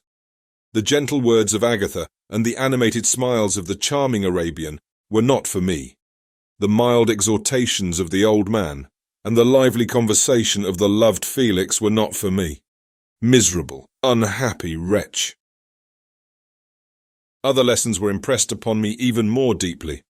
I heard of the difference of sexes and the birth and growth of children, how the father doted on the smiles of the infant and the lively sallies of the older child, how all the life and cares of the mother were wrapped up in the precious charge, how the mind of youth expanded and gained knowledge of brother, sister, and all the various relationships which bind one human being to another in mutual bonds. But where were my friends and relations? No father had watched my infant days, no mother had blessed me with smiles and caresses, or if they had, all my past life was now a blot, a blind vacancy in which I distinguished nothing. From my earliest remembrance I had been as I then was in height and proportion. I had never yet seen a being resembling me, or who claimed any intercourse with me. What was I? The question again recurred, to be answered only with groans. I will soon explain to what these feelings tended, but allow me now to return to the cottagers, whose story excited in me such various feelings of indignation, delight, and wonder, but which all terminated in additional love and reverence for my protectors, for so I loved, in an innocent, half-painful self-deceit, to call them. Chapter 14. Some time elapsed before I learned the history of my friends. It was one which could not fail to impress itself deeply on my mind, unfolding as it did a number of circumstances, each interesting and wonderful to one so utterly inexperienced as I was. The name of the old man was de Lacy. He was descended from a good family in France, where he had lived for many years in affluence, respected by his superiors and beloved by his equals. His son was bred in the service of his country, and Agatha had ranked with ladies of the highest distinction. A few months before my arrival, they had lived in a large and luxurious city called Paris, surrounded by friends and possessed of every enjoyment which virtue, refinement of intellect or taste accompanied by a moderate fortune could afford. The father of Safi had been the cause of their ruin. He was a Turkish merchant and had inhabited Paris for many years, when, for some reason which I could not learn, he became obnoxious to the government. He was seized and cast into prison the very day that Safi arrived from Constantinople to join him. He was tried and condemned to death. The injustice of his sentence was very flagrant. All Paris was indignant, and it was judged that his religion and wealth, rather than the crime alleged against him, had been the cause of his condemnation. Felix had accidentally been present at the trial. His horror and indignation were uncontrollable when he heard the decision of the court. He made at that moment a solemn vow to deliver him, and then looked around for the means. After many fruitless attempts to gain admittance to the prison, he found a strongly grated window in an unguarded part of the building, which lighted the dungeon of the unfortunate Mahometan, who, loaded with chains, waited in despair the execution of the barbarous sentence. Felix visited the grate at night, and made known to the prisoner his intentions in his favour. The Turk, amazed and delighted, endeavoured to kindle the zeal of his deliverer by promises of reward and wealth. Felix rejected his offers with contempt, yet when he saw the lovely Safi, who was allowed to visit her father, and who by her gestures expressed her lively gratitude, the youth could not help owning to his own mind that the captive possessed a treasure which would fully reward his toil and hazard. The Turk quickly perceived the impression that his daughter had made on the heart of Felix, and endeavoured to secure him more entirely in his interests by the promise of her hand in marriage, so soon as he should be conveyed to a place of safety. Felix was too delicate to accept this offer, yet he looked forward to the probability of the event as to the consummation of his happiness. During the ensuing days, while the preparations were going forward for the escape of the merchant, the zeal of Felix was warmed by several letters that he received from this lovely girl, who found means to express her thoughts in the language of her lover by the aid of an old man, a servant of her father, who understood French. She thanked him in the most ardent terms for his intended services towards her parent, and at the same time she gently deplored her own fate. I have copies of these letters, for I found means during my residence in the hovel to procure the implements of writing, and the letters were often in the hands of Felix or Agatha. Before I depart, I will give them to you. They will prove the truth of my tale, but at present, as the sun is already far declined, I shall only have time to repeat the substance of them to you. Safi related that her mother was a Christian Arab, seized and made a slave by the Turks. Recommended by her beauty, she had won the heart of the father of Safi, who married her. The young girl spoke in high and enthusiastic terms of her mother, who, born in freedom, spurned the bondage to which she was now reduced. She instructed her daughter in the tenets of her religion, and taught her to aspire to higher powers of intellect, and an independence of spirit, forbidden to the female followers of Mahomet. This lady died, but her lessons were indelibly impressed on the mind of Safi, who sickened at the prospect of again returning to Asia, and being immured within the walls of a haram, allowed only to occupy herself with infantile amusements ill-suited to the temper of her soul, now accustomed to grand ideas and a noble emulation for virtue. The prospect of marrying a Christian and remaining in a country where women were allowed to take a rank in society was enchanting to her. The day for the execution of the Turk was fixed, but on the night previous to it, he quitted his prison, and before morning was distant many leagues from Paris. Felix had procured passports in the name of his father, sister, and himself. He had previously communicated his plan to the former, who aided the deceit by quitting his house under the pretence of a journey, and concealed himself with his daughter in an obscure part of Paris. Felix conducted the fugitives through France to Lyon, and across Mont-Cenis to Leghorn, where the merchant had decided to wait a favourable opportunity of passing into some part of the Turkish dominions. Safi resolved to remain with her father until the moment of his departure, before which time the Turk renewed his promise that she should be united to his deliverer, and Felix remained with them in expectation of that event. And in the meantime, he enjoyed the society of the Arabian, who exhibited towards him the simplest and tenderest affection. They conversed with one another through the means of an interpreter, and sometimes with the interpretation of looks, and Safi sang to him the divine airs of her native country. The Turk allowed this intimacy to take place, and encouraged the hopes of the youthful lovers, while in his heart he had formed far other plans. He loathed the idea that his daughter should be united to a Christian, but he feared the resentment of Felix if he should appear lukewarm, for he knew that he was still in the power of his deliverer, if he should choose to betray him to the Italian state which they inhabited. He revolved 1,000 plans by which he should be enabled to prolong the deceit until it might be no longer necessary, and secretly to take his daughter with him when he departed. His plans were facilitated by the news which arrived from Paris. The government of France were greatly enraged at the escape of their victim, and spared no pains to detect and punish his deliverer. The plot of Felix was quickly discovered, and De Lacy and Agatha were thrown into prison. The news reached Felix and roused him from his dream of pleasure.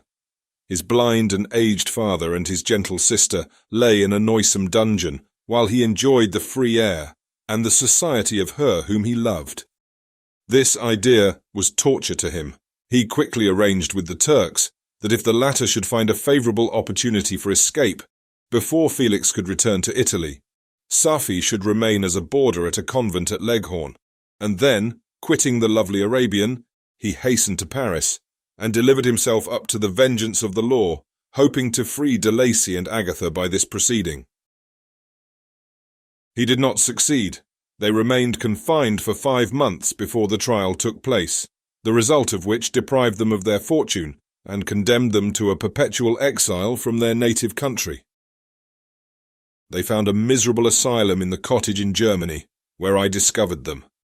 Felix soon learned that the treacherous Turk, for whom he and his family endured such unheard-of oppression, on discovering that his deliverer was thus reduced to poverty and ruin, became a traitor to good feeling and honour, and had quitted Italy with his daughter, insultingly sending Felix a pittance of money to aid him, as he said, in some plan of future maintenance.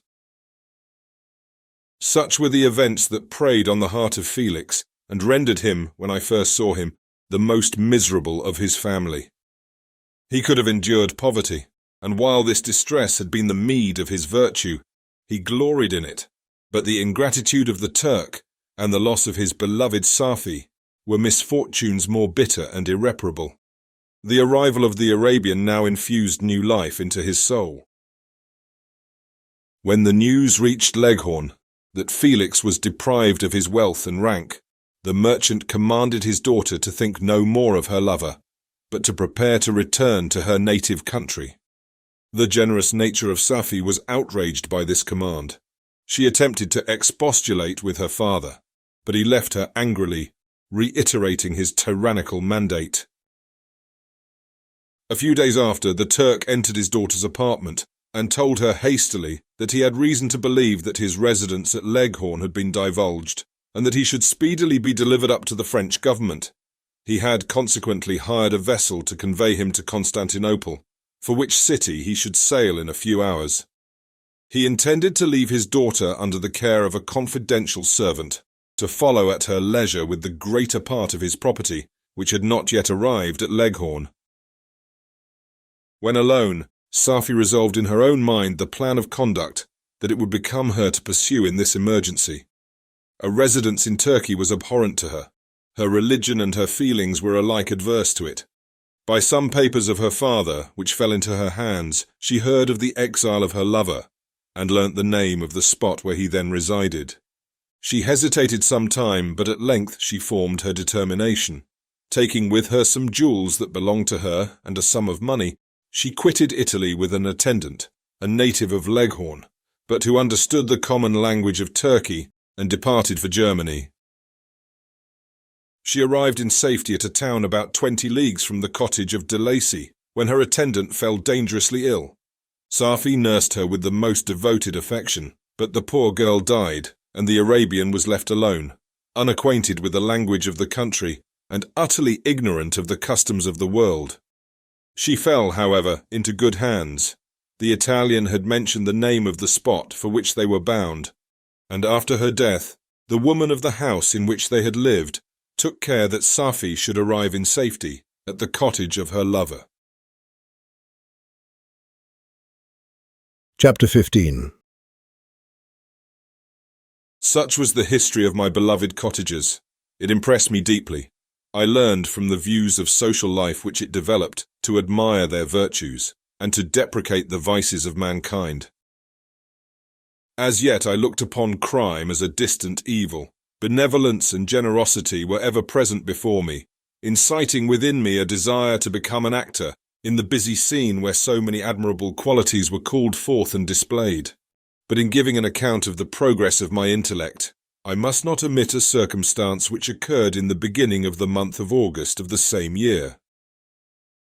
One night, during my accustomed visit to the neighbouring wood, where I collected my own food and brought home firing for my protectors, I found on the ground a leathern portmanteau containing several articles of dress and some books.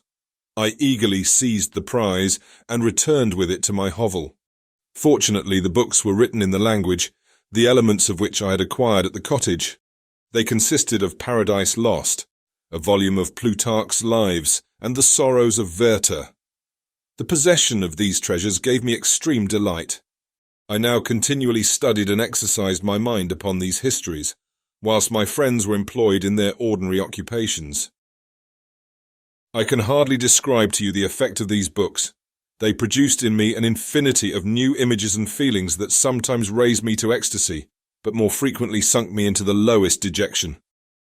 In The Sorrows of Werther, besides the interest of its simple and affecting story, so many opinions are canvassed, and so many lights thrown upon what had hitherto been to me obscure subjects, that I found in it a never-ending source of speculation and astonishment.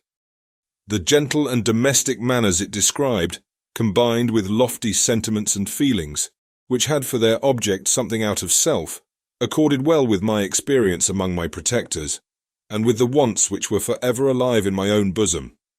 But I thought Werther himself a more divine being than I had ever beheld or imagined. His character contained no pretension, but it sunk deep. The disquisitions upon death and suicide were calculated to fill me with wonder. I did not pretend to enter into the merits of the case, yet I inclined towards the opinions of the hero, whose extinction I wept, without precisely understanding it. As I read, however, I applied much personally to my own feelings and condition. I found myself similar, yet at the same time strangely unlike to the beings concerning whom I read, and to whose conversation I was a listener. I sympathized with, and partly understood them, but I was unformed in mind. I was dependent on none, and related to none. The path of my departure was free, and there was none to lament my annihilation. My person was hideous, and my stature gigantic. What did this mean? Who was I? What was I? Whence did I come? What was my destination? These questions continually recurred, but I was unable to solve them. The volume of Plutarch's Lives, which I possessed, contained the histories of the first founders of the ancient republics. This book had a far different effect upon me from the Sorrows of Werther. I learned from Werther's imaginations despondency and gloom, but Plutarch taught me high thoughts. He elevated me above the wretched sphere of my own reflections to admire and love the heroes of past ages. Many things I read surpassed my understanding and experience. I had a very confused knowledge of kingdoms, wide extents of country, mighty rivers and boundless seas, but I was perfectly unacquainted with towns and large assemblages of men. The cottage of my protectors had been the only school in which I had studied human nature, but this book developed new and mightier scenes of action. I read of men concerned in public affairs, governing or massacring their species. I felt the greatest ardour for virtue rise within me, and abhorrence for vice, as far as I understood the signification of those terms, relative as they were as I applied them, to pleasure and pain alone. Induced by these feelings, I was of course led to admire peaceable lawgivers, Numa, Solon and Lycurgus, in preference to Romulus and Theseus. The patriarchal lives of my protectors caused these impressions to take a firm hold on my mind. Perhaps if my first introduction to humanity had been made by a young soldier, burning for glory and slaughter, I should have been imbued with different sensations. But Paradise Lost excited different and far deeper emotions. I read it, as I had read the other volumes which had fallen into my hands as a true history. It moved every feeling of wonder and awe, that the picture of an omnipotent God warring with his creatures was capable of exciting. I often referred the several situations, as their similarity struck me, to my own. Like Adam, I was apparently united by no link to any other being in existence, but his state was far different from mine in every other respect. He had come forth from the hands of God, a perfect creature, happy and prosperous, guarded by the especial care of his Creator. He was allowed to converse with and acquire knowledge from beings of a superior nature, but I was wretched, helpless and alone. Many times I considered Satan as the fitter emblem of my condition, for often, like him, when I viewed the bliss of my protectors, the bitter gall of envy rose within me. Another circumstance strengthened and confirmed these feelings. Soon after my arrival in the hovel, I discovered some papers in the pocket of the dress which I had taken from your laboratory. At first, I had neglected them, But now that I was able to decipher the characters in which they were written, I began to study them with diligence. It was your journal of the 4 months that preceded my creation. You minutely described in these papers every step you took in the progress of your work. This history was mingled with accounts of domestic occurrences. You doubtless recollect these papers. Here they are. Everything is related in them which bears reference to my accursed origin. The whole detail of that series of disgusting circumstances which produced it is set in view. The minutest description of my odious and loathsome person is given, in language which painted your own horrors and rendered mine indelible. I sickened as I read. "Hateful day when I received life!" I exclaimed in agony. "Accursed Creator! Why did you form a monster so hideous that even you turned from me in disgust? God, in pity, made man beautiful and alluring after his own image, but my form is a filthy type of yours, more horrid even from the very resemblance. Satan had his companions, fellow devils, to admire and encourage him, but I am solitary and abhorred." These were the reflections of my hours of despondency and solitude, but when I contemplated the virtues of the cottagers, their amiable and benevolent dispositions, I persuaded myself that when they should become acquainted with my admiration of their virtues, they would compassionate me and overlook my personal deformity. Could they turn from their door one, however monstrous, who solicited their compassion and friendship? I resolved at least not to despair, but in every way to fit myself for an interview with them which would decide my fate. I postponed this attempt for some months longer, for the importance attached to its success inspired me with a dread lest I should fail. Besides, I found that my understanding improved so much with every day's experience that I was unwilling to commence this undertaking until a few more months should have added to my sagacity. Several changes in the meantime took place in the cottage. The presence of Safie diffused happiness among its inhabitants, and I also found that a greater degree of plenty reigned there. Felix and Agatha spent more time in amusement and conversation, and were assisted in their labours by servants. They did not appear rich, but they were contented and happy. Their feelings were serene and peaceful, while mine became every day more tumultuous. Increase of knowledge only discovered to me more clearly what a wretched outcast I was.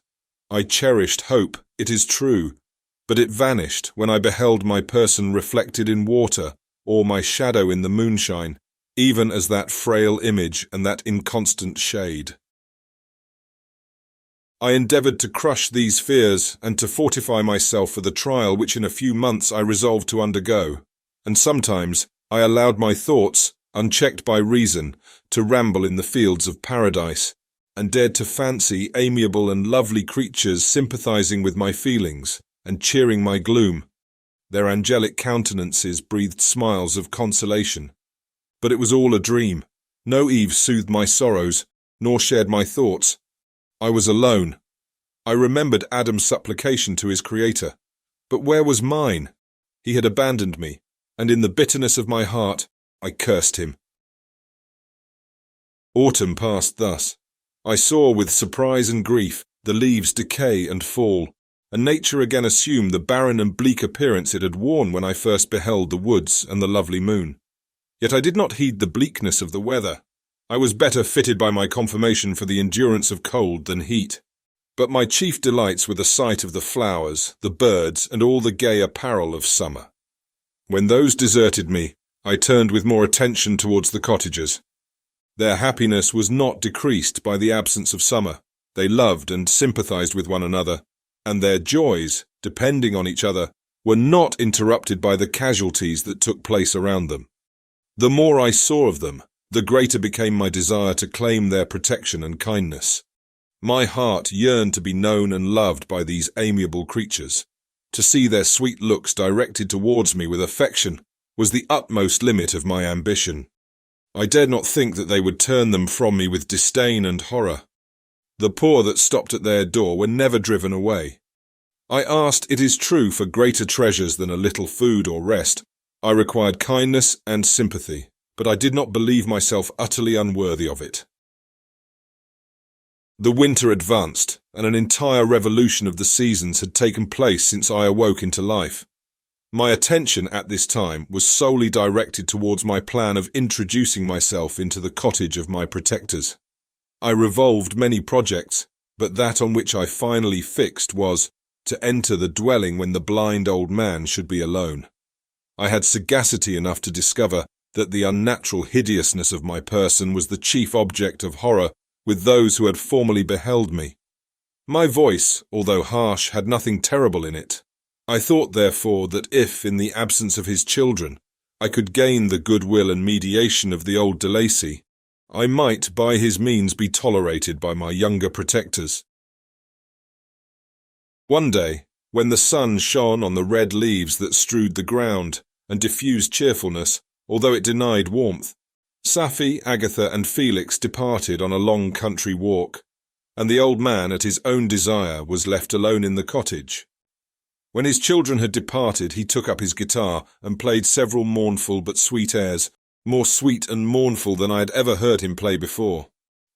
At first his countenance was illuminated with pleasure, but as he continued, thoughtfulness and sadness succeeded.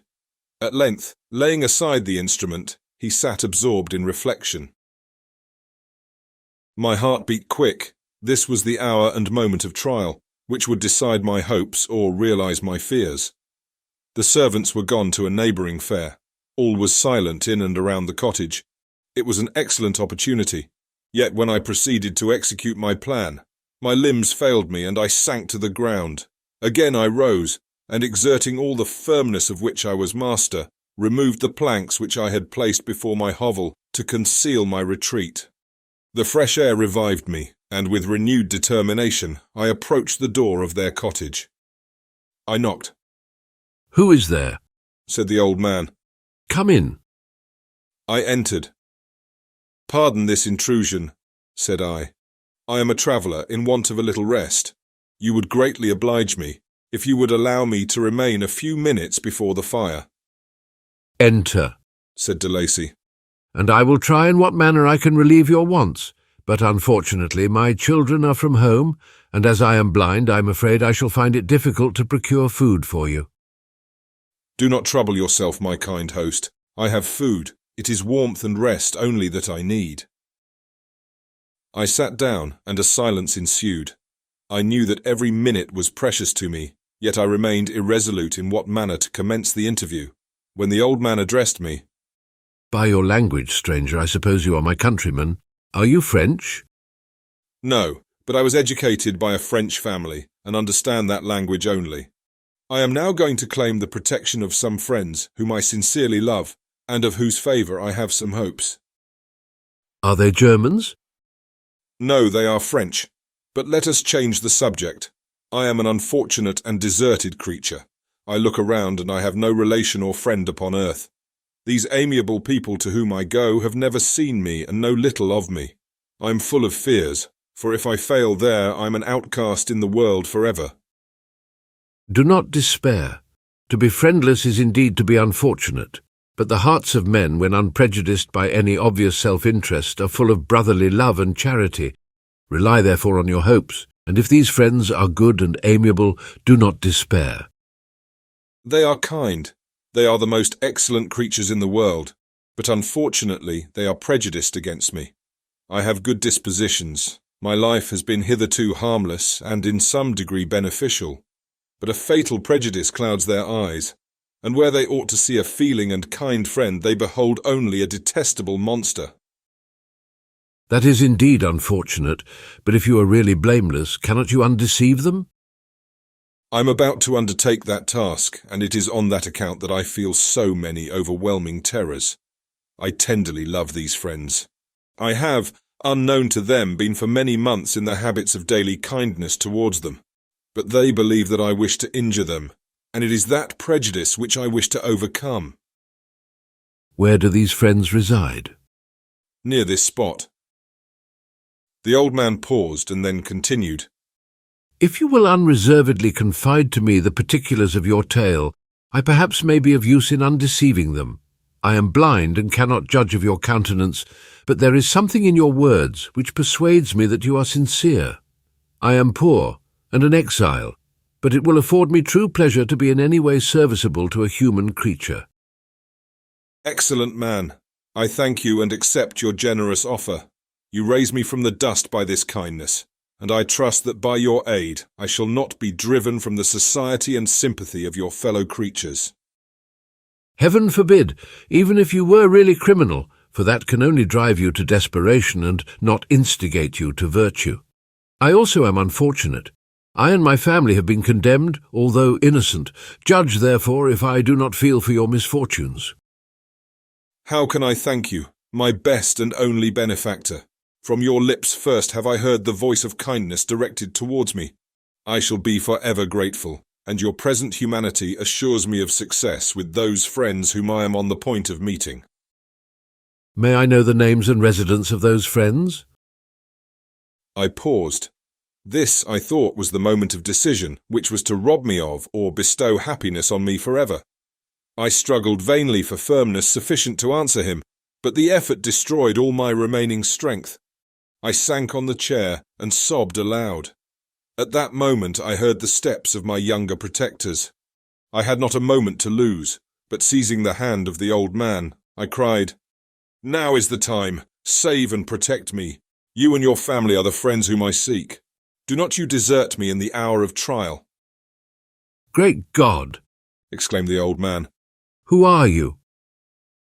At that instant the cottage door was opened, and Felix, Safi, and Agatha entered. Who can describe their horror and consternation on beholding me? Agatha fainted, and Safi, unable to attend to her friend, rushed out of the cottage. Felix darted forward, and with supernatural force tore me from his father, to whose knees I clung. In a transport of fury he dashed me to the ground and struck me violently with a stick. I could have torn him limb from limb, as the lion rends the antelope. But my heart sunk within me as with bitter sickness, and I refrained. I saw him on the point of repeating his blow, when, overcome by pain and anguish, I quitted the cottage, and in the general tumult escaped unperceived to my hovel.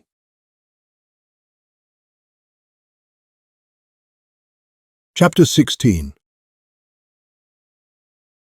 Cursed Creator! Why did I live? Why in that instant did I not extinguish the spark of existence which you had so wantonly bestowed? I know not. Despair had not yet taken possession of me. My feelings were those of rage and revenge. I could with pleasure have destroyed the cottage and its inhabitants, and have glutted myself with their shrieks and misery. When night came I quitted my retreat and wandered in the wood, and now, no longer restrained by the fear of discovery, I gave vent to my anguish in fearful howlings. I was like a wild beast that had broken the toils, destroying the objects that obstructed me, and ranging through the wood with a stag-like swiftness. Oh, what a miserable night I passed! The cold stars shone in mockery, and the bare trees waved their branches above me. Now and then the sweet voice of a bird burst forth amidst the universal stillness. All save I were at rest or in enjoyment.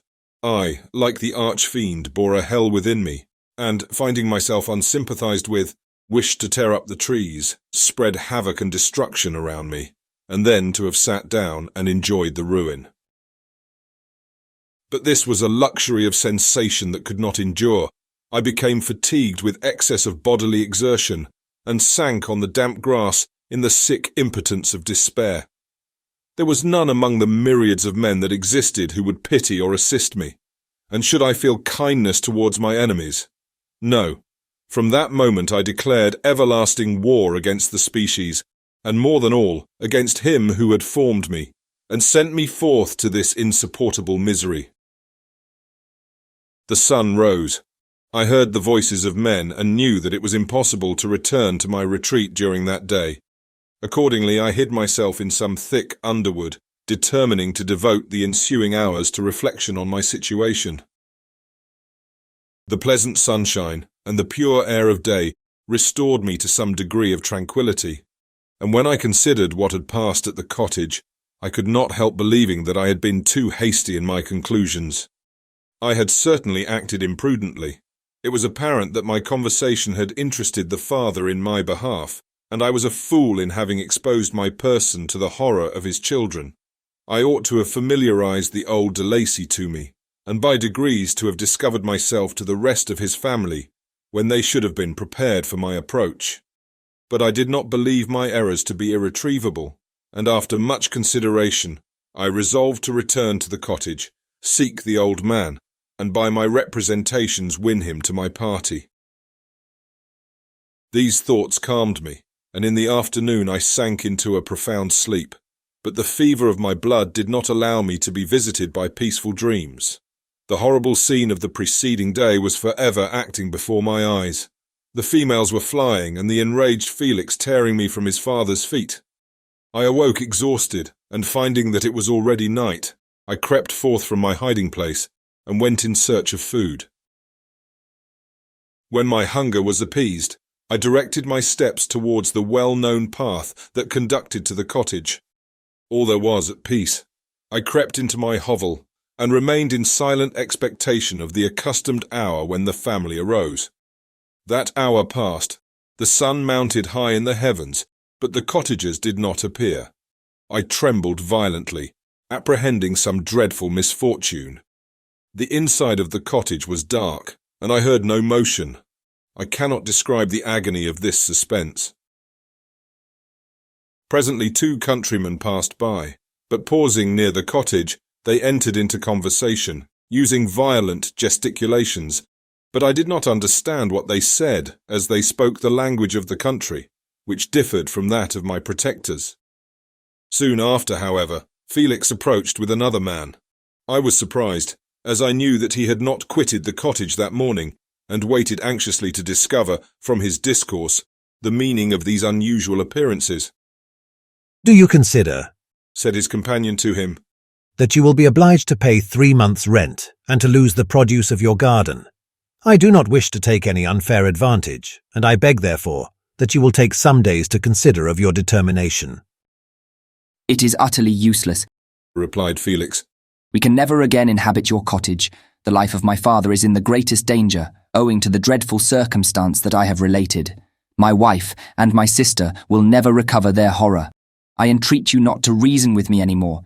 Take possession of your tenement and let me fly from this place." Felix trembled violently as he said this. He and his companion entered the cottage, in which they remained for a few minutes and then departed. I never saw any of the family of de Lacy more. I continued for the remainder of the day in my hovel in a state of utter and stupid despair. My protectors had departed and had broken the only link that held me to the world. For the first time, the feelings of revenge and hatred filled my bosom, and I did not strive to control them, but allowing myself to be borne away by the stream, I bent my mind towards injury and death. When I thought of my friends, of the mild voice of de Lacy, the gentle eyes of Agatha, and the exquisite beauty of the Arabian, these thoughts vanished, and a gush of tears somewhat soothed me. But again, when I reflected that they had spurned and deserted me, anger returned, a rage of anger, and unable to injure anything human, I turned my fury towards inanimate objects. As night advanced, I placed a variety of combustibles around the cottage, and after having destroyed every vestige of cultivation in the garden, I waited with forced impatience until the moon had sunk to commence my operations. As the night advanced, a fierce wind arose from the woods and quickly dispersed the clouds that had loitered in the heavens. The blast tore along like a mighty avalanche and produced a kind of insanity in my spirits that burst all bounds of reason and reflection. I lighted the dry branch of a tree and danced with fury around the devoted cottage, my eyes still fixed on the western horizon, the edge of which the moon nearly touched. A part of its orb was at length hid, and I waved my brand. It sunk, and with a loud scream I fired the straw and heath and bushes which I had collected. The wind fanned the fire, and the cottage was quickly enveloped by the flames, which clung to it, and licked it with their forked and destroying tongues. As soon as I was convinced that no assistance could save any part of the habitation, I quitted the scene, and sought for refuge in the woods. And now, with the world before me, whither should I bend my steps? I resolved to fly far from the scene of my misfortunes, but to me, hated and despised Every country must be equally horrible. At length the thought of you crossed my mind. I learned from your papers that you were my father, my creator, and to whom could I apply with more fitness than to him who had given me life? Among the lessons that Felix had bestowed upon Safi, geography had not been omitted. I had learned from these the relative situations of the different countries of the earth. You had mentioned Geneva as the name of your native town, and towards this place I resolved to proceed. But how was I to direct myself? I knew that I must travel in a southwesterly direction to reach my destination, but the sun was my only guide. I did not know the names of the towns that I was to pass through, nor could I ask information from a single human being, but I did not despair. From you only could I hope for succour, although towards you I felt no sentiment but that of hatred. Unfeeling, heartless creator, you had endowed me with perceptions and passions, and then cast me abroad an object for the scorn and horror of mankind. But on you only had I any claim for pity and redress, and from you I determined to seek that justice which I vainly attempted to gain from any other being that wore the human form. My travels were long and the sufferings I endured intense. It was late in autumn when I quitted the district where I had so long resided. I travelled only at night, fearful of encountering the visage of a human being. Nature decayed around me, and the sun became heatless. Rain and snow poured around me. Mighty rivers were frozen, the surface of the earth was hard and chill and bare, and I found no shelter. O earth, how often did I imprecate curses on the cause of my being? The mildness of my nature had fled, and all within me was turned to gall and bitterness. The nearer I approached to your habitation, the more deeply did I feel the spirit of revenge enkindled in my heart. Snow fell, and the waters were hardened, but I rested not. A few incidents now and then directed me, and I possessed a map of the country, but I often wandered wide from my path. The agony of my feelings allowed me no respite. No incident occurred from which my rage and misery could not extract its food. But a circumstance that happened when I arrived on the confines of Switzerland, when the sun had recovered its warmth, and the earth again began to look green, confirmed in an especial manner the bitterness and horror of my feelings. I generally rested during the day, and travelled only when I was secured by night from the view of man. One morning, however, finding that my path lay through a deep wood, I ventured to continue my journey after the sun had risen. The day, which was one of the first of spring, cheered even me by the loveliness of its sunshine and the balminess of the air. I felt emotions of gentleness and pleasure, that had long appeared dead, revive within me. Half surprised by the novelty of these sensations, I allowed myself to be borne away by them, and, forgetting my solitude and deformity, dared to be happy. Soft tears again bedewed my cheeks, and I even raised my humid eyes with thankfulness towards the blessed sun which bestowed such joy upon me. I continued to wind among the paths of the wood until I came to its boundary, which was skirted by a deep and rapid river, into which many of the trees bent their branches, now budding with the fresh spring. Here I paused, not exactly knowing what path to pursue, when I heard the sound of voices that induced me to conceal myself under the shade of a cypress. I was scarcely hid, when a young girl came running towards the spot where I was concealed, laughing, as if she ran from someone in sport. She continued her course along the precipitous sides of the river, when suddenly her foot slipped and she fell into the rapid stream. I rushed from my hiding place, and with extreme labour from the force of the current, saved her and dragged her to shore. She was senseless, and I endeavoured by every means in my power to restore animation, when I was suddenly interrupted by the approach of a rustic, who was probably the person from whom she had playfully fled. On seeing me, he darted towards me, and tearing the girl from my arms, hastened towards the deeper parts of the wood. I followed speedily, I hardly knew why, but when the man saw me draw near, he aimed a gun which he carried at my body and fired. I sunk to the ground, and my injurer, with increased swiftness, escaped into the wood. This was then the reward of my benevolence. I had saved a human being from destruction, and, as a recompense, I now writhed under the miserable pain of a wound, which shattered the flesh and bone. The feelings of kindness and gentleness, which I had entertained but a few moments before, gave place to hellish rage and gnashing of teeth. Inflamed by pain, I vowed eternal hatred and vengeance to all mankind, but the agony of my wound overcame me. My pulses paused and I fainted. For some weeks I led a miserable life in the woods, endeavouring to cure the wound which I had received. The ball had entered my shoulder, and I knew not whether it had remained there or passed through. At any rate, I had no means of extracting it. My sufferings were augmented also by the oppressive sense of the injustice and ingratitude of their infliction. My daily vows rose for revenge, a deep and deadly revenge, such as would alone compensate for the outrages and anguish I had endured. After some weeks my wound healed, and I continued my journey. The labours I endured were no longer to be alleviated by the bright sun or gentle breezes of spring. All joy was but a mockery, which insulted my desolate state and made me feel more painfully that I was not made for the enjoyment of pleasure. But my toils now drew near a close, and in 2 months from this time I reached the environs of Geneva. It was evening when I arrived, and I retired to a hiding place among the fields that surround it, to meditate in what manner I should apply to you. I was oppressed by fatigue and hunger, and far too unhappy to enjoy the gentle breezes of evening, or the prospect of the sun setting behind the stupendous mountains of Jura. At this time a slight sleep relieved me from the pain of reflection, which was disturbed by the approach of a beautiful child, who came running into the recess I had chosen with all the sportiveness of infancy.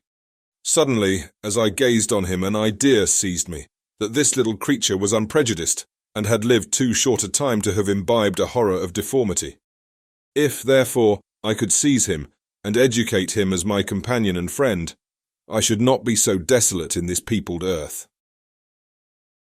Urged by this impulse, I seized on the boy as he passed, and drew him towards me. As soon as he beheld my form, he placed his hands before his eyes and uttered a shrill scream.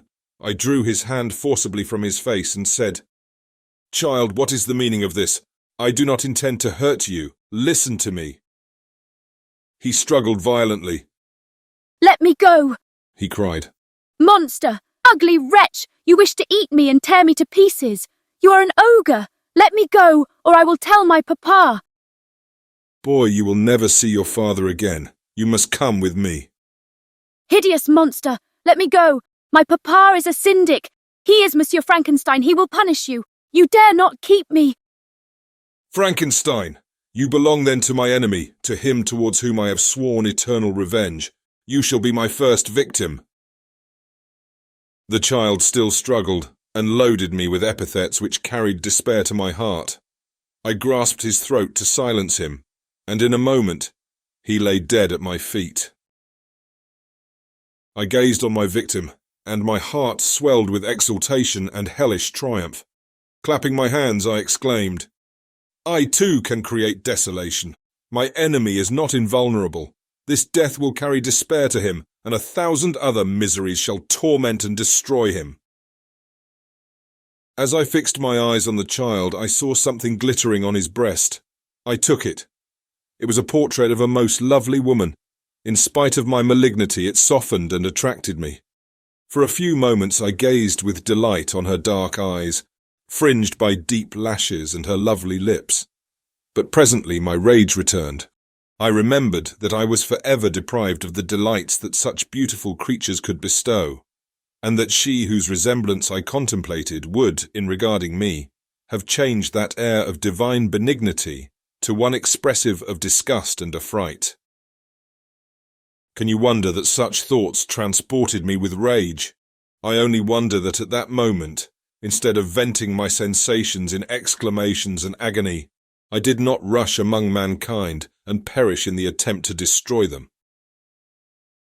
While I was overcome by these feelings, I left the spot where I had committed the murder, and seeking a more secluded hiding place, I entered a barn which had appeared to me to be empty.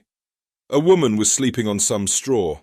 She was young, not indeed so beautiful as her whose portrait I held, but of an agreeable aspect and blooming in the loveliness of youth and health.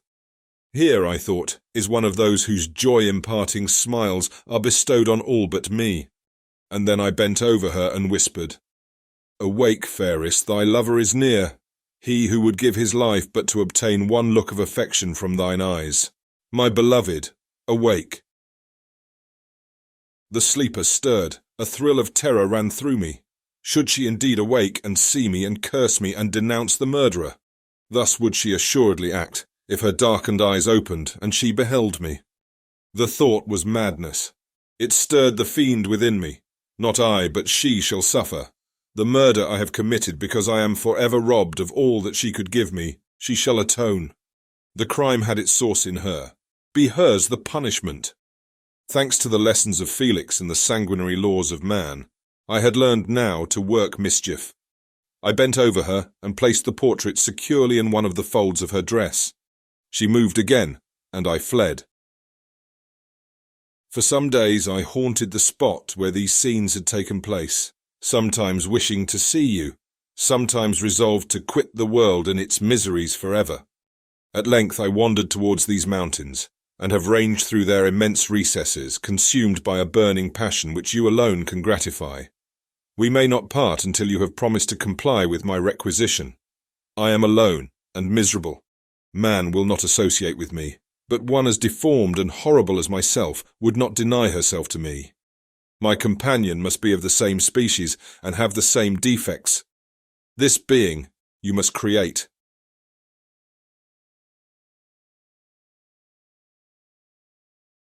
Chapter 17. The being finished speaking and fixed his looks upon me in expectation of a reply. But I was bewildered, perplexed, and unable to arrange my ideas sufficiently to understand the full extent of his proposition. He continued, You must create a female for me, with whom I can live in the interchange of those sympathies necessary for my being. This you alone can do, and I demand it of you as a right which you must not refuse to concede. The latter part of his tale had kindled anew in me the anger that had died away while he narrated his peaceful life among the cottagers, and as he said this, I could no longer suppress the rage that burned within me. I do refuse it, I replied, and no torture shall ever extort a consent from me. You may render me the most miserable of men, but you shall never make me base in my own eyes. Shall I create another like yourself, whose joint wickedness might desolate the world? Begone! I have answered you. You may torture me, but I will never consent. You are in the wrong, replied the fiend. And instead of threatening, I am content to reason with you.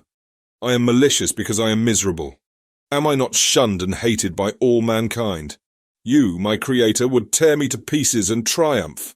Remember that and tell me why I should pity man more than he pities me. You would not call it murder if you could precipitate me into one of those ice rifts and destroy my frame, the work of your own hands. Shall I respect man when he contemns me? Let him live with me in the interchange of kindness, and instead of injury, I would bestow every benefit upon him with tears of gratitude at his acceptance. But that cannot be. The human senses are insurmountable barriers to our union. Yet mine shall not be the submission of abject slavery. I will revenge my injuries. If I cannot inspire love, I will cause fear, and chiefly towards you, my arch-enemy, because my creator do I swear inextinguishable hatred. Have a care. I will work at your destruction nor finish until I desolate your heart, so that you shall curse the hour of your birth. A fiendish rage animated him as he said this. His face was wrinkled into contortions too horrible for human eyes to behold. But presently he calmed himself and proceeded. I intended to reason. This passion is detrimental to me, for you do not reflect that you are the cause of its excess. If any being felt emotions of benevolence towards me, I should return them 100 and 100-fold. For that one creature's sake I would make peace with the whole kind, but I now indulge in dreams of bliss that cannot be realized. What I ask of you is reasonable and moderate. I demand a creature of another sex, but as hideous as myself. The gratification is small, but it is all that I can receive, and it shall content me. It is true we shall be monsters, cut off from all the world, but on that account we shall be more attached to one another. Our lives will not be happy, but they will be harmless, and free from the misery I now feel. O my Creator, make me happy. Let me feel gratitude towards you for one benefit. Let me see that I excite the sympathy of some existing thing. Do not deny me my request. I was moved. I shuddered when I thought of the possible consequences of my consent, but I felt that there was some justice in his argument. His tale, and the feelings he now expressed, proved him to be a creature of fine sensations. And did I not, as his maker, owe him all the portion of happiness that it was in my power to bestow? He saw my change of feeling, and continued. If you consent, neither you nor any other human being shall ever see us again. I will go to the vast wilds of South America. My food is not that of man. I do not destroy the lamb and the kid to glut my appetite. Acorns and berries afford me sufficient nourishment. My companion will be of the same nature as myself, and will be content with the same fare. We shall make our bed of dried leaves. The sun will shine on us as on man, and will ripen our food. The picture I present to you is peaceful and human, and you must feel that you could deny it only in the wantonness of power and cruelty. Pitiless as you have been towards me, I now see compassion in your eyes. Let me seize the favourable moment, and persuade you to promise what I so ardently desire.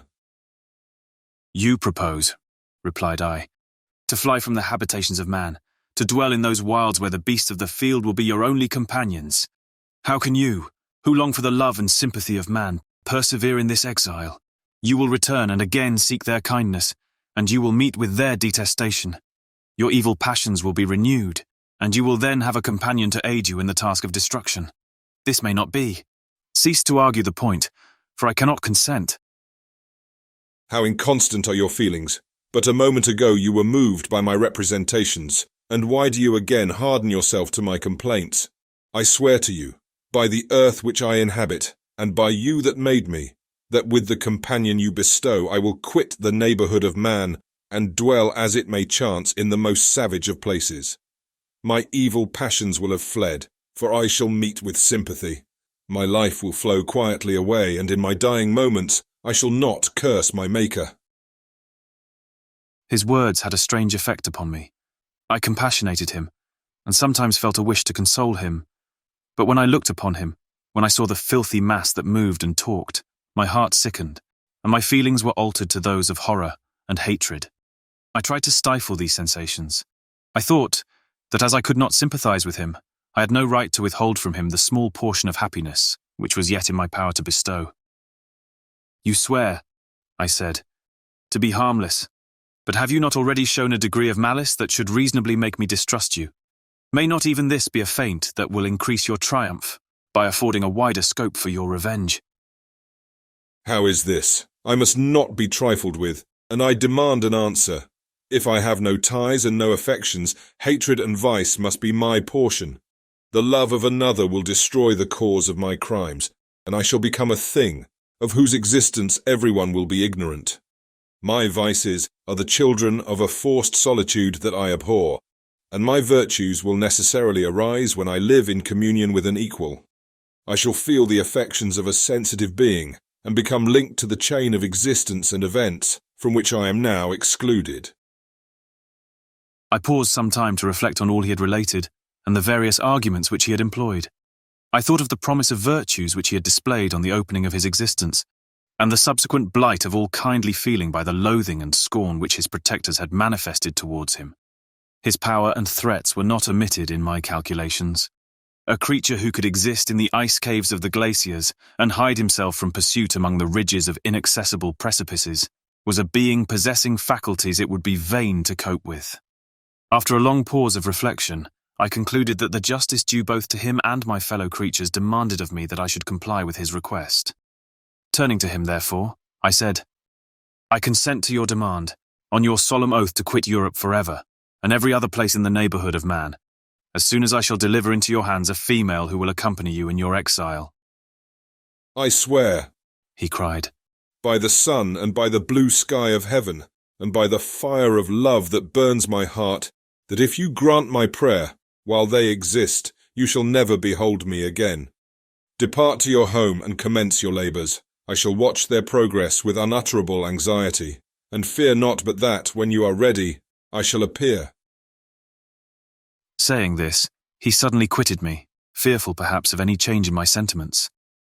I saw him descend the mountain with greater speed than the flight of an eagle, and quickly lost among the undulations of the sea of ice. His tale had occupied the whole day, and the sun was upon the verge of the horizon when he departed. I knew that I ought to hasten my descent towards the valley, as I should soon be encompassed in darkness, but my heart was heavy and my steps slow. The labour of winding among the little paths of the mountains, and fixing my feet firmly as I advanced, perplexed me, occupied as I was by the emotions which the occurrences of the day had produced. Night was far advanced, when I came to the halfway resting place, and seated myself beside the fountain. The stars shone at intervals, as the clouds passed from over them. The dark pines rose before me, and every here and there a broken tree lay on the ground. It was a scene of wonderful solemnity, and stirred strange thoughts within me. I wept bitterly, and clasping my hands in agony, I exclaimed, "O stars and clouds and winds, ye are all about to mock me. If ye really pity me, crush sensation and memory.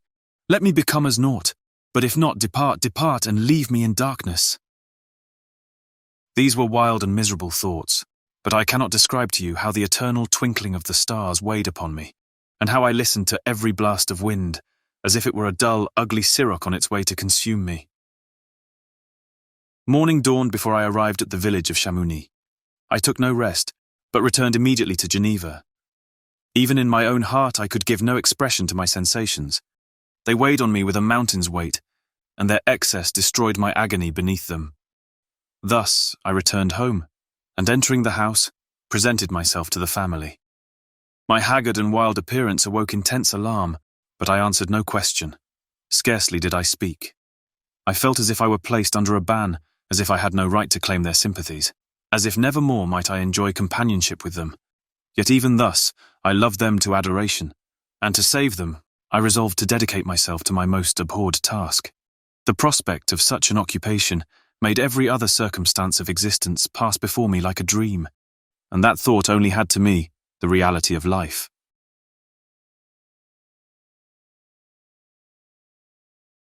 Chapter 18. Day after day, week after week, passed away on my return to Geneva, and I could not collect the courage to recommence my work. I feared the vengeance of the disappointed fiend, yet I was unable to overcome my repugnance to the task which was enjoined me. I found that I could not compose a female without again devoting several months to profound study and laborious disquisition. I had heard of some discoveries having been made by an English philosopher, the knowledge of which was material to my success, and I sometimes thought of obtaining my father's consent to visit England for this purpose. But I clung to every pretence of delay, and shrunk from taking the first step in an undertaking whose immediate necessity began to appear less absolute to me. A change indeed had taken place in me. My health, which had hitherto declined, was now much restored, and my spirits, when unchecked by the memory of my unhappy promise, rose proportionably. My father saw this change with pleasure, and he turned his thoughts towards the best method of eradicating the remains of my melancholy, which every now and then would return by fits, and with a devouring blackness overcast the approaching sunshine. At these moments I took refuge in the most perfect solitude.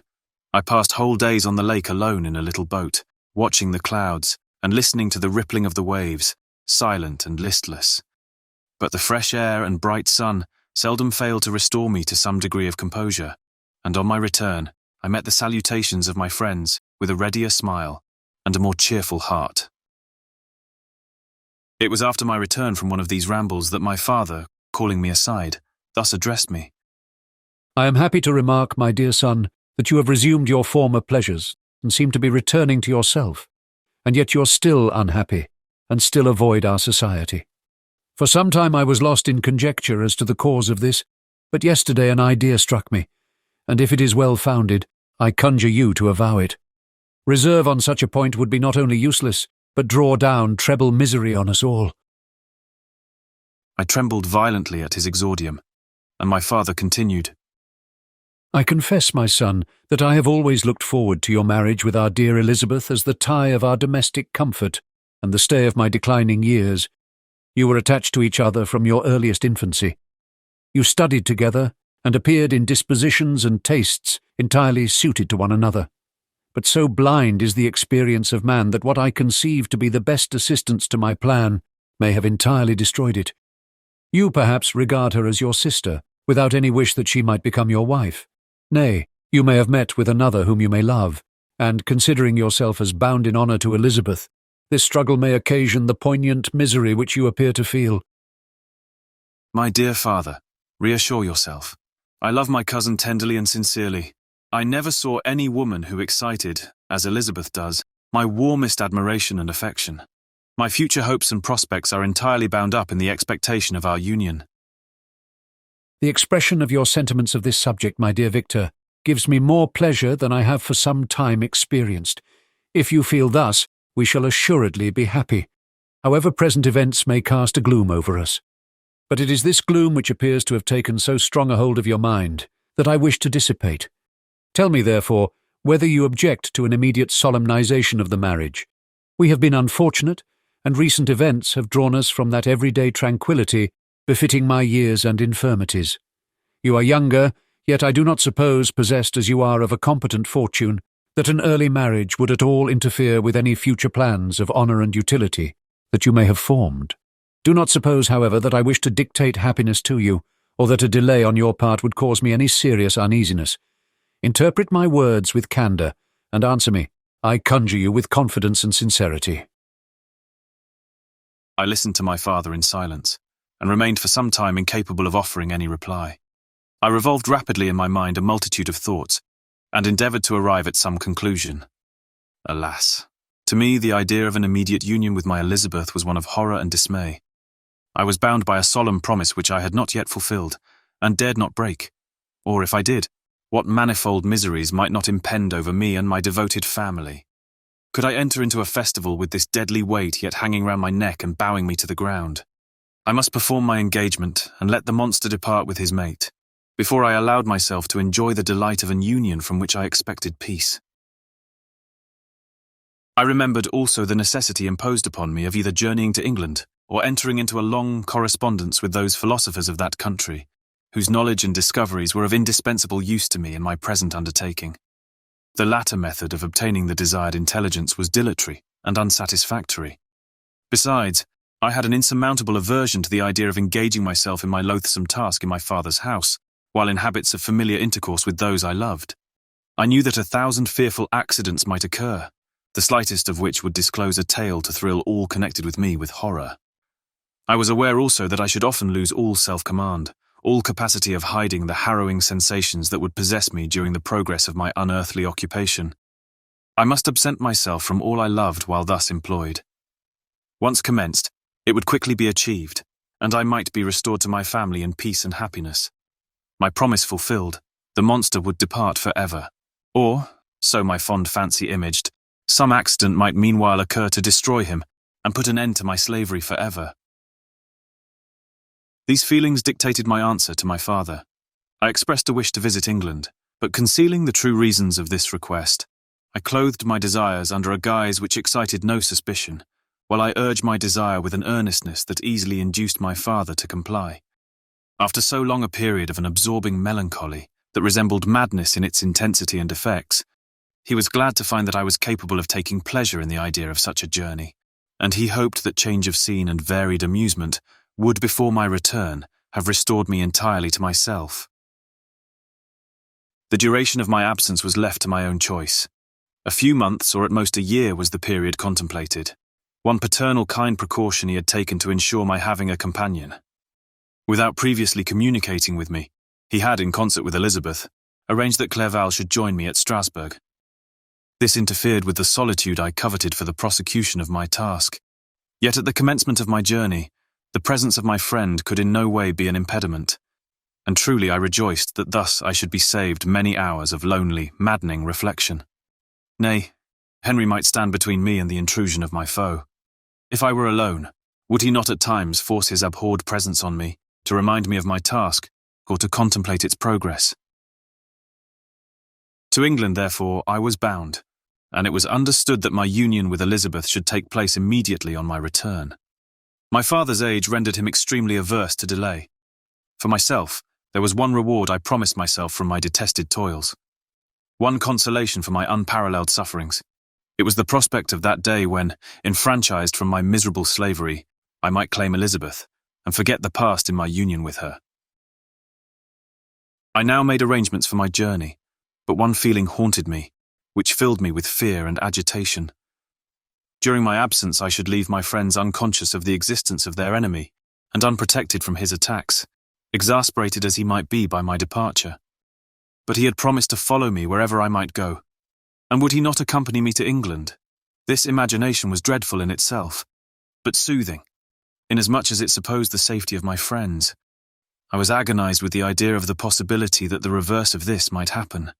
But through the whole period during which I was the slave of my creature, I allowed myself to be governed by the impulses of the moment, and my present sensations strongly intimated that the fiend would follow me and exempt my family from the danger of his machinations. It was in the latter end of September that I again quitted my native country. My journey had been my own suggestion, and Elizabeth therefore acquiesced, but she was filled with disquiet at the idea of my suffering. Away from her, the inroads of misery and grief. It had been her care which provided me a companion in Clerval, and yet a man is blind to 1,000 minute circumstances which call forth a woman's sedulous attention. She longed to bid me hasten my return. 1,000 conflicting emotions rendered her mute, as she bade me a tearful, silent farewell. I threw myself into the carriage that was to convey me away, hardly knowing whither I was going, and careless of what was passing around. I remembered only, and it was with a bitter anguish that I reflected on it, to order that my chemical instruments should be packed to go with me. Filled with dreary imaginations, I passed through many beautiful and majestic scenes, but my eyes were fixed and unobserving. I could only think of the bourne of my travels, and the work which was to occupy me whilst they endured. After some days spent in listless indolence, during which I traversed many leagues, I arrived at Strasbourg, where I waited 2 days for Clerval. He came. Alas, how great was the contrast between us! He was alive to every new scene, joyful when he saw the beauties of the setting sun, and more happy when he beheld it rise and recommence a new day. He pointed out to me the shifting colours of the landscape and the appearances of the sky. "This is what it is to live," he cried. "Now I enjoy existence. But you, my dear Frankenstein, wherefore are you desponding and sorrowful?" In truth, I was occupied by gloomy thoughts, and neither saw the descent of the evening star nor the golden sunrise reflected in the Rhine. And you, my friend, would be far more amused with the journal of Clerval, who observed the scenery with an eye of feeling and delight, than in listening to my reflections. I, a miserable wretch, haunted by a curse that shut up every avenue to enjoyment. We had agreed to descend the Rhine in a boat from Strasbourg to Rotterdam, whence we might take shipping for London. During this voyage, we passed many willowy islands and saw several beautiful towns. We stayed a day at Mannheim, and on the 5th from our departure from Strasbourg arrived at Mayence. The course of the Rhine below Mayence becomes much more picturesque. The river descends rapidly and winds between hills, not high but steep and of beautiful forms. We saw many ruined castles standing on the edges of precipices, surrounded by black woods high and inaccessible. This part of the Rhine, indeed, presents a singularly variegated landscape. In one spot, you view rugged hills, ruined castles overlooking tremendous precipices, with the dark Rhine rushing beneath, and on the sudden turn of a promontory, flourishing vineyards, with green sloping banks and a meandering river, and populous towns occupy the scene. We travelled at the time of the vintage, and heard the song of the labourers as we glided down the stream. Even I, depressed in mind, and my spirits continually agitated by gloomy feelings, even I was pleased. I lay at the bottom of the boat, and as I gazed on the cloudless blue sky, I seemed to drink in a tranquillity to which I had long been a stranger. And if these were my sensations, who can describe those of Henry? He felt as if he had been transported to fairyland, and enjoyed a happiness seldom tasted by man. "I have seen," he said, "the most beautiful scenes of my own country. I have visited the lakes of Lucerne and Uri, where the snowy mountains descend almost perpendicularly to the water, casting black and impenetrable shades, which would cause a gloomy and mournful appearance, were it not for the most verdant islands that relieve the eye by their gay appearance. I have seen this lake agitated by a tempest, when the wind tore up whirlwinds of water, and gave you an idea of what the waterspout must be on the great ocean. And the waves dash with fury the base of the mountain, where the priest and his mistress were overwhelmed by an avalanche, and where their dying voices are still said to be heard amid the pauses of the nightly wind. I have seen the mountains of La Valais and the Pays de Vaud, but this country, Victor, pleases me more than all those wonders. The mountains of Switzerland are more majestic and strange, but there is a charm in the banks of this divine river that I never before saw equalled. Look at that castle which overhangs yon precipice, and that also on the island almost concealed amongst the foliage of those lovely trees. And now that group of labourers coming from among their vines, and that village half hid in the recess of the mountain. Oh, surely the spirit that inhabits and guards this place has a soul more in harmony with man than those who pile the glacier or retire to the inaccessible peaks of the mountains of our own country. Clerval, beloved friend, even now it delights me to record your words and to dwell on the praise of which you are so eminently deserving. He was a being formed in the very poetry of nature. His wild and enthusiastic imagination was chastened by the sensibility of his heart.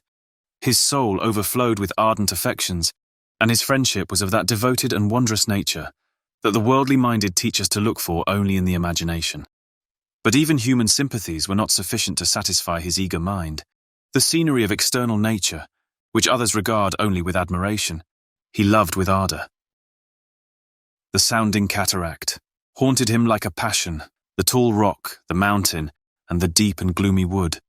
Their colours and their forms were then to him an appetite, a feeling and a love that had no need of a remoter charm, by thought supplied, or any interest unborrowed from the eye.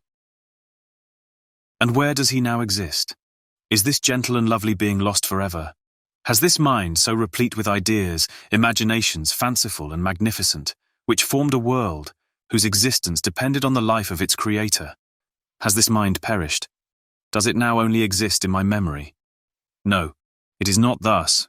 Your form so divinely wrought and beaming with beauty has decayed, but your spirit still visits and consoles your unhappy friend. Pardon this gush of sorrow. These ineffectual words are but a slight tribute to the unexampled worth of Henry, but they soothe my heart, overflowing with the anguish which his remembrance creates. I will proceed with my tale. Beyond Cologne, we descended to the plains of Holland, and we resolved to post the remainder of our way, for the wind was contrary, and the stream of the river was too gentle to aid us. Our journey here lost the interest arising from beautiful scenery, but we arrived in a few days at Rotterdam, whence we proceeded by sea to England. It was on a clear morning, in the latter days of December, that I first saw the white cliffs of Britain. The banks of the Thames presented a new scene. They were flat but fertile, and almost every town was marked by the remembrance of some story. We saw Tilbury Fort, and remembered the Spanish Armada, Gravesend, Woolwich, and Greenwich, places which I had heard of even in my country. At length we saw the numerous steeples of London, St. Paul's towering above all, and the tower famed in English history. Chapter 19. London was our present point of rest. We determined to remain several months in this wonderful and celebrated city. Clerval desired the intercourse of the men of genius and talent who flourished at this time, but this was with me a secondary object. I was principally occupied with the means of obtaining the information necessary for the completion of my promise, and quickly availed myself of the letters of introduction that I had brought with me, addressed to the most distinguished natural philosophers. If this journey had taken place during my days of study and happiness, it would have afforded me inexpressible pleasure. But a blight had come over my existence, and I only visited these people for the sake of the information they might give me on the subject in which my interest was so terribly profound. Company was irksome to me. When alone, I could fill my mind with the sights of heaven and earth. The voice of Henry soothed me, and I could thus cheat myself into a transitory peace. But busy, uninteresting, joyous faces brought back despair to my heart. I saw an insurmountable barrier placed between me and my fellow men. This barrier was sealed with the blood of William and Justine, and to reflect on the events connected with those names filled my soul with anguish. But in Clerval, I saw the image of my former self. He was inquisitive and anxious to gain experience and instruction. The difference of manners which he observed was to him an inexhaustible source of instruction and amusement. He was also pursuing an object he had long had in view. His design was to visit India, in the belief that he had in his knowledge of its various languages, and in the views he had taken of its society, the means of materially assisting the progress of European colonization and trade. In Britain only could he further the execution of his plan. He was forever busy, and the only check to his enjoyments was my sorrowful and dejected mind. I tried to conceal this as much as possible, that I might not debar him from the pleasures natural to one who was entering on a new scene of life, undisturbed by any care or bitter recollection. I often refused to accompany him, alleging another engagement, that I might remain alone. I now also began to collect the materials necessary for my new creation, and this was to me like the torture of single drops of water continually falling on the head. Every thought that was devoted to it was an extreme anguish, and every word that I spoke in allusion to it caused my lips to quiver and my heart to palpitate. After passing some months in London, we received a letter from a person in Scotland who had formerly been our visitor at Geneva. He mentioned the beauties of his native country, and asked us if those were not sufficient allurements to induce us to prolong our journey as far north as Perth, where he resided. Clerval eagerly desired to accept this invitation, and I, although I abhorred society, wished to view again mountains and streams and all the wondrous works with which nature adorns her chosen dwelling places. We had arrived in England at the beginning of October, and it was now February. We accordingly determined to commence our journey towards the north at the expiration of another month. In this expedition, we did not intend to follow the great road to Edinburgh, but to visit Windsor, Oxford, Matlock, and the Cumberland Lakes, resolving to arrive at the completion of this tour about the end of July. I packed up my chemical instruments and the materials I had collected, resolving to finish my labours in some obscure nook in the northern highlands of Scotland. We quitted London on the 27th of March and remained a few days at Windsor, rambling in its beautiful forest. This was a new scene to us mountaineers. The majestic oaks, the quantity of game, and the herds of stately deer were all novelties to us. From thence we proceeded to Oxford. As we entered this city, our minds were filled with the remembrance of the events that had been transacted there more than a century and a half before. It was here that Charles I had collected his forces. This city had remained faithful to him, after the whole nation had forsaken his cause to join the standard of Parliament and liberty. The memory of that unfortunate king, and his companions, the amiable Falkland, the insolent Goring, his queen and son, gave a peculiar interest to every part of the city, which they might be supposed to have inhabited. The spirit of elder days found a dwelling here, and we delighted to trace its footsteps. If these feelings had not found an imaginary gratification, the appearance of the city had yet in itself sufficient beauty to obtain our admiration. The colleges are ancient and picturesque, the streets are almost magnificent, and the lovely Isis, which flows beside it through meadows of exquisite verdure, is spread forth into a placid expanse of waters, which reflects its majestic assemblage of towers and spires and domes, embosomed among aged trees. I enjoyed this scene, and yet my enjoyment was embittered both by the memory of the past and the anticipation of the future. I was formed for peaceful happiness.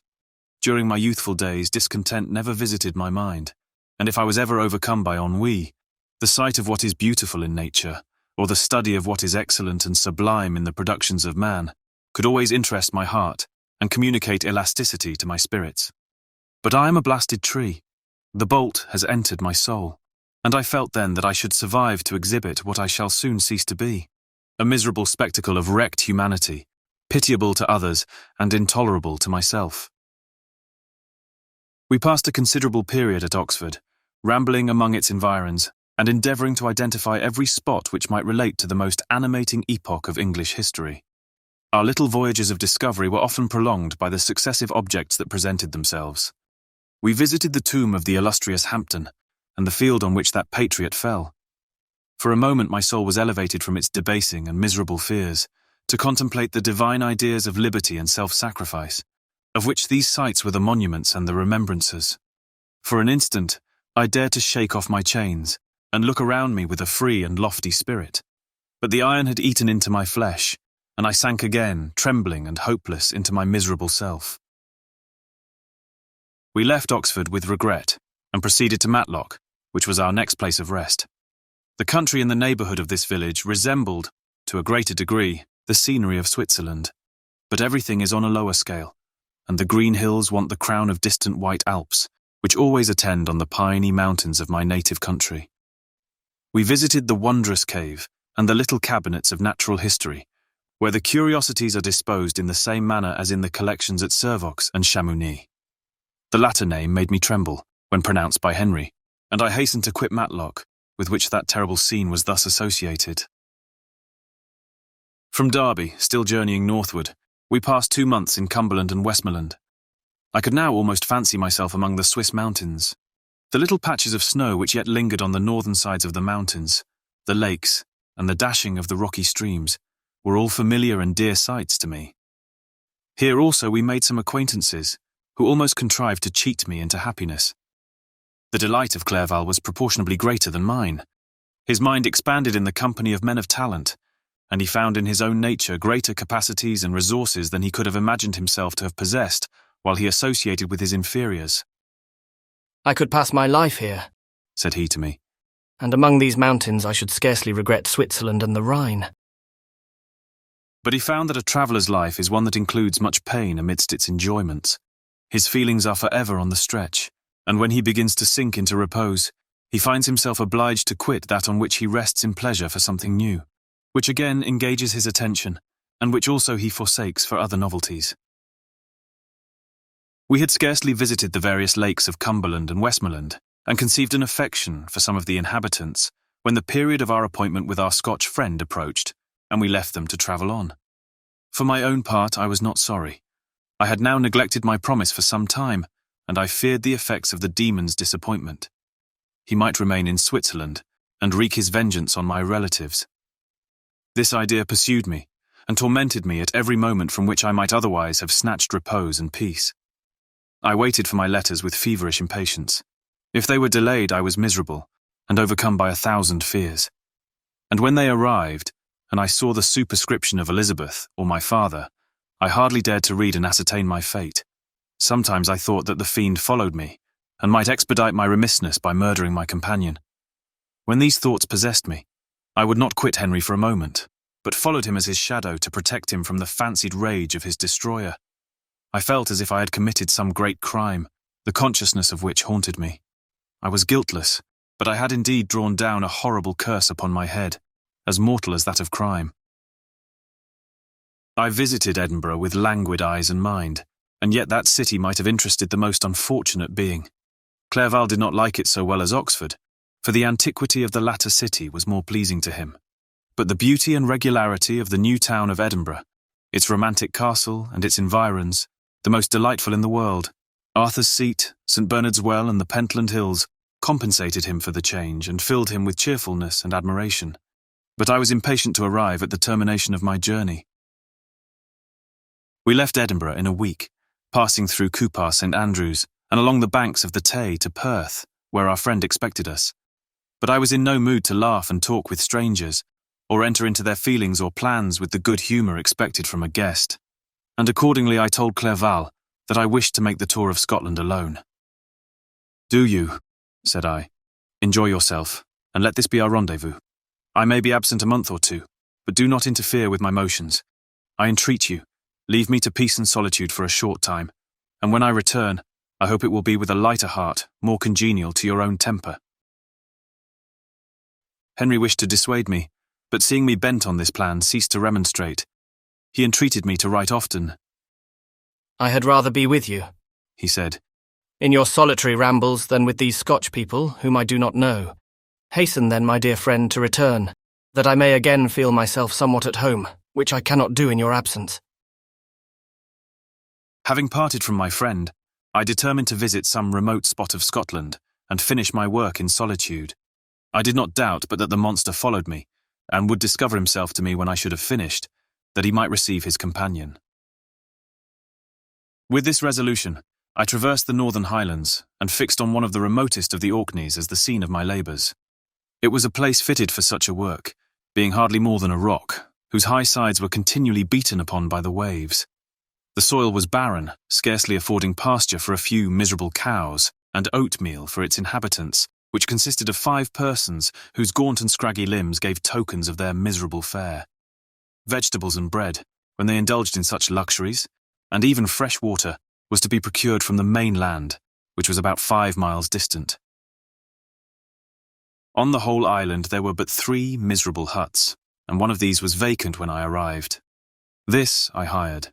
It contained but 2 rooms, and these exhibited all the squalidness of the most miserable penury. The thatch had fallen in, the walls were unplastered, and the door was off its hinges. I ordered it to be repaired, bought some furniture, and took possession.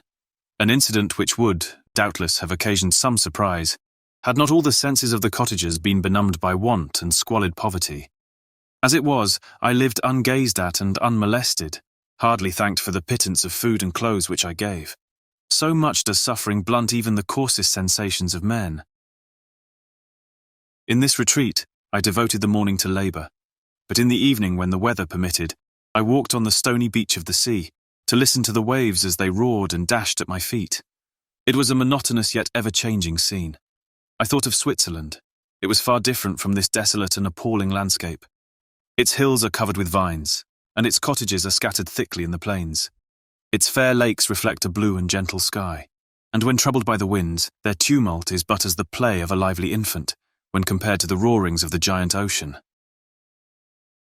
In this manner, I distributed my occupations when I first arrived, but as I proceeded in my labour, it became every day more horrible and irksome to me. Sometimes I could not prevail on myself to enter my laboratory for several days, and at other times I toiled day and night in order to complete my work. It was indeed a filthy process in which I was engaged. During my first experiment, a kind of enthusiastic frenzy had blinded me to the horror of my employment. My mind was intently fixed on the consummation of my labour, and my eyes were shut to the horror of my proceedings. But now I went to it in cold blood, and my heart often sickened at the work of my hands. Thus situated, employed in the most detestable occupation, immersed in a solitude where nothing could for an instant call my attention from the actual scene in which I was engaged, my spirits became unequal. I grew restless and nervous. Every moment I feared to meet my persecutor. Sometimes I sat with my eyes fixed on the ground, fearing to raise them, lest they should encounter the object which I so much dreaded to behold. I feared to wander from the sight of my fellow creatures, lest when alone he should come to claim his companion. In the meantime, I worked on, and my labour was already considerably advanced. I looked towards its completion with a tremulous and eager hope, which I dared not trust myself to question, but which was intermixed with obscure forebodings of evil that made my heart sicken in my bosom. Chapter 20. I sat one evening in my laboratory. The sun had set, and the moon was just rising from the sea. I had not sufficient light for my employment, and I remained idle in a pause of consideration of whether I should leave my labour for the night, or hasten its conclusion by an unremitting attention to it.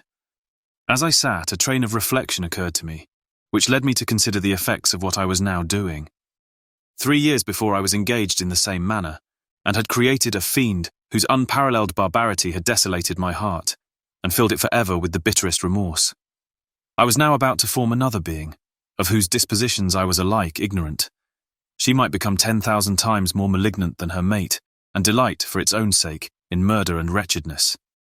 He had sworn to quit the neighbourhood of man, and hide himself in deserts, but she had not. And she, who in all probability was to become a thinking and reasoning animal, might refuse to comply with a compact made before her creation. They might even hate each other.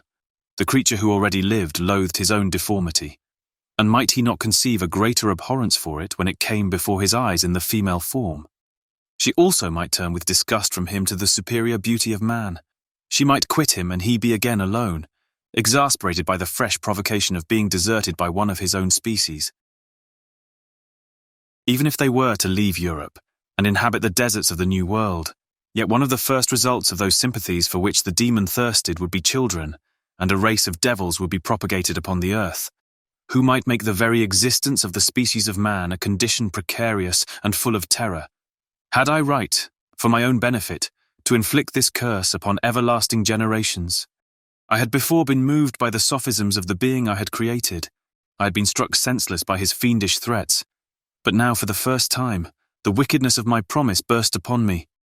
I shuddered to think that future ages might curse me as their pest, whose selfishness had not hesitated to buy its own peace at the price, perhaps, of the existence of the whole human race.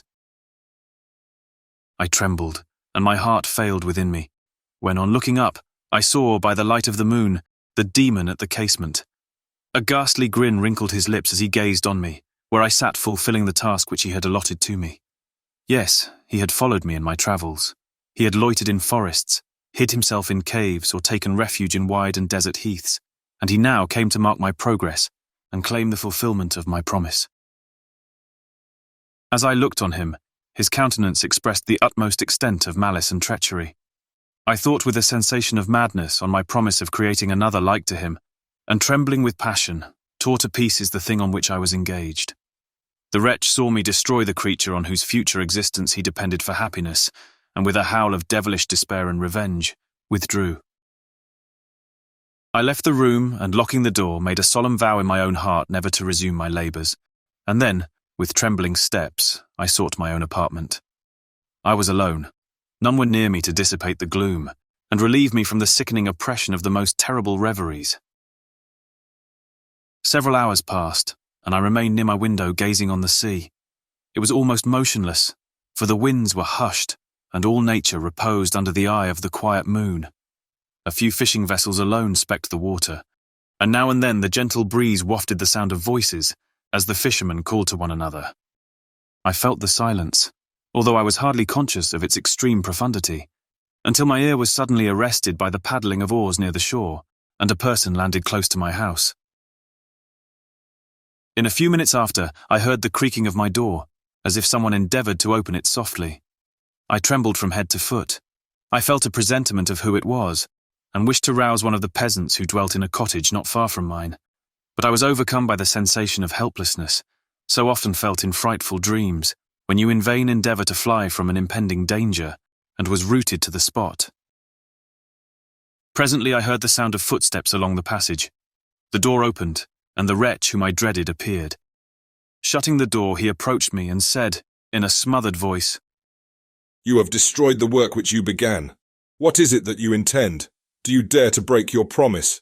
I have endured toil and misery. I left Switzerland with you.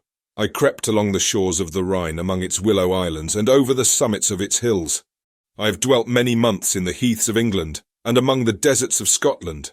I have endured incalculable fatigue and cold and hunger. Do you dare destroy my hopes?" "Begone!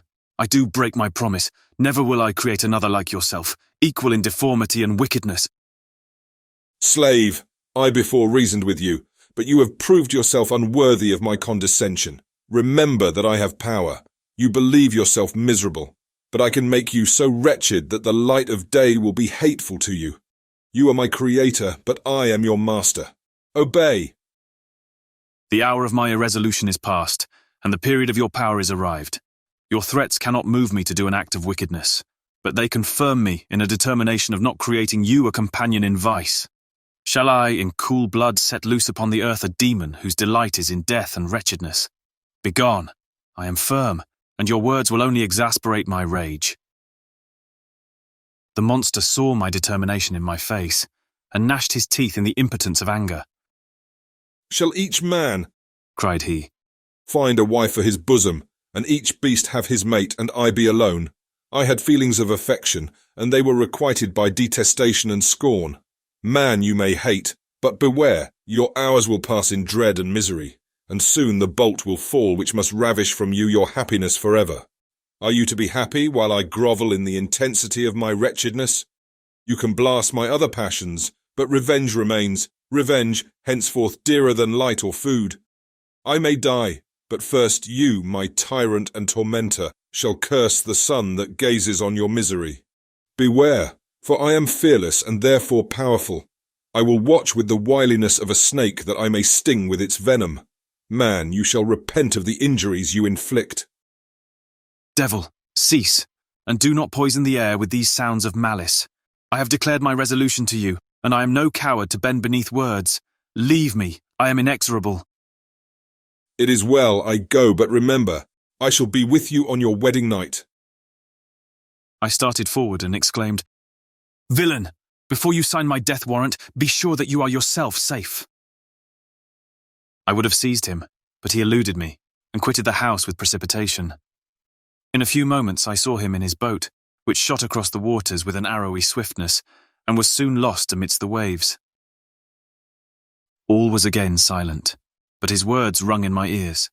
I burned with rage to pursue the murderer of my peace and precipitate him into the ocean.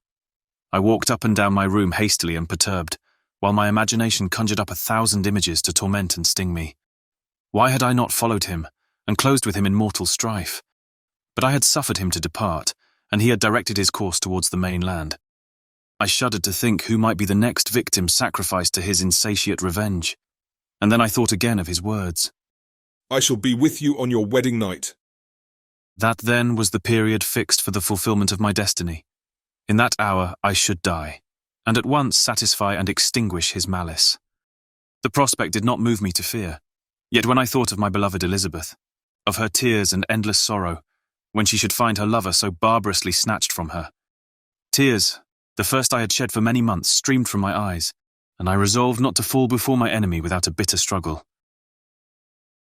The night passed away, and the sun rose from the ocean. My feelings became calmer, if it may be called calmness when the violence of rage sinks into the depths of despair. I left the house, the horrid scene of the last night's contention, and walked on the beach of the sea, which I almost regarded as an insuperable barrier between me and my fellow creatures. Nay, a wish that such should prove the fact stole across me. I desired that I might pass my life on that barren rock, wearily, it is true, but uninterrupted by any sudden shock of misery.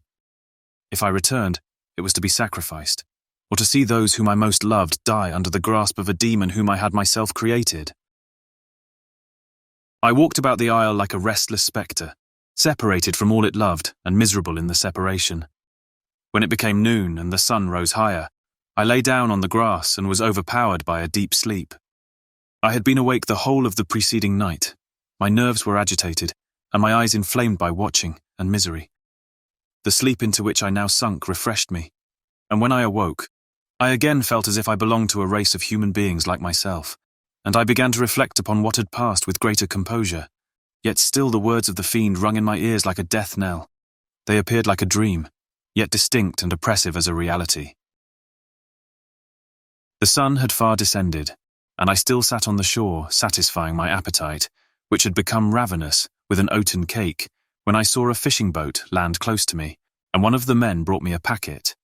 It contained letters from Geneva, and one from Clerval, entreating me to join him. He said that he was wearing away his time fruitlessly where he was, that letters from the friends he had formed in London desired his return to complete the negotiation they had entered into for his Indian enterprise. He could not any longer delay his departure, but as his journey to London might be followed, even sooner than he now conjectured, by his longer voyage, he entreated me to bestow as much of my society on him as I could spare. He besought me, therefore, to leave my solitary isle and to meet him at Perth, that we might proceed southwards together. This letter in a degree recalled me to life, and I determined to quit my island at the expiration of 2 days. Yet before I departed, there was a task to perform, on which I shuddered to reflect. I must pack up my chemical instruments, and for that purpose, I must enter the room which had been the scene of my odious work, and I must handle those utensils, the sight of which was sickening to me. The next morning, at daybreak, I summoned sufficient courage and unlocked the door of my laboratory. The remains of the half-finished creature, whom I had destroyed, lay scattered on the floor, and I almost felt as if I had mangled the living flesh of a human being. I paused to collect myself, and then entered the chamber. With trembling hand I conveyed the instruments out of the room, but I reflected that I ought not to leave the relics of my work to excite the horror and suspicion of the peasants, and I accordingly put them into a basket, with a great quantity of stones, and laying them up, determined to throw them into the sea that very night. And in the meantime, I sat upon the beach, employed in cleaning and arranging my chemical apparatus.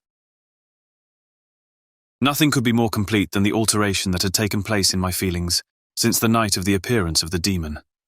I had before regarded my promise with a gloomy despair, as a thing that, with whatever consequences, must be fulfilled, but I now felt as if a film had been taken from before my eyes, and that I, for the first time, saw clearly. The idea of renewing my labours did not for one instant occur to me. The threat I had heard weighed on my thoughts, but I did not reflect that a voluntary act of mine could avert it. I had resolved in my own mind that to create another like the fiend I had first made would be an act of the basest and most atrocious selfishness, and I banished from my mind every thought that could lead to a different conclusion. Between 2 and 3 in the morning the moon rose, and I then, putting my basket aboard a little skiff, sailed out about 4 miles from the shore. The scene was perfectly solitary. A few boats were returning towards land, but I sailed away from them. I felt as if I was about the commission of a dreadful crime, and avoided with shuddering anxiety any encounter with my fellow creatures. At one time, the moon, which had before been clear, was suddenly overspread by a thick cloud, and I took advantage of the moment of darkness and cast my basket into the sea. I listened to the gurgling sound as it sunk, and then sailed away from the spot. The sky became clouded, but the air was pure, although chilled by the northeast breeze that was then rising. But it refreshed me, and filled me with such agreeable sensations that I resolved to prolong my stay on the water, and fixing the rudder in a direct position, stretched myself at the bottom of the boat. Clouds hid the moon. Everything was obscure, and I heard only the sound of the boat as its keel cut through the waves. The murmur lulled me, and in a short time I slept soundly. I do not know how long I remained in this situation, but when I awoke I found that the sun had already mounted considerably. The wind was high, and the waves continually threatened the safety of my little skiff. I found that the wind was northeast, and must have driven me far from the coast from which I had embarked. I endeavoured to change my course, but quickly found that, if I again made the attempt, the boat would be instantly filled with water.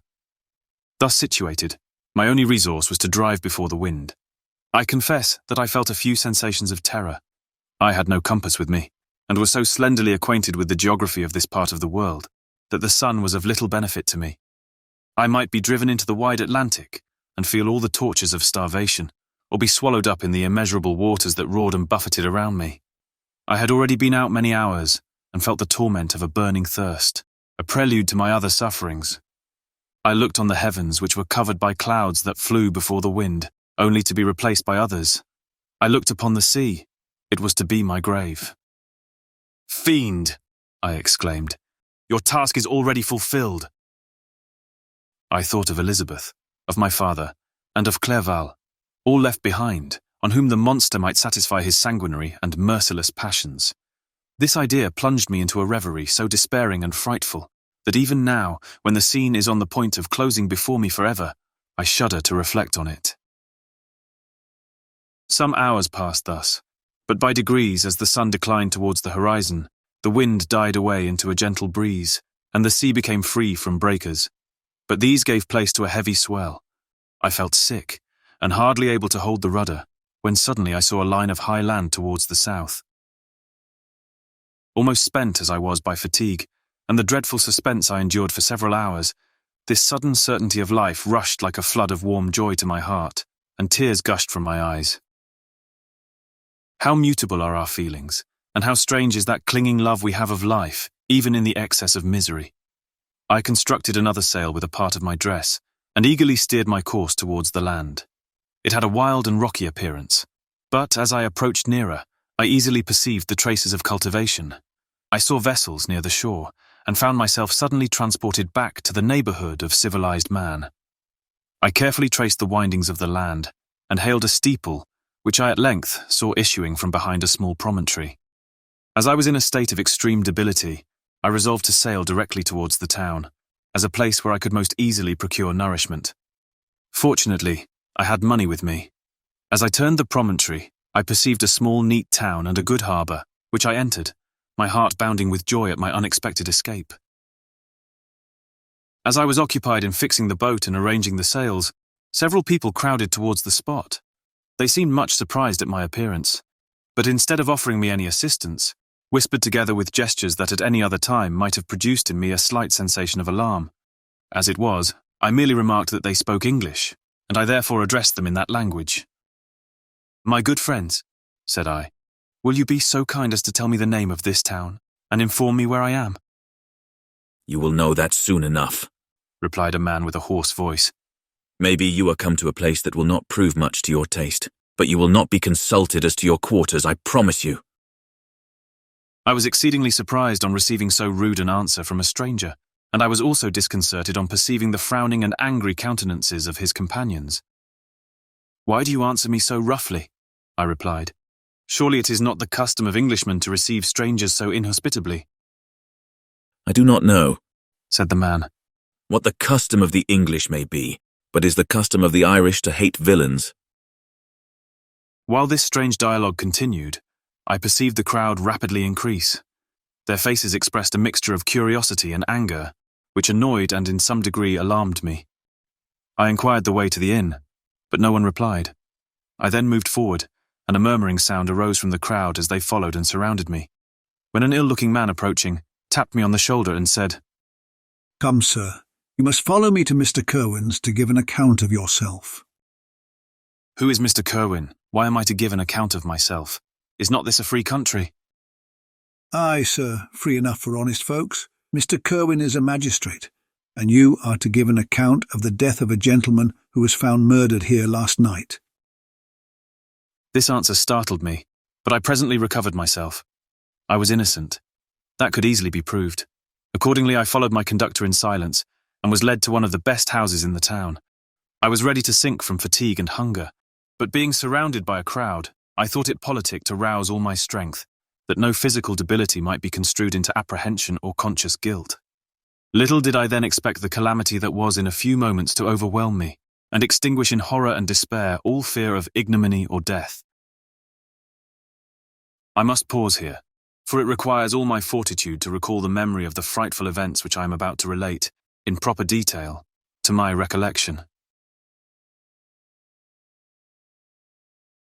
Chapter 21. I was soon introduced into the presence of the magistrate, an old benevolent man, with calm and mild manners.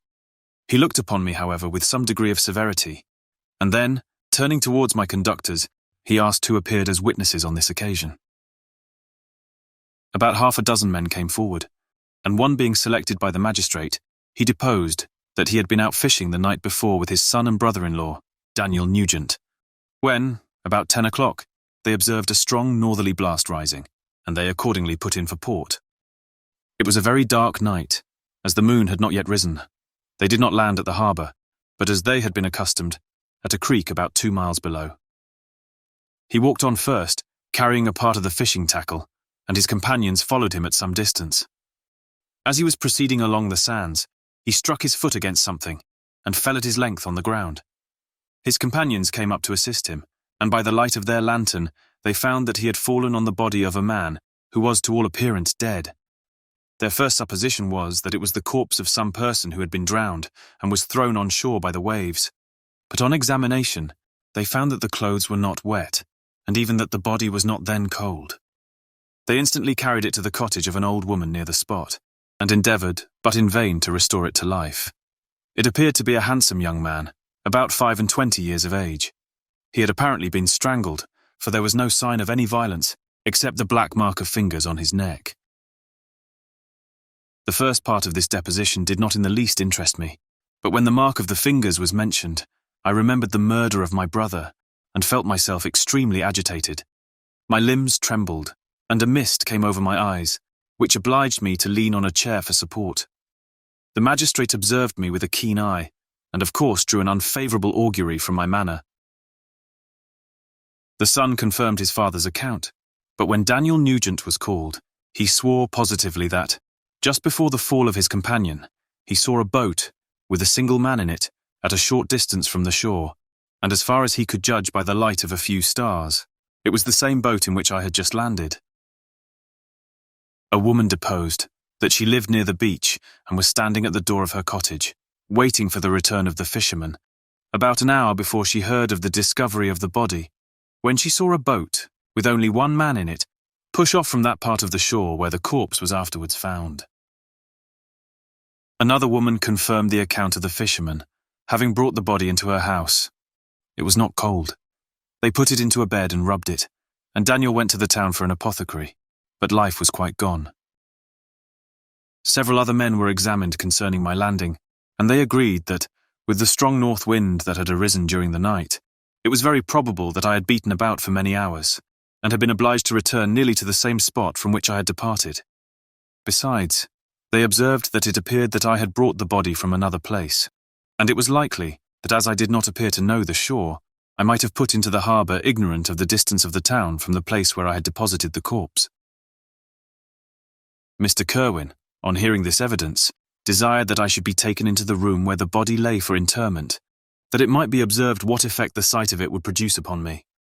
This idea was probably suggested by the extreme agitation I had exhibited when the mode of the murder had been described. I was accordingly conducted by the magistrate and several other persons to the inn. I could not help being struck by the strange coincidences that had taken place during this eventful night. But knowing that I had been conversing with several persons in the island I had inhabited, about the time that the body had been found, I was perfectly tranquil as to the consequences of the affair. I entered the room where the corpse lay, and was led up to the coffin. How can I describe my sensations on beholding it? I feel yet parched with horror, nor can I reflect on that terrible moment without shuddering and agony. The examination, the presence of the magistrate and witnesses, passed like a dream from my memory, when I saw the lifeless form of Henry Clerval stretched before me. I gasped for breath, and throwing myself on the body, I exclaimed, "Have my murderous machinations deprived you also, my dearest Henry, of life? 2 I have already destroyed. Other victims await their destiny. But you, Clerval, my friend, my benefactor!" The human frame could no longer support the agonies that I endured, and I was carried out of the room in strong convulsions. A fever succeeded to this. I lay for 2 months on the point of death. My ravings, as I afterwards heard, were frightful. I called myself the murderer of William, of Justine, and of Clerval. Sometimes I entreated my attendants to assist me in the destruction of the fiend by whom I was tormented, and at others, I felt the fingers of the monster already grasping my neck, and screamed aloud with agony and terror. Fortunately, as I spoke my native language, Mr. Kerwin alone understood me, but my gestures and bitter cries were sufficient to affright the other witnesses. Why did I not die? More miserable than man ever was before, why did I not sink into forgetfulness and rest? Death snatches away many blooming children, the only hopes of their doting parents. How many brides and youthful lovers have been one day in the bloom of health and hope, and the next a prey for worms and the decay of the tomb? Of what materials was I made, that I could thus resist so many shocks which, like the turning of the wheel, continually renewed the torture? But I was doomed to live, and in 2 months found myself as awaking from a dream, in a prison, stretched on a wretched bed, surrounded by jailers, turnkeys, bolts, and all the miserable apparatus of a dungeon. It was morning, I remember, when I thus awoke to understanding. I had forgotten the particulars of what had happened, and only felt as if some great misfortune had suddenly overwhelmed me. But when I looked around, and saw the barred windows, and the squalidness of the room in which I was, all flashed across my memory, and I groaned bitterly. This sound disturbed an old woman who was sleeping in a chair beside me. She was a hired nurse, the wife of one of the turnkeys, and her countenance expressed all those bad qualities which often characterize that class. The lines of her face were hard and rude, like that of persons accustomed to see without sympathizing in sights of misery. Her tone expressed her entire indifference.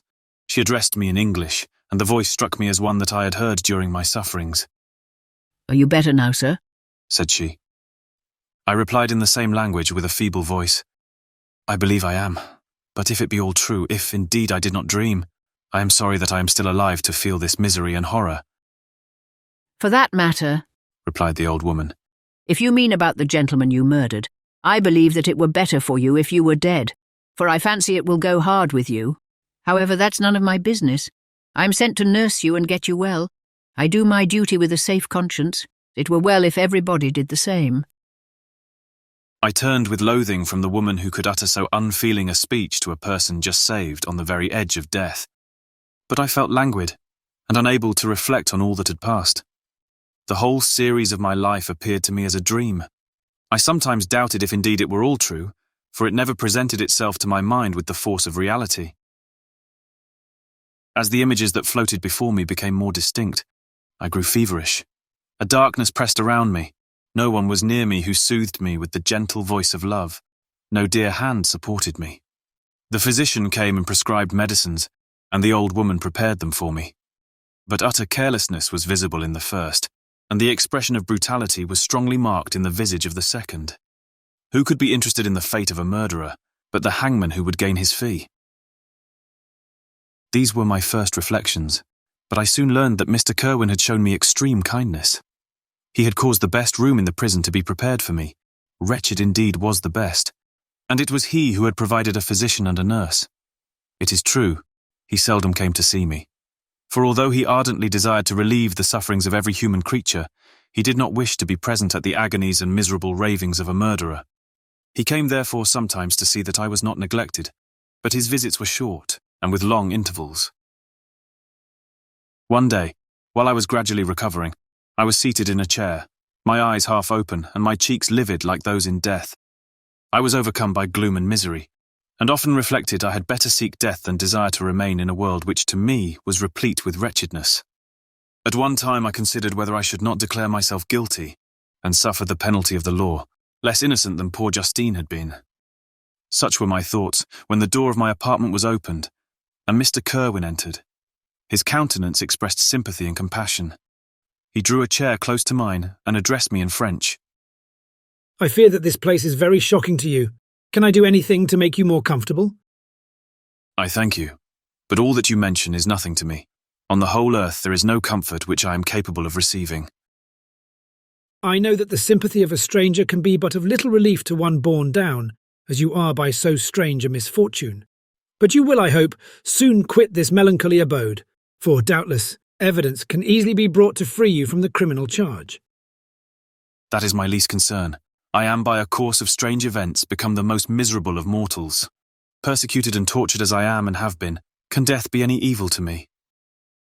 Nothing indeed could be more unfortunate and agonizing than the strange chances that have lately occurred. You were thrown by some surprising accident on this shore, renowned for its hospitality, seized immediately and charged with murder. The first sight that was presented to your eyes was the body of your friend, murdered in so unaccountable a manner, and placed as it were by some fiend across your path. As Mr. Kerwin said this, notwithstanding the agitation I endured on this retrospect of my sufferings, I also felt considerable surprise at the knowledge he seemed to possess concerning me. I suppose some astonishment was exhibited in my countenance, for Mr. Kerwin hastened to say, Immediately upon your being taken ill, all the papers that were on your person were brought me, and I examined them that I might discover some trace by which I could send to your relations an account of your misfortune and illness. I found several letters, and among others, one which I discovered from its commencement to be from your father. I instantly wrote to Geneva. Nearly 2 months have elapsed since the departure of my letter. But you are ill. Even now you tremble. You are unfit for agitation of any kind. This suspense is 1,000 times worse than the most horrible event. Tell me what new scene of death has been acted, and whose murder I am now to lament. Your family is perfectly well, said Mr. Kerwin with gentleness. And someone, a friend, is come to visit you.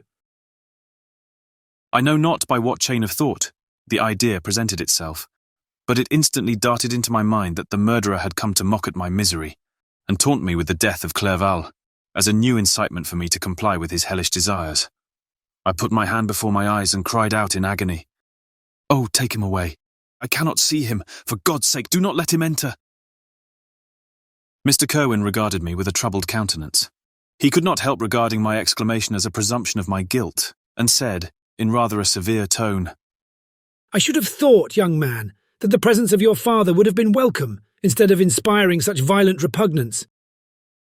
My father, cried I, while every feature and every muscle was relaxed from anguish to pleasure. Is my father indeed come? How kind, how very kind! But where is he? Why does he not hasten to me? My change of manner surprised and pleased the magistrate. Perhaps he thought that my former exclamation was a momentary return of delirium, and now he instantly resumed his former benevolence. He rose, and quitted the room with my nurse, and in a moment my father entered it. Nothing at this moment could have given me greater pleasure than the arrival of my father. I stretched out my hand to him, and cried, "Are you then safe, and Elizabeth, and Ernest?" My father calmed me with assurances of their welfare, and endeavoured by dwelling on these subjects so interesting to my heart to raise my desponding spirits. but he soon felt that a prison cannot be the abode of cheerfulness. "What a place is this that you inhabit, my son?" said he, looking mournfully at the barred windows and wretched appearance of the room. "You travelled to seek happiness, but a fatality seems to pursue you. And poor Clerval." The name of my unfortunate and murdered friend was an agitation too great to be endured in my weak state. I shed tears. "Alas, yes, my father," replied I. "Some destiny of the most horrible kind hangs over me, and I must live to fulfill it, or surely I should have died on the coffin of Henry." We were not allowed to converse for any length of time, for the precarious state of my health rendered every precaution necessary that could ensure tranquillity. Mr. Kerwin came in, and insisted that my strength should not be exhausted by too much exertion, but the appearance of my father was to me like that of my good angel, and I gradually recovered my health. As my sickness quitted me, I was absorbed by a gloomy and black melancholy that nothing could dissipate. The image of Clerval was forever before me, ghastly and murdered. More than once the agitation into which these reflections threw me made my friends dread a dangerous relapse. Alas, why did they preserve so miserable and detested a life? It was surely that I might fulfill my destiny, which is now drawing to a close. Soon, oh very soon, will death extinguish these throbbings, and relieve me from the mighty weight of anguish that bears me to the dust, and in executing the award of justice, I shall also sink to rest. Then the appearance of death was distant, although the wish was ever present to my thoughts, and I often sat for hours motionless and speechless, wishing for some mighty revolution that might bury me and my destroyer in its ruins.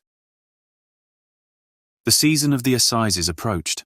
I had already been 3 months in prison, and although I was still weak, and in continual danger of a relapse, I was obliged to travel nearly 100 miles to the county town, where the court was held. Mr. Kerwin charged himself with every care of collecting witnesses and arranging my defence. I was spared the disgrace of appearing publicly as a criminal, as the case was not brought before the court that decides on life and death. The grand jury rejected the bill, on its being proved that I was on the Orkney Islands at the hour the body of my friend was found, and a fortnight after my removal, I was liberated from prison. My father was enraptured on finding me freed from the vexations of a criminal charge, that I was again allowed to breathe the fresh atmosphere, and permitted to return to my native country. I did not participate in these feelings, for to me the walls of a dungeon or a palace were alike hateful. The cup of life was poisoned forever, and although the sun shone upon me, I saw around me nothing but a dense and frightful darkness, penetrated by no light, but the glimmer of 2 eyes that glared upon me. Sometimes they were the expressive eyes of Henry, languishing in death, the dark orbs nearly covered by the lids, and the long black lashes that fringed them. Sometimes it was the watery, clouded eyes of the monster, as I first saw them in my chamber at Ingolstadt. My father tried to awaken in me the feelings of affection. He talked of Geneva, which I should soon visit, of Elizabeth and Ernest, but these words only drew deep groans from me.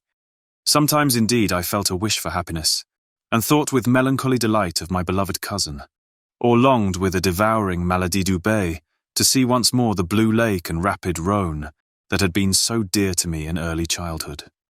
But my general state of feeling was a torpor, in which a prison was as welcome a residence as the divinest scene in nature, and these fits were seldom interrupted, but by paroxysms of anguish and despair. At these moments, I often endeavoured to put an end to the existence I loathed, and it required unceasing attendance and vigilance to restrain me from committing some dreadful act of violence. Yet one duty remained to me, the recollection of which finally triumphed over my selfish despair. It was necessary that I should return without delay to Geneva, there to watch over the lives of those I so fondly loved, and to lie in wait for the murderer, that if any chance led me to the place of his concealment, or if he dared again to blast me by his presence, I might, with unfailing aim, put an end to the existence of the monstrous image, which I had endued with the mockery of a soul still more monstrous. My father still desired to delay our departure, fearful that I could not sustain the fatigues of a journey, for I was a shattered wreck, the shadow of a human being. My strength was gone. I was a mere skeleton, and fever night and day preyed upon my wasted frame. Still, as I urged our leaving Ireland with such inquietude and impatience, my father thought it best to yield. We took our passage on board a vessel bound for Havre de Grace, and sailed with a fair wind from the Irish shores. It was midnight. I lay on the deck, looking at the stars, and listening to the dashing of the waves. I hailed the darkness that shut Ireland from my sight, and my pulse beat with a feverish joy when I reflected that I should soon see Geneva.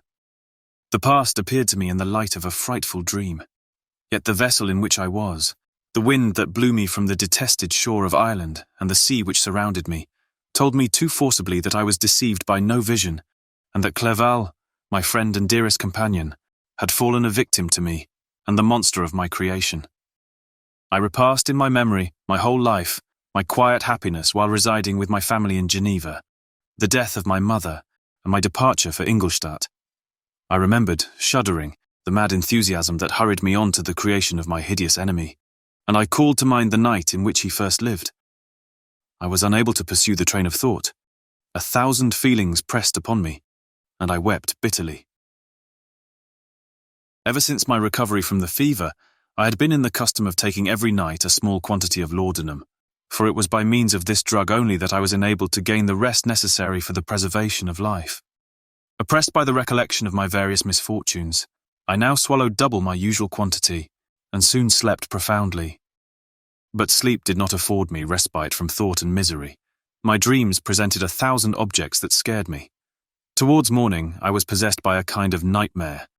I felt the fiend's grasp in my neck, and could not free myself from it. Groans and cries rung in my ears.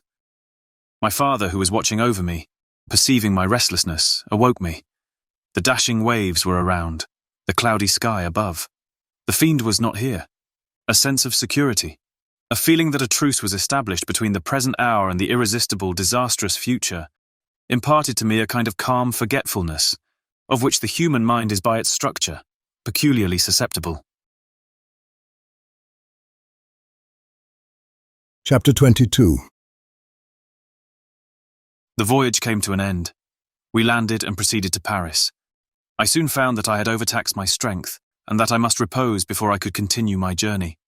My father's care and attentions were indefatigable, but he did not know the origin of my sufferings, and sought erroneous methods to remedy the incurable ill. He wished me to seek amusement in society. I abhorred the face of man. Oh, not abhorred. They were my brethren, my fellow beings, and I felt attracted even to the most repulsive among them, as to creatures of an angelic nature and celestial mechanism. But I felt that I had no right to share their intercourse. I had unchained an enemy among them, whose joy it was to shed their blood and to revel in their groans. How they would, each and all, abhor me and hunt me from the world, did they know my unhallowed acts and the crimes which had their source in me. My father yielded at length to my desire to avoid society, and strove by various arguments to banish my despair. Sometimes he thought that I felt deeply the degradation of being obliged to answer a charge of murder, and he endeavoured to prove to me the futility of pride. "Alas, my father," said I, "how little do you know me. Human beings, their feelings and passions would indeed be degraded if such a wretch as I felt pride. Justine, poor unhappy Justine, was as innocent as I, and she suffered the same charge. She died for it, and I am the cause of this. I murdered her. William, Justine, and Henry, they all died by my hands." My father had often, during my imprisonment, heard me make the same assertion. When I thus accused myself, he sometimes seemed to desire an explanation, and at others he appeared to consider it as the offspring of delirium, and that during my illness, some idea of this kind had presented itself to my imagination, the remembrance of which I preserved in my convalescence. I avoided explanation, and maintained a continual silence concerning the wretch I had created.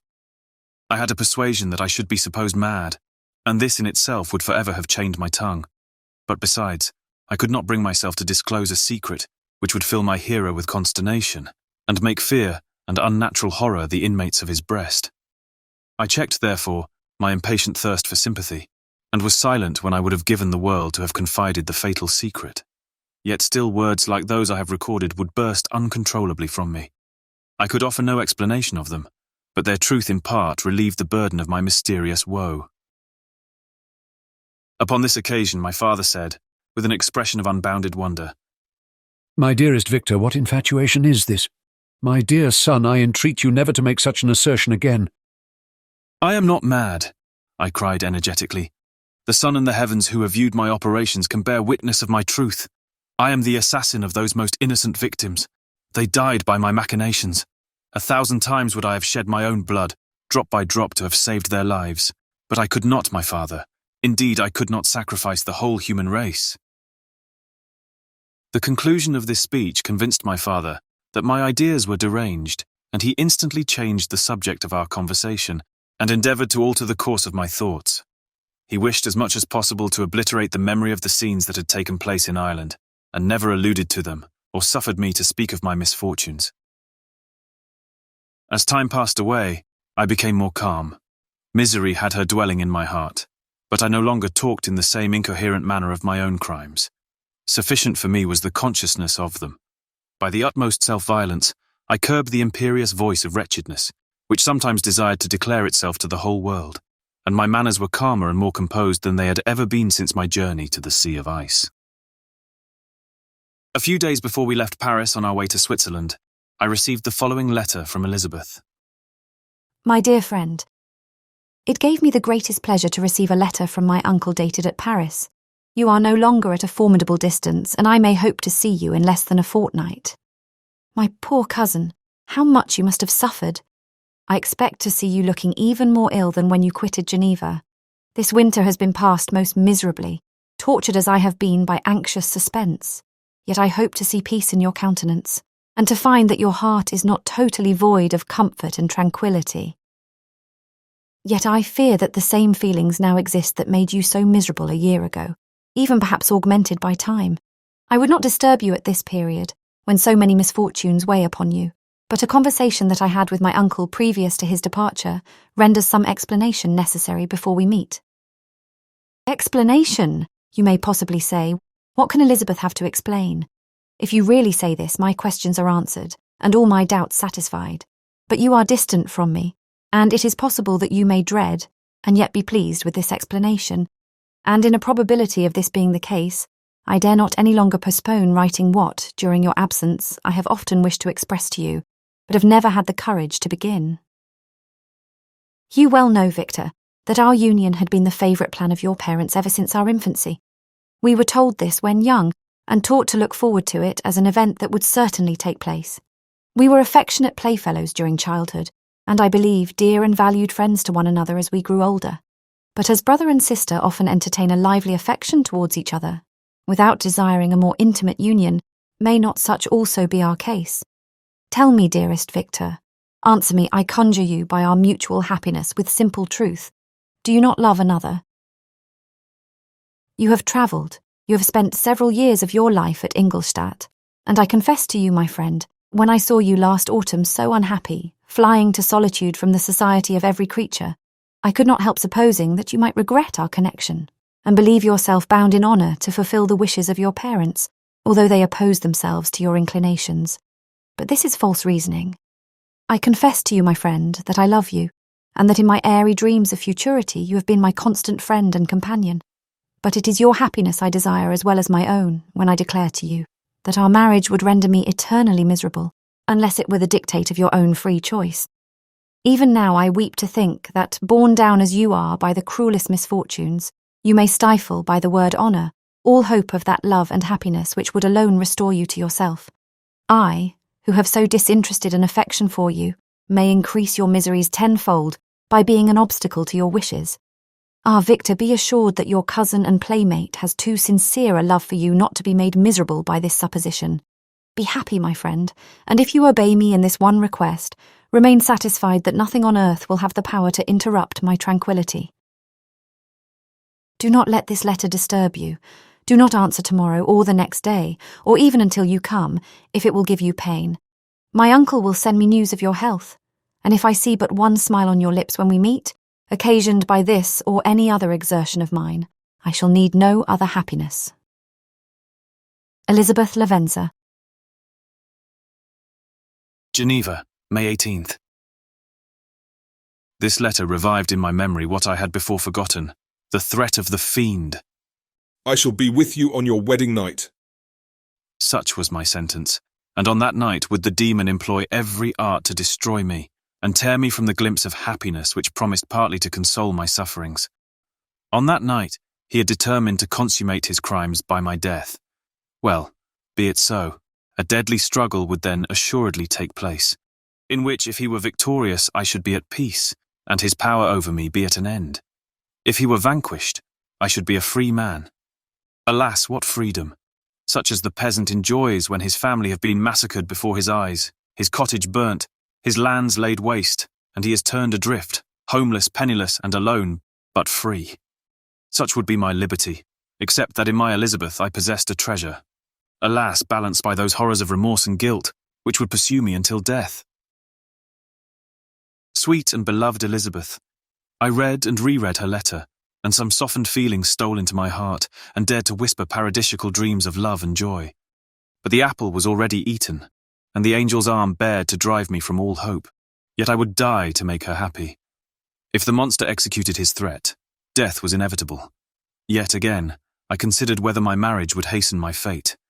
My destruction might indeed arrive a few months sooner, but if my torturer should suspect that I postponed it, influenced by his menaces, he would surely find other and perhaps more dreadful means of revenge.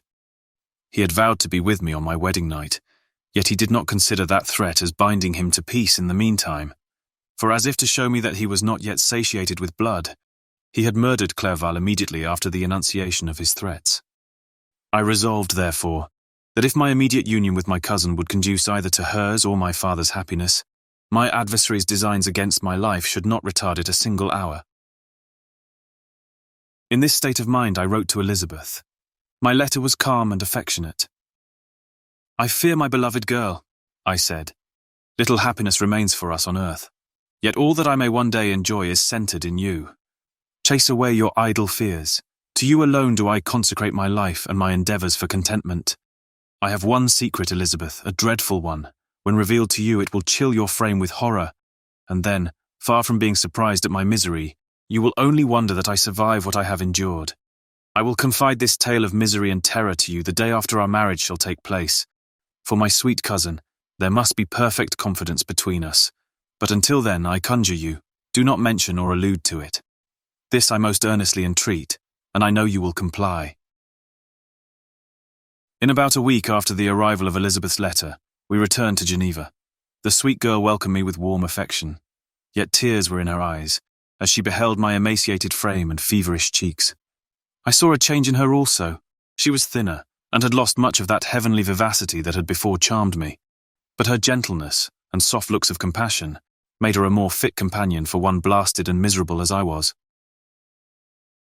The tranquillity which I now enjoyed did not endure. Memory brought madness with it, and when I thought of what had passed, a real insanity possessed me. Sometimes I was furious and burnt with rage, sometimes low and despondent. I neither spoke nor looked at anyone, but sat motionless, bewildered by the multitude of miseries that overcame me. Elizabeth alone had the power to draw me from these fits.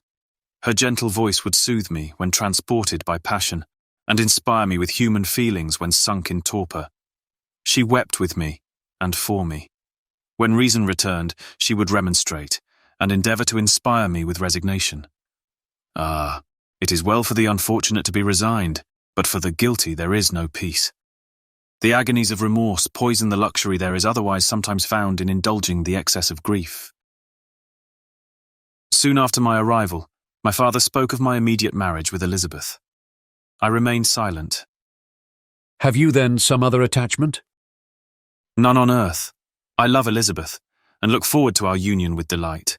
Let the day therefore be fixed, and on it I will consecrate myself in life or death to the happiness of my cousin." "My dear Victor, do not speak thus.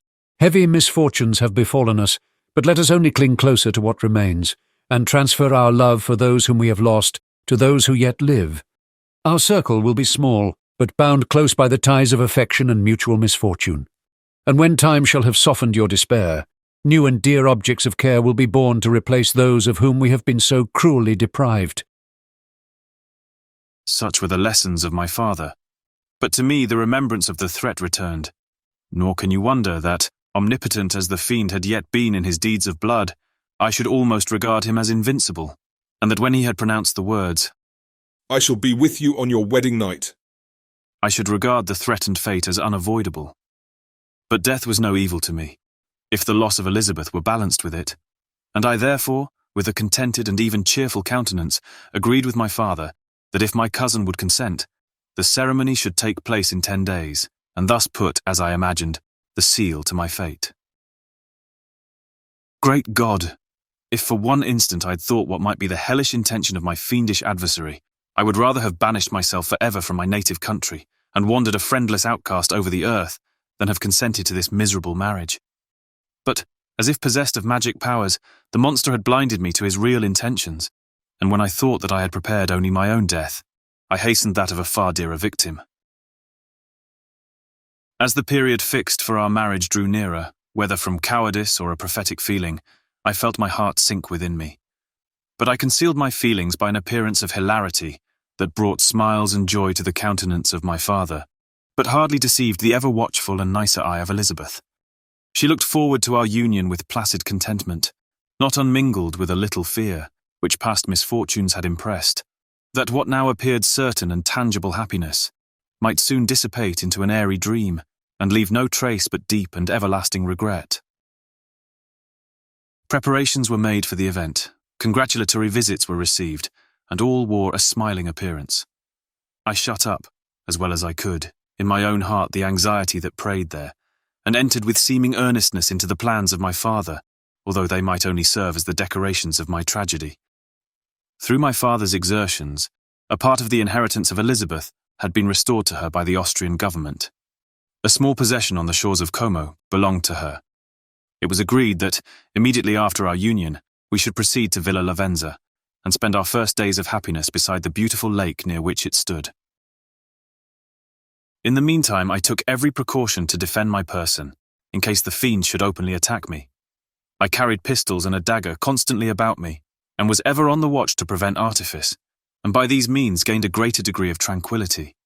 Indeed, as the period approached, the threat appeared more as a delusion, not to be regarded as worthy to disturb my peace, while the happiness I hoped for in my marriage wore a greater appearance of certainty, as the day fixed for its solemnization drew nearer, and I heard it continually spoken of, as an occurrence which no accident could possibly prevent. Elizabeth seemed happy. My tranquil demeanour contributed greatly to calm her mind, but on the day that was to fulfil my wishes and my destiny, she was melancholy, and a presentiment of evil pervaded her, and perhaps also she thought of the dreadful secret which I had promised to reveal to her on the following day. My father was in the meantime overjoyed, and in the bustle of preparation only recognized in the melancholy of his niece the diffidence of a bride. After the ceremony was performed, a large party assembled at my father's, but it was agreed that Elizabeth and I should commence our journey by water, sleeping that night at Evian, and continuing our voyage on the following day. The day was fair, the wind favourable, all smiled on our nuptial embarkation. Those were the last moments of my life during which I enjoyed the feeling of happiness. We passed rapidly along. The sun was hot, but we were sheltered from its rays by a kind of canopy, while we enjoyed the beauty of the scene, sometimes on one side of the lake, where we saw Mont Salève, the pleasant banks of Montalegre, and at a distance, surmounting all, the beautiful Mont Blanc and the assemblage of snowy mountains that in vain endeavour to emulate her. Sometimes coasting the opposite banks, we saw the mighty Jura opposing its dark side to the ambition that would quit its native country, and an almost insurmountable barrier to the invader who should wish to enslave it. I took the hand of Elizabeth. "You are sorrowful, my love. Ah, if you knew what I have suffered, and what I may yet endure, you would endeavour to let me taste the quiet and freedom from despair, that this one day at least permits me to enjoy." Be happy, my dear Victor, replied Elizabeth. There is, I hope, nothing to distress you, and be assured that if a lively joy is not painted in my face, my heart is contented. Something whispers to me not to depend too much on the prospect that is open before us, but I will not listen to such a sinister voice. Observe how fast we move along, and how the clouds, which sometimes obscure and sometimes rise above the dome of Mont Blanc, render this scene of beauty still more interesting. Look also at the innumerable fish that are swimming in the clear waters, where we can distinguish every pebble that lies at the bottom. What a divine day! How happy and serene all nature appears! Thus Elizabeth endeavoured to divert her thoughts and mind from all reflection upon melancholy subjects, but her temper was fluctuating. Joy for a few instants shone in her eyes, but it continually gave place to distraction and reverie. The sun sunk lower in the heavens. We passed the river Drance and observed its path through the chasms of the higher and the glens of the lower hills. The Alps here come closer to the lake, and we approached the amphitheatre of mountains which forms its eastern boundary. The spire of Evian shone under the woods that surrounded it, and the range of mountain above mountain by which it was overhung. The wind, which had hitherto carried us along with amazing rapidity, sunk at sunset to a light breeze. The soft air just ruffled the water, and caused a pleasant motion among the trees as we approached the shore, from which it wafted the most delightful scent of flowers and hay. The sun sunk beneath the horizon as we landed, and as I touched the shore, I felt those cares and fears revive, which soon were to clasp me, and cling to me forever. Chapter 23. It was 8 o'clock when we landed. We walked for a short time on the shore, enjoying the transitory light, and then retired to the inn and contemplated the lovely scene of waters, woods, and mountains, obscured in darkness, yet still displaying their black outlines. The wind, which had fallen in the south, now rose with great violence in the west. The moon had reached her summit in the heavens and was beginning to descend. The clouds swept across it swifter than the flight of the vulture, and dimmed her rays, while the lake reflected the scene of the busy heavens, rendered still busier by the restless waves that were beginning to rise. Suddenly, a heavy storm of rain descended. I had been calm during the day, but so soon as night obscured the shapes of objects, 1,000 fears arose in my mind. I was anxious and watchful, while my right hand grasped a pistol which was hidden in my bosom. Every sound terrified me, but I resolved that I would sell my life dearly, and not shrink from the conflict until my own life, or that of my adversary, was extinguished. Elizabeth observed my agitation for some time in timid and fearful silence, but there was something in my glance which communicated terror to her, and trembling she asked, "What is it that agitates you, my dear Victor? What is it you fear?" "Oh, peace, peace, my love," replied I. "This night and all will be safe, but this night is dreadful, very dreadful." I passed an hour in this state of mind, when suddenly I reflected how fearful the combat which I momentarily expected would be to my wife, and I earnestly entreated her to retire, resolving not to join her until I had obtained some knowledge as to the situation of my enemy. She left me, and I continued some time walking up and down the passages of the house, and inspecting every corner that might afford a retreat to my adversary. But I discovered no trace of him, and was beginning to conjecture that some fortunate chance had intervened to prevent the execution of his menaces, when suddenly I heard a shrill and dreadful scream. It came from the room into which Elizabeth had retired. As I heard it, the whole truth rushed into my mind. My arms dropped. The motion of every muscle and fibre was suspended. I could feel the blood trickling in my veins, and tingling in the extremities of my limbs. This state lasted but for an instant. The scream was repeated, and I rushed into the room. Great God, why did I not then expire? Why am I here to relate the destruction of the best hope and the purest creature of earth? She was there, lifeless and inanimate, thrown across the bed, her head hanging down, and her pale and distorted features half covered by her hair.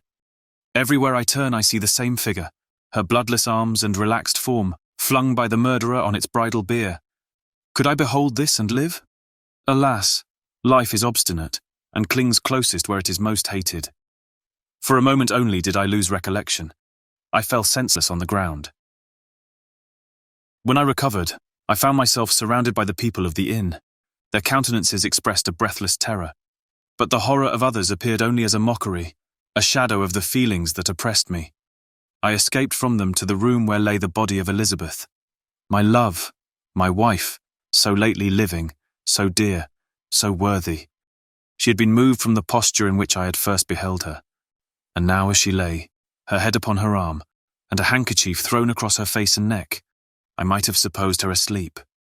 I rushed towards her and embraced her with ardour, but the deadly languor and coldness of the limbs told me that what I now held in my arms had ceased to be the Elizabeth whom I had loved and cherished. The murderous mark of the fiend's grasp was on her neck, and the breath had ceased to issue from her lips. While I still hung over her in the agony of despair, I happened to look up. The windows of the room had before been darkened, and I felt a kind of panic on seeing the pale yellow light of the moon illuminate the chamber. The shutters had been thrown back, and with a sensation of horror not to be described, I saw at the open window a figure the most hideous and abhorred. A grin was on the face of the monster. He seemed to jeer, as with his fiendish finger he pointed towards the corpse of my wife. I rushed towards the window, and drawing a pistol from my bosom, fired. But he eluded me, leaped from his station, and running with the swiftness of lightning, plunged into the lake. The report of the pistol brought a crowd into the room. I pointed to the spot where he had disappeared, and we followed the track with boats. Nets were cast, but in vain. After passing several hours, we returned hopeless, most of my companions believing it to have been a form conjured up by my fancy. After having landed, they proceeded to search the country, parties going in different directions among the wood and vines. I attempted to accompany them and proceeded a short distance from the house. But my head whirled round, my steps were like those of a drunken man. I fell at last in a state of utter exhaustion. A film covered my eyes, and my skin was parched with the heat of fever.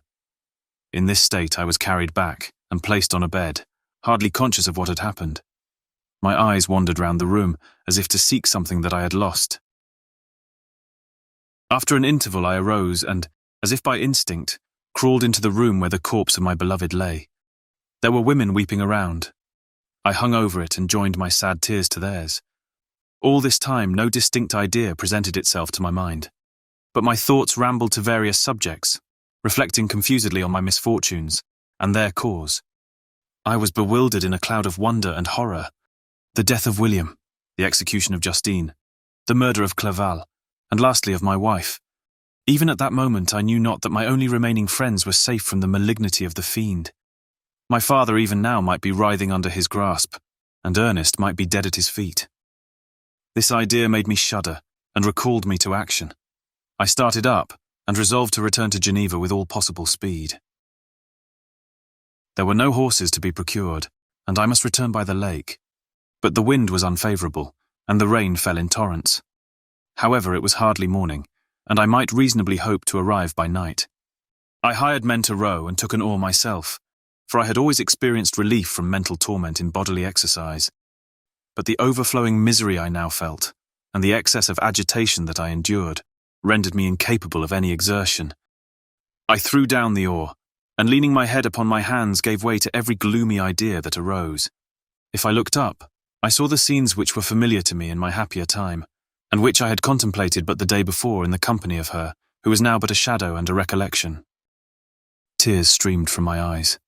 The rain had ceased for a moment, and I saw the fish play in the waters as they had done a few hours before. They had then been observed by Elizabeth. Nothing is so painful to the human mind as a great and sudden change. The sun might shine or the clouds might lower, but nothing could appear to me as it had done the day before. A fiend had snatched from me every hope of future happiness. No creature had ever been so miserable as I was.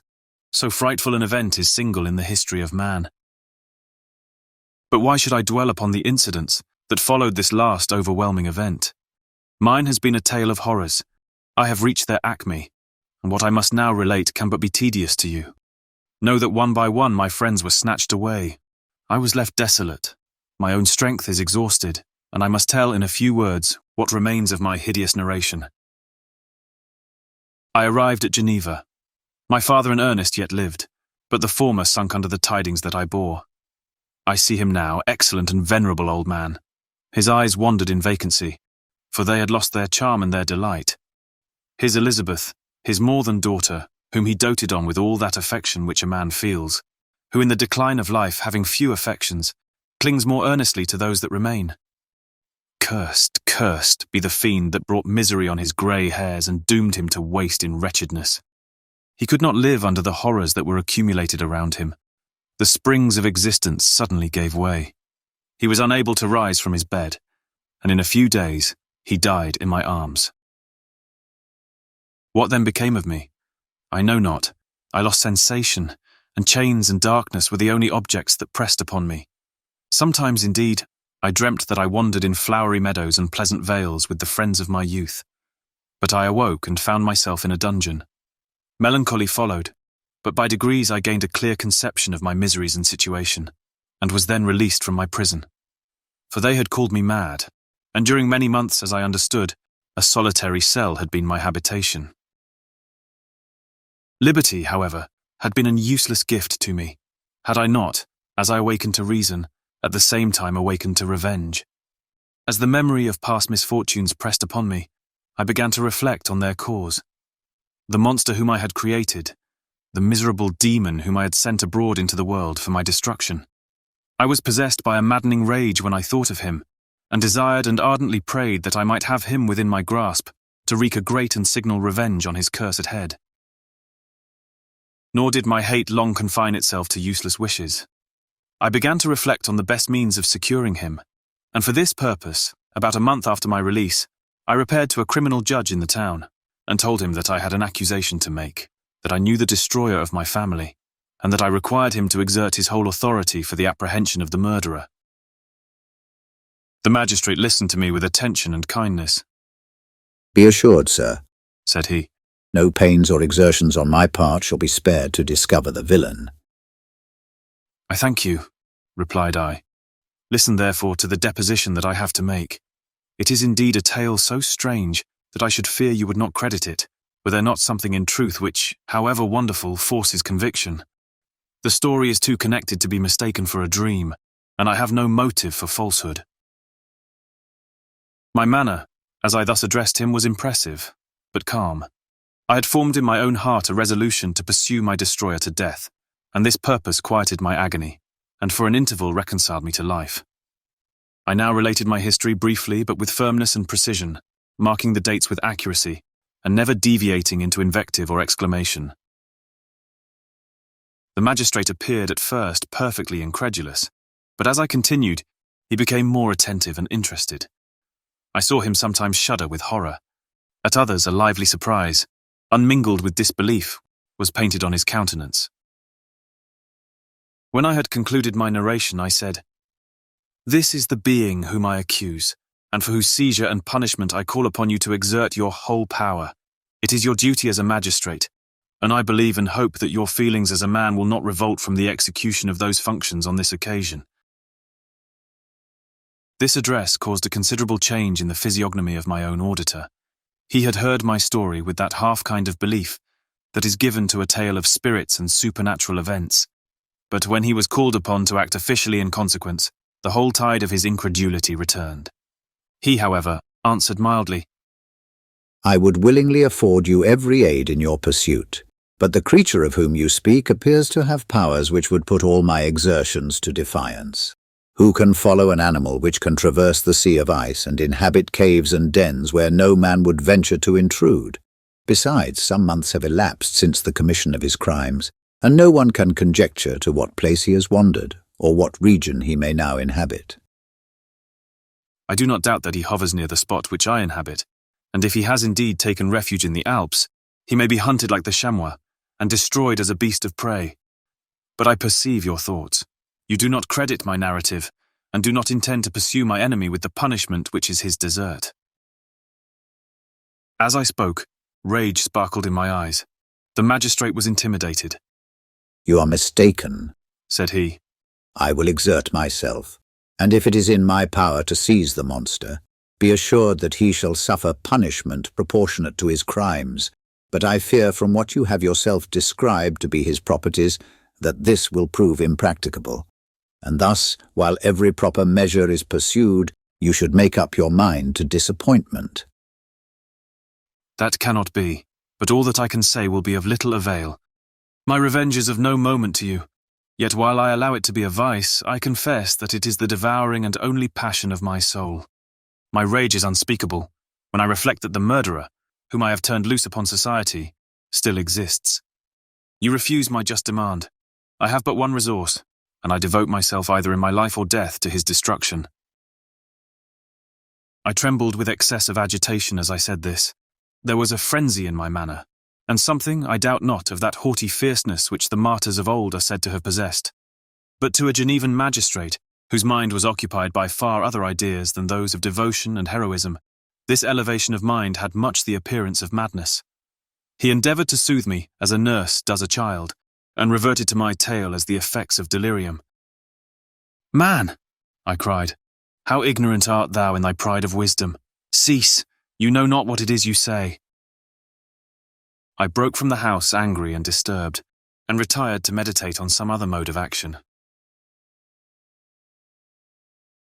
Chapter 24. My present situation was one in which all voluntary thought was swallowed up and lost. I was hurried away by fury. Revenge alone endowed me with strength and composure. It moulded my feelings and allowed me to be calculating and calm, at periods when otherwise delirium or death would have been my portion. My first resolution was to quit Geneva forever. My country, which, when I was happy and beloved, was dear to me, now, in my adversity, became hateful. I provided myself with a sum of money, together with a few jewels which had belonged to my mother, and departed. And now my wanderings began, which are to cease but with life. I have traversed a vast portion of the earth, and have endured all the hardships which travellers, in deserts and barbarous countries, are wont to meet. How I have lived I hardly know. Many times have I stretched my failing limbs upon the sandy plain, and prayed for death. But revenge kept me alive. I dared not die, and leave my adversary in being.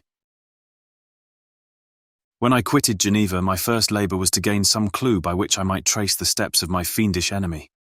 But my plan was unsettled, and I wandered many hours round the confines of the town, uncertain what path I should pursue.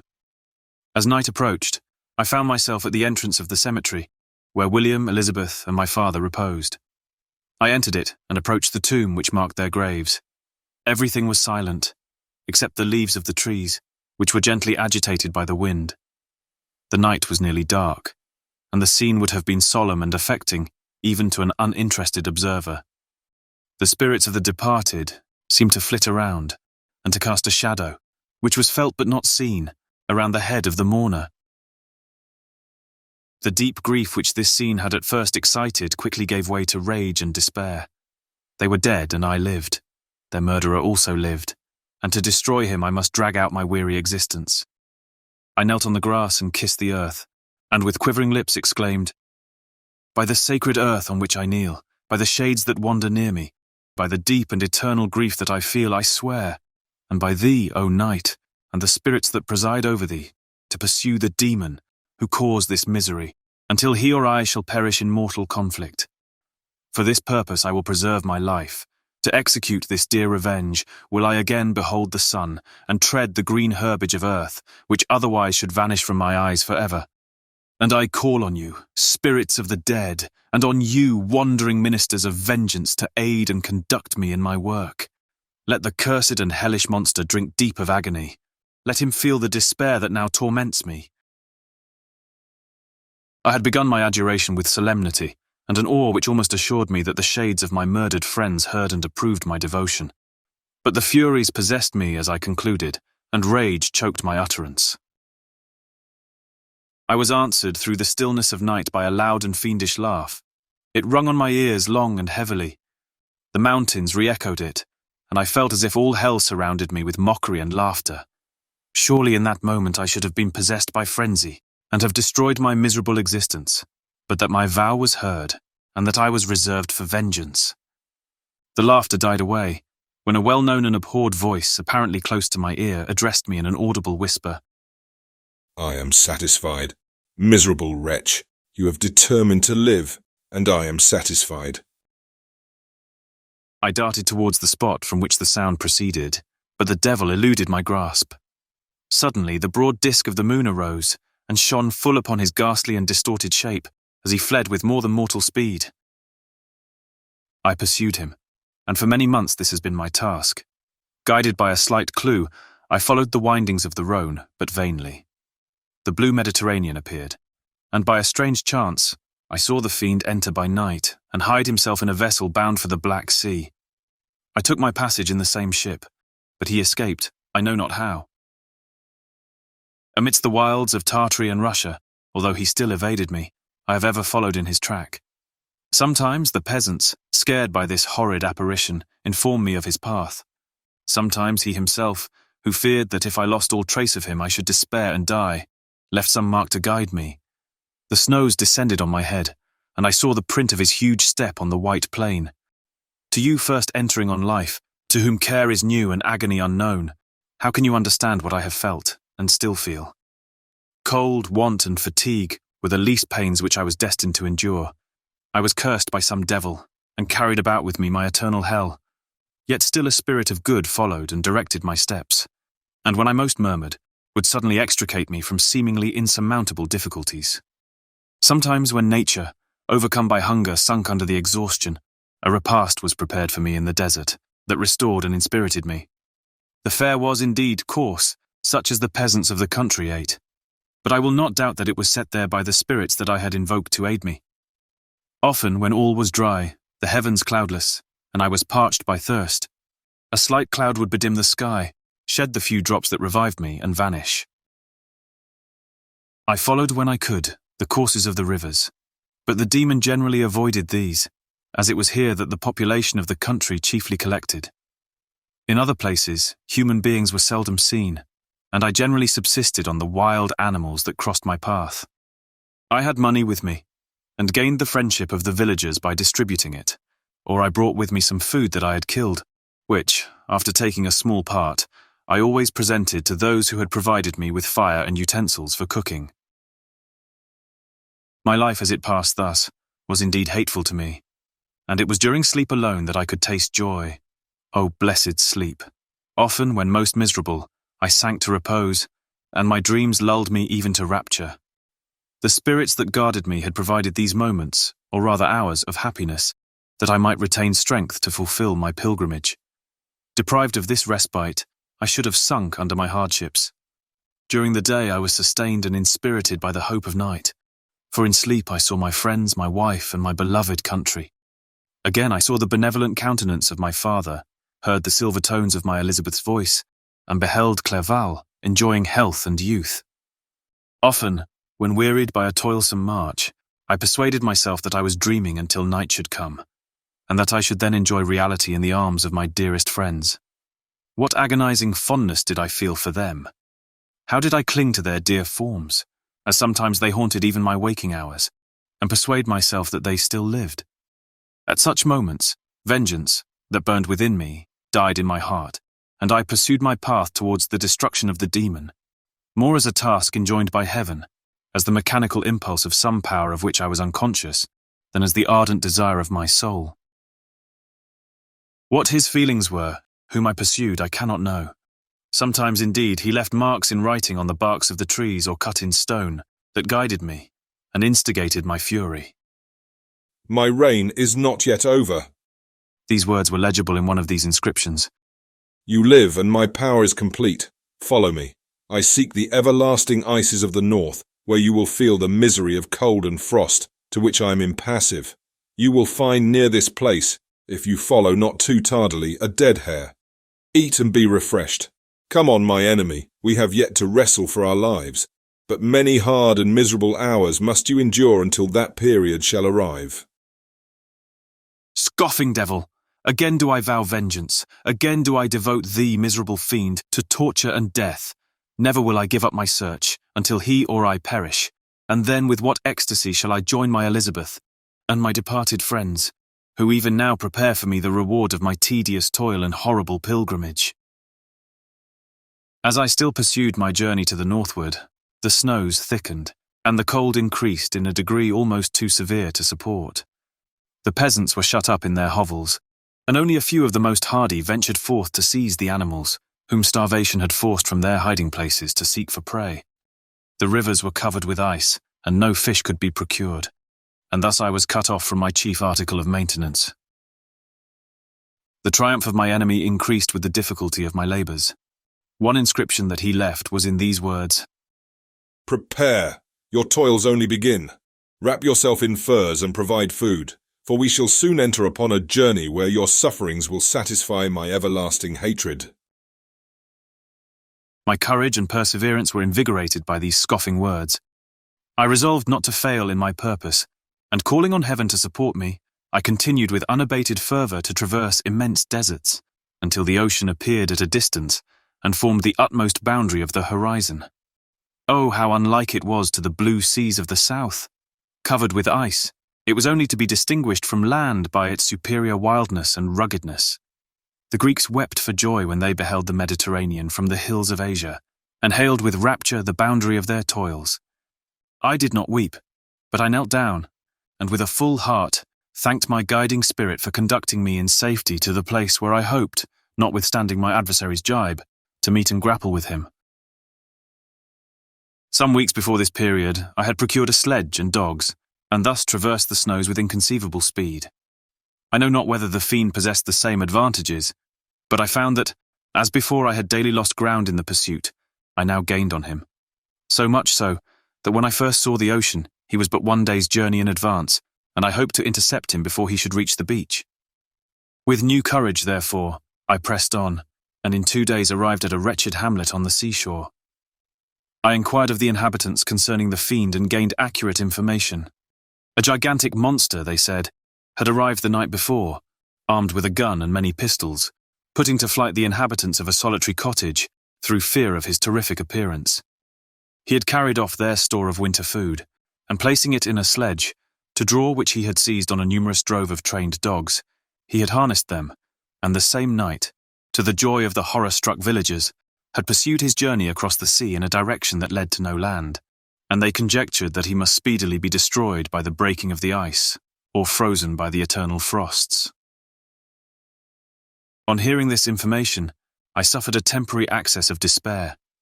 He had escaped me, and I must commence a destructive and almost endless journey across the mountainous ices of the ocean, amidst cold that few of the inhabitants could long endure, and which I, the native of a genial and sunny climate, could not hope to survive. Yet at the idea that the fiend should live and be triumphant, my rage and vengeance returned, and like a mighty tide, overwhelmed every other feeling. After a slight repose, during which the spirits of the dead hovered round and instigated me to toil and revenge, I prepared for my journey. I exchanged my land sledge for one fashioned for the inequalities of the frozen ocean, and purchasing a plentiful stock of provisions, I departed from land. I cannot guess how many days have passed since then, but I have endured misery, which nothing but the eternal sentiment of a just retribution burning within my heart could have enabled me to support. Immense and rugged mountains of ice often barred up my passage, and I often heard the thunder of the ground sea, which threatened my destruction. But again the frost came, and made the paths of the sea secure. By the quantity of provision which I had consumed, I should guess that I had passed 3 weeks in this journey, and the continual protraction of hope, returning back upon the heart, often wrung bitter drops of despondency and grief from my eyes. Despair had indeed almost secured her prey, and I should soon have sunk beneath this misery. Once, after the poor animals that conveyed me had with incredible toil gained the summit of a sloping ice mountain, and one, sinking under his fatigue, died, I viewed the expanse before me with anguish, when suddenly my eye caught a dark speck upon the dusky plain. I strained my sight to discover what it could be, and uttered a wild cry of ecstasy when I distinguished a sledge, and the distorted proportions of a well-known form within. Oh, with what a burning gush did hope revisit my heart! Warm tears filled my eyes, which I hastily wiped away, that they might not intercept the view I had of the demon. But still my sight was dimmed by the burning drops, until, giving way to the emotions that oppressed me, I wept aloud. But this was not the time for delay. I disencumbered the dogs of their dead companion, gave them a plentiful portion of food, and after an hour's rest, which was absolutely necessary, and yet which was bitterly irksome to me, I continued my route. The sledge was still visible, nor did I again lose sight of it, except at the moments when for a short time some ice rock concealed it with its intervening crags. I indeed perceptibly gained on it, and when, after nearly 2 days' journey, I beheld my enemy at no more than a mile distant, my heart bounded within me. But now, when I appeared almost within grasp of my foe, my hopes were suddenly extinguished, and I lost all trace of him more utterly than I had ever done before. A ground sea was heard. The thunder of its progress, as the waters rolled and swelled beneath me, became every moment more ominous and terrific. I pressed on, but in vain. The wind arose, the sea roared, and as with the mighty shock of an earthquake, it split, and cracked with a tremendous and overwhelming sound. The work was soon finished. In a few minutes, a tumultuous sea rolled between me and my enemy, and I was left drifting on a scattered piece of ice that was continually lessening, and thus preparing for me a hideous death. In this manner many appalling hours passed. Several of my dogs died, and I myself was about to sink under the accumulation of distress, when I saw your vessel riding at anchor and holding forth to me hopes of succour and life. I had no conception that vessels ever came so far north, and was astounded at the sight. I quickly destroyed part of my sledge to construct oars, and by these means was enabled, with infinite fatigue, to move my ice raft in the direction of your ship. I had determined, if you were going southward, still to trust myself to the mercy of the seas, rather than abandon my purpose. I hoped to induce you to grant me a boat with which I could pursue my enemy, but your direction was northward. You took me on board when my vigour was exhausted, and I should soon have sunk under my multiplied hardships into a death which I still dread, for my task is unfulfilled. Oh, when will my guiding spirit, in conducting me to the demon, allow me the rest I so much desire? Or must I die and he yet live? If I do, swear to me, Walton, that he shall not escape, that you will seek him and satisfy my vengeance in his death. And do I dare to ask of you to undertake my pilgrimage, to endure the hardships that I have undergone? No, I am not so selfish. Yet when I am dead, if he should appear, if the ministers of vengeance should conduct him to you, swear that he shall not live, swear that he shall not triumph over my accumulated woes, and survive to add to the list of his dark crimes. He is eloquent and persuasive, and once his words had even power over my heart. But trust him not. His soul is as hellish as his form, full of treachery and fiend-like malice. Hear him not. Call on the manes of William, Justine, Clerval, Elizabeth, my father, and of the wretched Victor, and thrust your sword into his heart. I will hover near and direct the steel aright. Walton, in continuation. August 26th. You have read this strange and terrific story, Margaret, and do you not feel your blood congeal with horror, like that which even now curdles mine? Sometimes, seized with sudden agony, he could not continue his tale. At others, his voice broken yet piercing, uttered with difficulty the words so replete with anguish. His fine and lovely eyes were now lighted up with indignation, now subdued to downcast sorrow, and quenched in infinite wretchedness. Sometimes he commanded his countenance and tones, and related the most horrible incidents with a tranquil voice, suppressing every mark of agitation. Then, like a volcano bursting forth, his face would suddenly change to an expression of the wildest rage as he shrieked out imprecations on his persecutor. His tale is connected, and told with an appearance of the simplest truth. Yet I own to you that the letters of Felix and Safi, which he showed me, and the apparition of the monster seen from our ship, brought to me a greater conviction of the truth of his narrative than his asseverations, however earnest and connected. Such a monster has then really existence. I cannot doubt it, yet I'm lost in surprise and admiration. Sometimes I endeavoured to gain from Frankenstein the particulars of his creature's formation, but on this point he was impenetrable. Are you mad, my friend? Said he. Or whither does your senseless curiosity lead you? Would you also create for yourself and the world a demoniacal enemy? Peace, peace. Learn my miseries, and do not seek to increase your own. Frankenstein discovered that I made notes concerning his history. He asked to see them, and then himself corrected and augmented them in many places, but principally in giving the life and spirit to the conversations he held with his enemy. Since you have preserved my narration, said he, I would not that a mutilated one should go down to posterity. Thus has a week passed away while I have listened to the strangest tale that ever imagination formed. My thoughts and every feeling of my soul have been drunk up by the interest for my guest, which this tale and his own elevated and gentle manners have created. I wish to soothe him, yet can I counsel one so infinitely miserable, so destitute of every hope of consolation, to live? Oh no, the only joy that he can now know will be when he composes his shattered spirit to peace and death. Yet he enjoys one comfort, the offspring of solitude and delirium.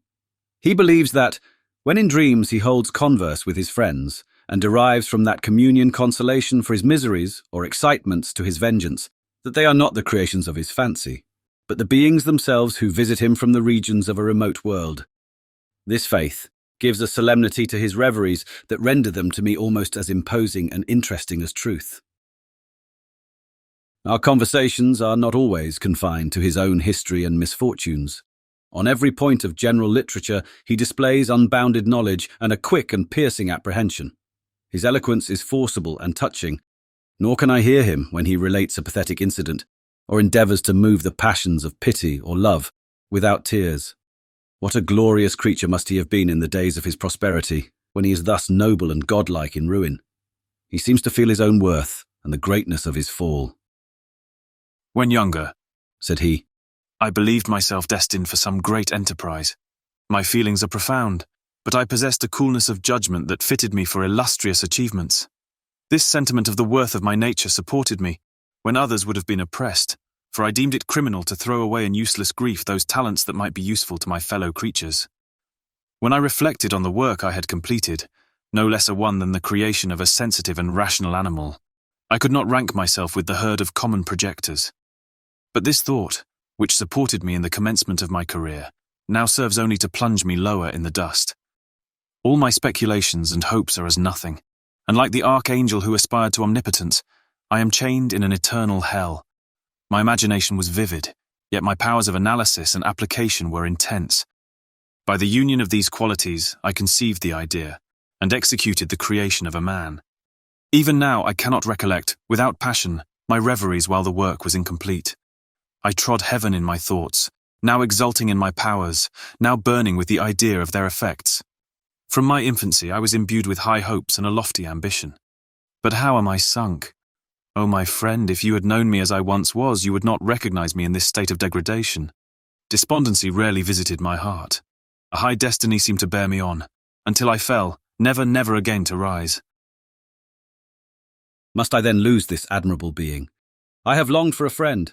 I have sought one who would sympathize with and love me. Behold, on these desert seas I have found such a one. But I fear I have gained him only to know his value and lose him. I would reconcile him to life, but he repulses the idea.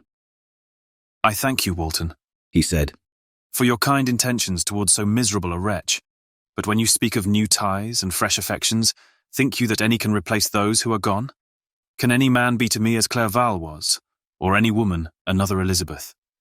Even where the affections are not strongly moved by any superior excellence, the companions of our childhood always possess a certain power over our minds, which hardly any later friend can obtain. They know our infantine dispositions, which, however they may be afterwards modified, are never eradicated, and they can judge of our actions with more certain conclusions as to the integrity of our motives. A sister or a brother can never, unless indeed such symptoms have been shown early, suspect the other of fraud or false dealing, when another friend, however strongly he may be attached, may, in spite of himself, be contemplated with suspicion. But I enjoyed friends, dear not only through habit and association, but from their own merits. And wherever I am, the soothing voice of my Elizabeth and the conversation of Clerval will be ever whispered in my ear. They are dead, and but one feeling in such a solitude can persuade me to preserve my life. If I were engaged in any high undertaking or design, fraught with extensive utility to my fellow creatures, then could I live to fulfill it. But such is not my destiny. I must pursue and destroy the being to whom I gave existence. Then my lot on earth will be fulfilled, and I may die. September 2nd. My beloved sister, I write to you encompassed by peril, and ignorant whether I am ever doomed to see again dear England, and the dearer friends that inhabit it. I am surrounded by mountains of ice, which admit of no escape, and threaten every moment to crush my vessel. The brave fellows, whom I have persuaded to be my companions, look towards me for aid, but I have none to bestow. There is something terribly appalling in our situation, yet my courage and hopes do not desert me. Yet it is terrible to reflect that the lives of all these men are endangered through me. If we are lost, my mad schemes are the cause. And what, Margaret, will be the state of your mind? You will not hear of my destruction, and you will anxiously await my return. Years will pass, and you will have visitings of despair, and yet be tortured by hope. Oh, my beloved sister, the sickening failing of your heartfelt expectations is in prospect more terrible to me than my own death. But you have a husband and lovely children. You may be happy. Heaven bless you and make you so. My unfortunate guest regards me with the tenderest compassion. He endeavours to fill me with hope. and talks as if life were a possession which he valued. He reminds me how often the same accidents have happened to other navigators who have attempted this sea, and in spite of myself, he fills me with cheerful auguries. Even the sailors feel the power of his eloquence. When he speaks, they no longer despair. He rouses their energies, and while they hear his voice, they believe these vast mountains of ice are molehills, which will vanish before the resolutions of man. These feelings are transitory. Each day of expectation delayed fills them with fear, and I almost dread a mutiny caused by this despair. September 5th. A scene has just passed of such uncommon interest that although it is highly probable that these papers may never reach you, yet I cannot forbear recording it. We are still surrounded by mountains of ice, still in imminent danger of being crushed in their conflict. The cold is excessive, and many of my unfortunate comrades have already found a grave amidst this scene of desolation. Frankenstein has daily declined in health. A feverish fire still glimmers in his eyes, but he is exhausted, and when suddenly roused to any exertion, he speedily sinks again into apparent lifelessness. I mentioned in my last letter the fears I entertained of a mutiny. This morning, as I sat watching the one countenance of my friend, his eyes half closed and his limbs hanging listlessly, I was roused by half a dozen of the sailors who demanded admission into the cabin. They entered, and their leader addressed me. He told me that he and his companions had been chosen by the other sailors to come in deputation to me, to make me a requisition which in justice I could not refuse. We were immured in ice and should probably never escape, but they feared that if, as was possible, the ice should dissipate and a free passage be opened, I should be rash enough to continue my voyage and lead them into fresh dangers after they might happily have surmounted this. They insisted, therefore, that I should engage with a solemn promise that if the vessel should be freed, I would instantly direct my course southward. This speech troubled me. I had not despaired, nor had I yet conceived the idea of returning if set free. Yet could I in justice or even in possibility refuse this demand? I hesitated before I answered.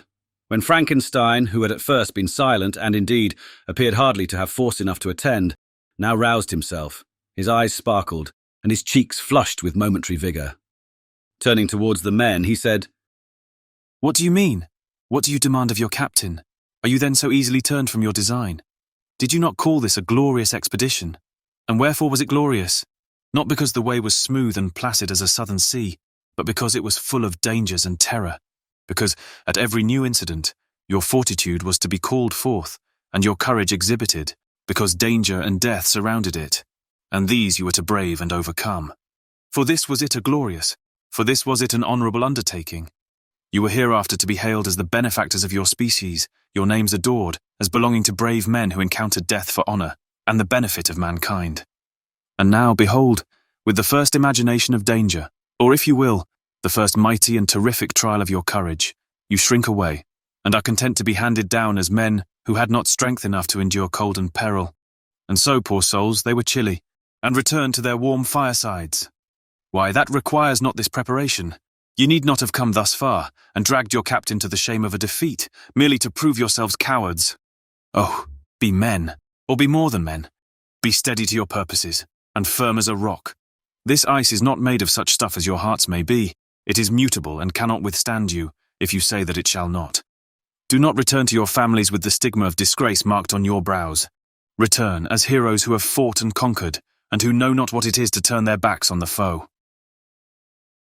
He spoke this with a voice so modulated to the different feelings expressed in his speech, with an eye so full of lofty design and heroism, that can you wonder that these men were moved? They looked at one another and were unable to reply. I spoke. I told them to retire and consider of what had been said, that I would not lead them farther north if they strenuously desired the contrary, but that I hoped that, with reflection, their courage would return. They retired, and I turned towards my friend, but he was sunk in languor and almost deprived of life. How all this will terminate I know not, but I had rather die than return shamefully, my purpose unfulfilled. Yet I fear such will be my fate. The men, unsupported by ideas of glory and honour, can never willingly continue to endure their present hardships. September 7th. The die is cast. I have consented to return if we are not destroyed. Thus are my hopes blasted by cowardice and indecision. I come back ignorant and disappointed. It requires more philosophy than I possess to bear this injustice with patience. September 12th. It is past.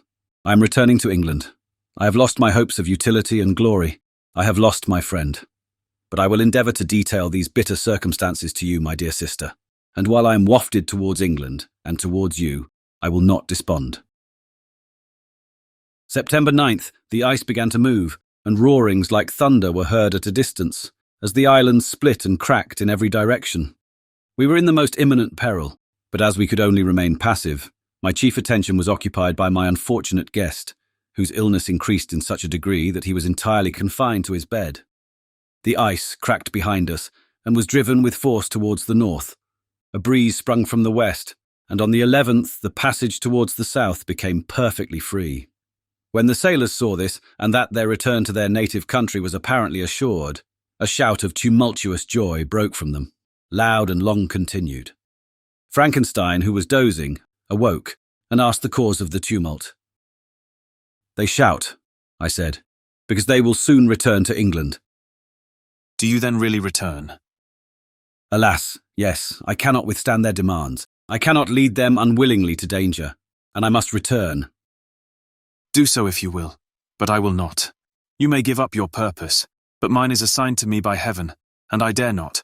I am weak, but surely the spirits who assist my vengeance will endow me with sufficient strength. Saying this, he endeavoured to spring from the bed, but the exertion was too great for him. He fell back and fainted. It was long before he was restored, and I often thought that life was entirely extinct. At length he opened his eyes. He breathed with difficulty and was unable to speak. The surgeon gave him a composing draught and ordered us to leave him undisturbed. In the meantime, he told me that my friend had certainly not many hours to live. His sentence was pronounced, and I could only grieve and be patient. I sat by his bed watching him. His eyes were closed, and I thought he slept, but presently he called to me in a feeble voice, and bidding me come near, said, "Alas, the strength I relied on is gone. I feel that I shall soon die, and he, my enemy and persecutor, may still be in being. Think not, Walton, that in the last moments of my existence I feel that burning hatred and ardent desire of revenge I once expressed, but I feel myself justified in desiring the death of my adversary. During these last days I have been occupied in examining my past conduct, nor do I find it blamable.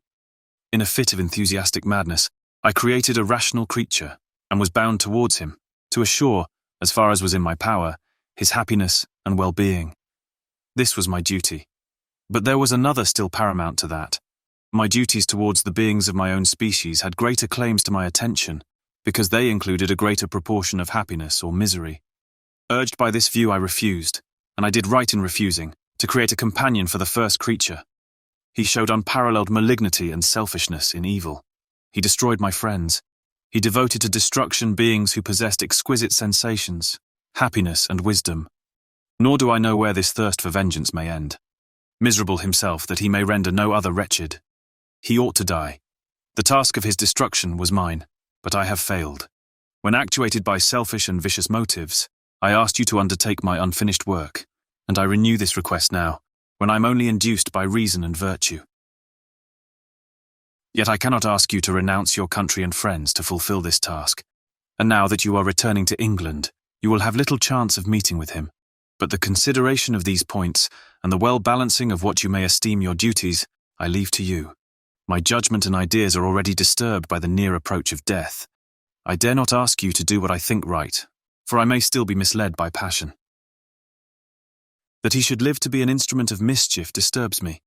In other respects, this hour, when I momentarily expect my release, is the only happy one which I have enjoyed for several years. The forms of the beloved dead flit before me, and I hasten to their arms. Farewell, Walton. Seek happiness in tranquillity, and avoid ambition, even if it be only the apparently innocent one of distinguishing yourself in science and discoveries. Yet why do I say this? I have myself been blasted in these hopes, yet another may succeed. His voice became fainter as he spoke, and at length, exhausted by his effort, he sunk into silence. About half an hour afterwards, He attempted again to speak, but was unable. He pressed my hand feebly, and his eyes closed forever, while the irradiation of a gentle smile passed away from his lips. Margaret, what comment can I make on the untimely extinction of this glorious spirit? What can I say that will enable you to understand the depth of my sorrow? All that I should express would be inadequate and feeble. My tears flow. My mind is overshadowed by a cloud of disappointment. But I journey towards England, and I may there find consolation. I am interrupted. What do these sounds portend? It is midnight. The breeze blows fairly, and the watch on deck scarcely stir. Again, there is a sound as of a human voice, but hoarser. It comes from the cabin where the remains of Frankenstein still lie. I must arise and examine. Good night, my sister.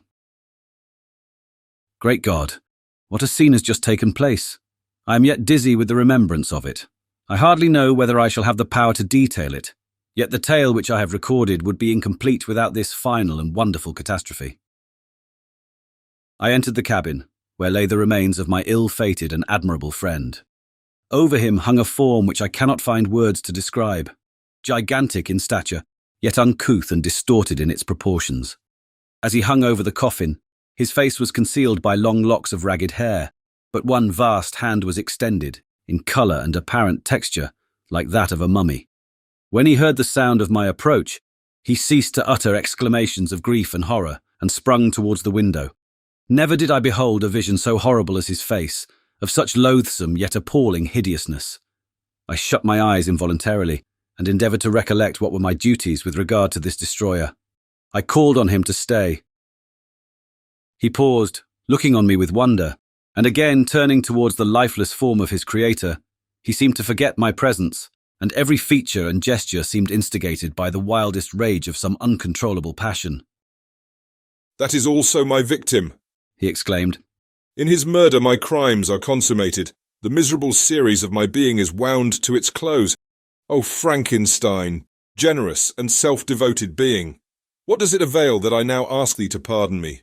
I, who irretrievably destroyed thee by destroying all thou lovedst. Alas, he is cold, he cannot answer me."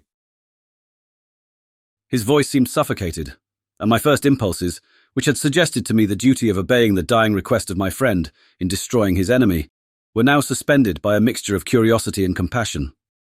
I approached this tremendous being. I dared not again raise my eyes to his face. There was something so scaring and unearthly in his ugliness. I attempted to speak, but the words died away on my lips. The monster continued to utter wild and incoherent self-reproaches. At length, I gathered resolution to address him in a pause of the tempest of his passion. "Your repentance," I said, "is now superfluous. If you had listened to the voice of conscience and heeded the stings of remorse before you had urged your diabolical vengeance to this extremity, Frankenstein would yet have lived." "And do you dream?" said the demon. "Do you think that I was then dead to agony and remorse? He continued, pointing to the corpse, he suffered not in the consummation of the deed, oh, not the 10,000th portion of the anguish that was mine during the lingering detail of its execution. A frightful selfishness hurried me on, while my heart was poisoned with remorse. Think you that the groans of Clerval were music to my ears? My heart was fashioned to be susceptible of love and sympathy. And when wrenched by misery to vice and hatred, it did not endure the violence of the change, without torture, such as you cannot even imagine. After the murder of Clerval, I returned to Switzerland, heartbroken and overcome. I pitied Frankenstein. My pity amounted to horror. I abhorred myself. But when I discovered that he, the author at once of my existence and of its unspeakable torments, dared to hope for happiness, that while he accumulated wretchedness and despair upon me, he sought his own enjoyment in feelings and passions from the indulgence of which I was forever barred, then impotent envy and bitter indignation filled me with an insatiable thirst for vengeance. I recollected my threat and resolved that it should be accomplished.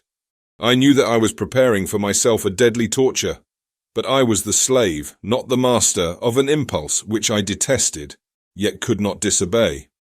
Yet when she died, nay, then I was not miserable. I had cast off all feeling, subdued all anguish, to riot in the excess of my despair. Evil thenceforth became my good. Urged thus far, I had no choice but to adapt my nature to an element which I had willingly chosen. The completion of my demoniacal design became an insatiable passion. And now it is ended. There is my last victim. I was at first touched by the expressions of his misery. Yet, when I called to mind what Frankenstein had said of his powers of eloquence and persuasion, and when I again cast my eyes on the lifeless form of my friend, indignation was rekindled within me. "Wretch," I said, "it is well that you come here to whine over the desolation that you have made. You throw a torch into a pile of buildings, and when they are consumed, you sit among the ruins and lament the fall. Hypocritical fiend! If he whom you mourn still lived, still would he be the object. Again would he become the prey of your accursed vengeance. It is not pity that you feel. You lament only because the victim of your malignity is withdrawn from your power." "Oh, it is not thus, interrupted the being. "Yet such must be the impression conveyed to you by what appears to be the purport of my actions. Yet I seek not a fellow feeling in my misery. No sympathy may I ever find. When I first sought it, it was the love of virtue, the feelings of happiness and affection with which my whole being overflowed, that I wished to be participated. But now that virtue has become to me a shadow, and that happiness and affection are turned into bitter and loathing despair. In what should I seek for sympathy? I am content to suffer alone, while my sufferings shall endure. When I die, I am well satisfied that abhorrence and opprobrium should load my memory. Once my fancy was soothed with dreams of virtue, of fame, and of enjoyment. Once I falsely hoped to meet with beings who, pardoning my outward form, would love me for the excellent qualities which I was capable of unfolding. I was nourished with high thoughts of honour and devotion. But now, crime has degraded me beneath the meanest animal. No guilt, no mischief, no malignity, no misery can be found comparable to mine. When I run over the frightful catalogue of my sins, I cannot believe that I am the same creature whose thoughts were once filled with sublime and transcendent visions of the beauty and the majesty of goodness. But it is even so. The fallen angel becomes a malignant devil. Yet even that enemy of God and man had friends and associates in his desolation. I am alone. You, who call Frankenstein your friend, seem to have a knowledge of my crimes and his misfortunes. But in the detail which he gave you of them, he could not sum up the hours and months of misery which I endured, wasting in impotent passions. For while I destroyed his hopes, I did not satisfy my own desires. They were forever ardent and craving. Still I desired love and fellowship, and I was still spurned.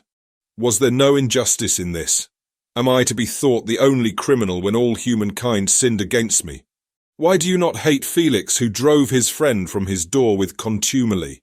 Why do you not execrate the rustic who sought to destroy the saviour of his child? Nay, these are virtuous and immaculate beings. I, the miserable and the abandoned, am an abortion, to be spurned at and kicked and trampled on. Even now my blood boils at the recollection of this injustice. But it is true that I am a wretch. I have murdered the lovely and the helpless. I have strangled the innocent as they slept, and grasped to death his throat who never injured me or any other living thing. I have devoted my Creator, the select specimen of all that is worthy of love and admiration among men, to misery. I have pursued him even to that irremediable ruin. There he lies, white and cold in death. You hate me, but your abhorrence cannot equal that with which I regard myself. I look on the hands which executed the deed. I think on the heart in which the imagination of it was conceived, and long for the moment when these hands will meet my eyes, when that imagination will haunt my thoughts no more. Fear not that I shall be the instrument of future mischief. My work is nearly complete. Neither yours nor any man's death is needed to consummate the series of my being, and accomplish that which must be done. But it requires my own. Do not think that I shall be slow to perform this sacrifice. I shall quit your vessel on the ice raft which brought me thither, and shall seek the most northern extremity of the globe. I shall collect my funeral pile, and consume to ashes this miserable frame, that its remains may afford no light to any curious and unhallowed wretch who would create such another as I have been. I shall die. I shall no longer feel the agonies which now consume me, or be the prey of feelings unsatisfied, yet unquenched. He is dead who called me into being, and when I shall be no more, the very remembrance of us both will speedily vanish. I shall no longer see the sun or stars, or feel the winds play on my cheeks. Light, feeling, and sense will pass away, and in this condition must I find my happiness. Some years ago, when the images which this world affords first opened upon me, when I felt the cheering warmth of summer, and heard the rustling of the leaves and the warbling of the birds, and these were all to me, I should have wept to die. Now it is my only consolation. Polluted by crimes, and torn by the bitterest remorse, where can I find rest but in death? Farewell. I leave you, and in you the last of humankind, whom these eyes will ever behold. Farewell, Frankenstein. If thou wert yet alive, and yet cherished a desire of revenge against me, but it was not so. Thou didst seek my extinction, that I might not cause greater wretchedness. And if yet, in some mode unknown to me, thou hadst not ceased to think and feel, thou wouldst not desire against me a vengeance greater than that which I feel. Blasted as thou wert, my agony was still superior to thine, for the bitter sting of remorse will not cease to rankle in my wounds, until death shall close them forever.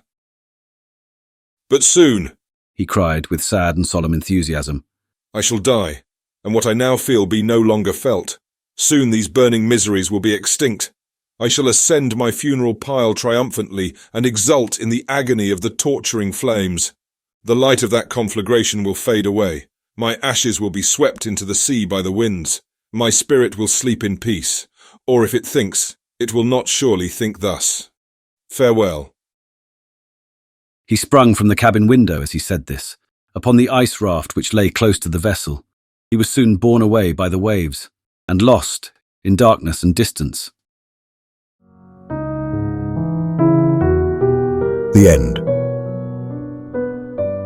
This concludes this reading of Frankenstein by Mary Shelley. If you enjoyed it, please like and subscribe. To request our next book or listen ad-free, visit aireadtome.com. Thanks for listening.